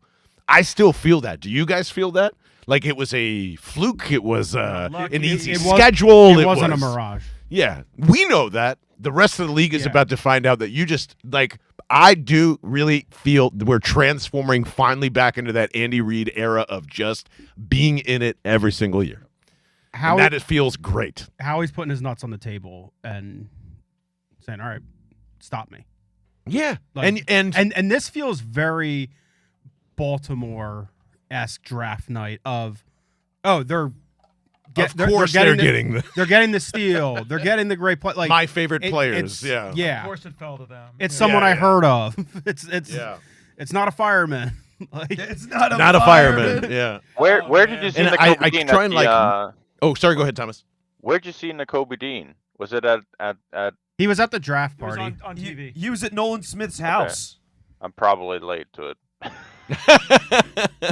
It was on the ESPN broadcast. That's where we saw it. Gotcha. Well, because who in the NFC? Again, how are we not a top three NFC in the NFC? How are we not at least a top 3 team right now? Yeah, Yeah, they're number NFC. one. I Yeah. think we're yeah. number one. I'm just saying. Okay, you want to throw the Niners in there? You want to throw then who? Yeah, it's an empty Who? It's it. tumbleweed of maybe. That's it. Right. There's no one in the North that's scared. I mean, Detroit's going to be better, but they don't. No, they Not after they, this draft. No, Scare me, not with Woof. this draft. Right. they got 1 ounce of I mean, positivity. 1975 called. And they went their draft. back. Jesus. Right. But Seriously. if they were to trade the rest of their draft for Buda Baker right now, no one would be upset. Right. No one would be upset. And who in the South scares you? No one. No, So it's San Francisco and Philly. that's it. It's a 2-team league. Right. Yeah. And Conference. And not- we're gonna conference. play them, and that'll be a big game, maybe. That's it. till Jalen Hurts just puts up a 50 burger on everybody. Like that's fuck you, that, league. Yeah. that I think we're really reluctant to step into this, but man, dude, who the fuck? You have the most dominant college defense probably ever on one side of the one ball. team. You have got a guy that has went through every pile of shit, became the highest paid player for 7 days in the NFL, and I don't. What the fuck is going on? best This is offensive line in Did the we just game. turn into the Patriots? Best wide receiver combo in the game, possibly. Yeah, it's insane. This stretch of AJ, Devontae, Goddard, and Rashad Penny. Yeah. Sure. With our offensive line and the best quarterback in the conference. And about 12 picks hanging out, waiting for you the next Oh, year, yeah. too. By the way. Yeah, oh, by the way. I have never seen an Eagles team set up this young, this good. and have resources ready to continuously back it up. Like this was a home run since 2020. Yep. It's flawless. It's Damn, flawless. Jerem. From getting out of Carson Wentz to this point is flawless. We were old, we were slow, and now we're Young, fast, young, and the most fast, and exciting thing in the NFL. exactly. Daniel Who would've thought, Jeremiah, I'm dumbfounded that the Eagles came out of the first round with Jalen Carter and Nolan Smith. Yeah, it is. This was like it is almost as if the rest of the league decided these two players have to go to the Philadelphia Eagles. That's how it feels. Like it's just like, sorry, we can't take it. It doesn't work in our. Howie's got pictures of all the other GMs. I'm telling you. And it only took one trade to move up one spot. Yeah. Like you could have said, oh, they traded, all these 3rd or 4th round picks to get these guys. Nope, just one trade. That's it. A 4th round pick for next year. One slot. And they had they had the Cardinals trade where they moved up from the end of the 3rd to the top of the 3rd. It's unbelievable what they did today. Even after all of this, doesn't happen. The swap in the 3rd round basically netted them a positive gain of draft capital. Yeah. Like that swap from 90 whatever to 60 whatever is worth a 4th. I mean, it's incredible, man. So Holy shit. Gannon got us Nolan Smith. That's what you're trying to say. Yeah. Thank you. Yeah. Thank you, Jonathan Gannon. Nolan Smith for Jonathan Gannon, sure. Yeah, it's nuts. This team is so fucking good. Oh my God, They're guys. so good. Have we seen I think this is the best time ever. Just to leave it right there, and we will obviously have a full recap after this weekend. There's a lot to get into, and this makes me so excited for all of the shit that we are planning this season. And trust me, just keep staying tuned because we have got a lot, and it's going to feel like a lot. And probably just like the Philadelphia Eagles, no one's going to expect this kind of awesomeness coming for us in this off-season to new season. So join us, bellandthebirdmen.com. Make sure you're hanging out in the Discord. And just a billion thanks to Sarkis and Township Line Pizza for providing literally everything that you see in front of us tonight. It was devoured from, well, honestly, like the first time we went into the shop, it was love at first sight. Just the food is amazing. It's so simply unique. That and because I say that because it's not like anything crazy from a pizza shop. It's just so well thought, so well crafted. Every single spice and every ingredient in this has like a purpose. And normally when you walk into pizza shops like that, it just doesn't happen. So that's why we love partnering with Township Line Pizza. It's just something different, man. And it has the same classic Philly vibe around it. So go make sure you're supporting them. And of course, all of our friends at Liquid Death, liquiddeath.com/bell. You know all about it by now. This is the best tasting water in a can that you will ever find. And it saves the planet. And it just looks fucking cool, right? Like it is just a badass can. It keeps the party going. If you're drinking Buffalo Trace every single hour of the day, it still kind of looks like you're partying and hanging out. But most of all, it isn't one of those shitty plastic bottles that get thrown into a New Jersey landfill and say you're recycling or whatever. That's aluminum. That sticks around. That's why we love them. And also, it's not too far often that you work with a water company. They have like enemas for sale on their website. So. There's that. There is that. liquiddeath.com/bell. Fellas, any final thoughts before we get on out of here? And thank you so much for watching the stream, guys. This has been fucking awesome. Shout out to the Discord for being amazing. Vince Quinn, we've got quite a hell of a fucking football team to talk about here. Yeah, this team's amazing. This thing rocks. Everybody hanging out with us tonight, thank you so much for hanging, whether you're watching on YouTube or just hanging along in the comments and being active on Discord, whatever it is. It's been so much fun. I mean, this thing, like... Look at this. We got all these fun people here with us. It just feels like it's always growing all the time, and everybody's a part of that. So that's what makes this whole thing go. So stuff like this. So thank you to everybody. It's going to be a great fucking season. There's going to still be 2 more good days of God knows what Howie's going to do. 11 picks next year that they could do to move into this draft. Maybe trade up for Brian Branch. You never know. So we'll see what happens there. But, man, what a night. I'm so fat. I'm so happy. I took my shirt off. Things are good. I'm ready to go home and sleep. Chris Wood, anything from you, my friend? Well, first of all, thank you. This was awesome. Appreciate you being here, man. This was great. And no, I'm excited. I'm excited for you guys, and I'm excited for this team. Jamie? Thanks for having me. Probably the best first night of the draft the Eagles have had ever. Looking forward to the next 2 days. See what they can come up with. Taylor Credatus, any final words? We didn't get our guy Quinn Johnson, but holy shit. Yeah. Yeah. What a fucking pull tonight. I would say this is quite a prize, and it does, oddly enough, finally break the streak. The first time since 1993 that the Eagles have actually used 2 first-round picks and place selections. So, literally, what is that? Is that fucking 30 years? Yeah. Oh my God, I'm old. 1993 used to sound not that long ago, and now it's 30 years ago. So there you go. New things happening all the time, and so appreciative of everybody here. Oh, sorry. Yeah, and then Thomas, thanks you for hanging with us tonight, man.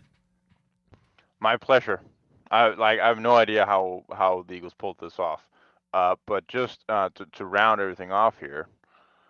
From my end, sun is rising, so I am about to hit. It looks like it's 6 o'clock for Thomas's Hit the side. showers. It is 6 o'clock, yeah. So I want to hit the bed, and I'm going to be ready for day 2.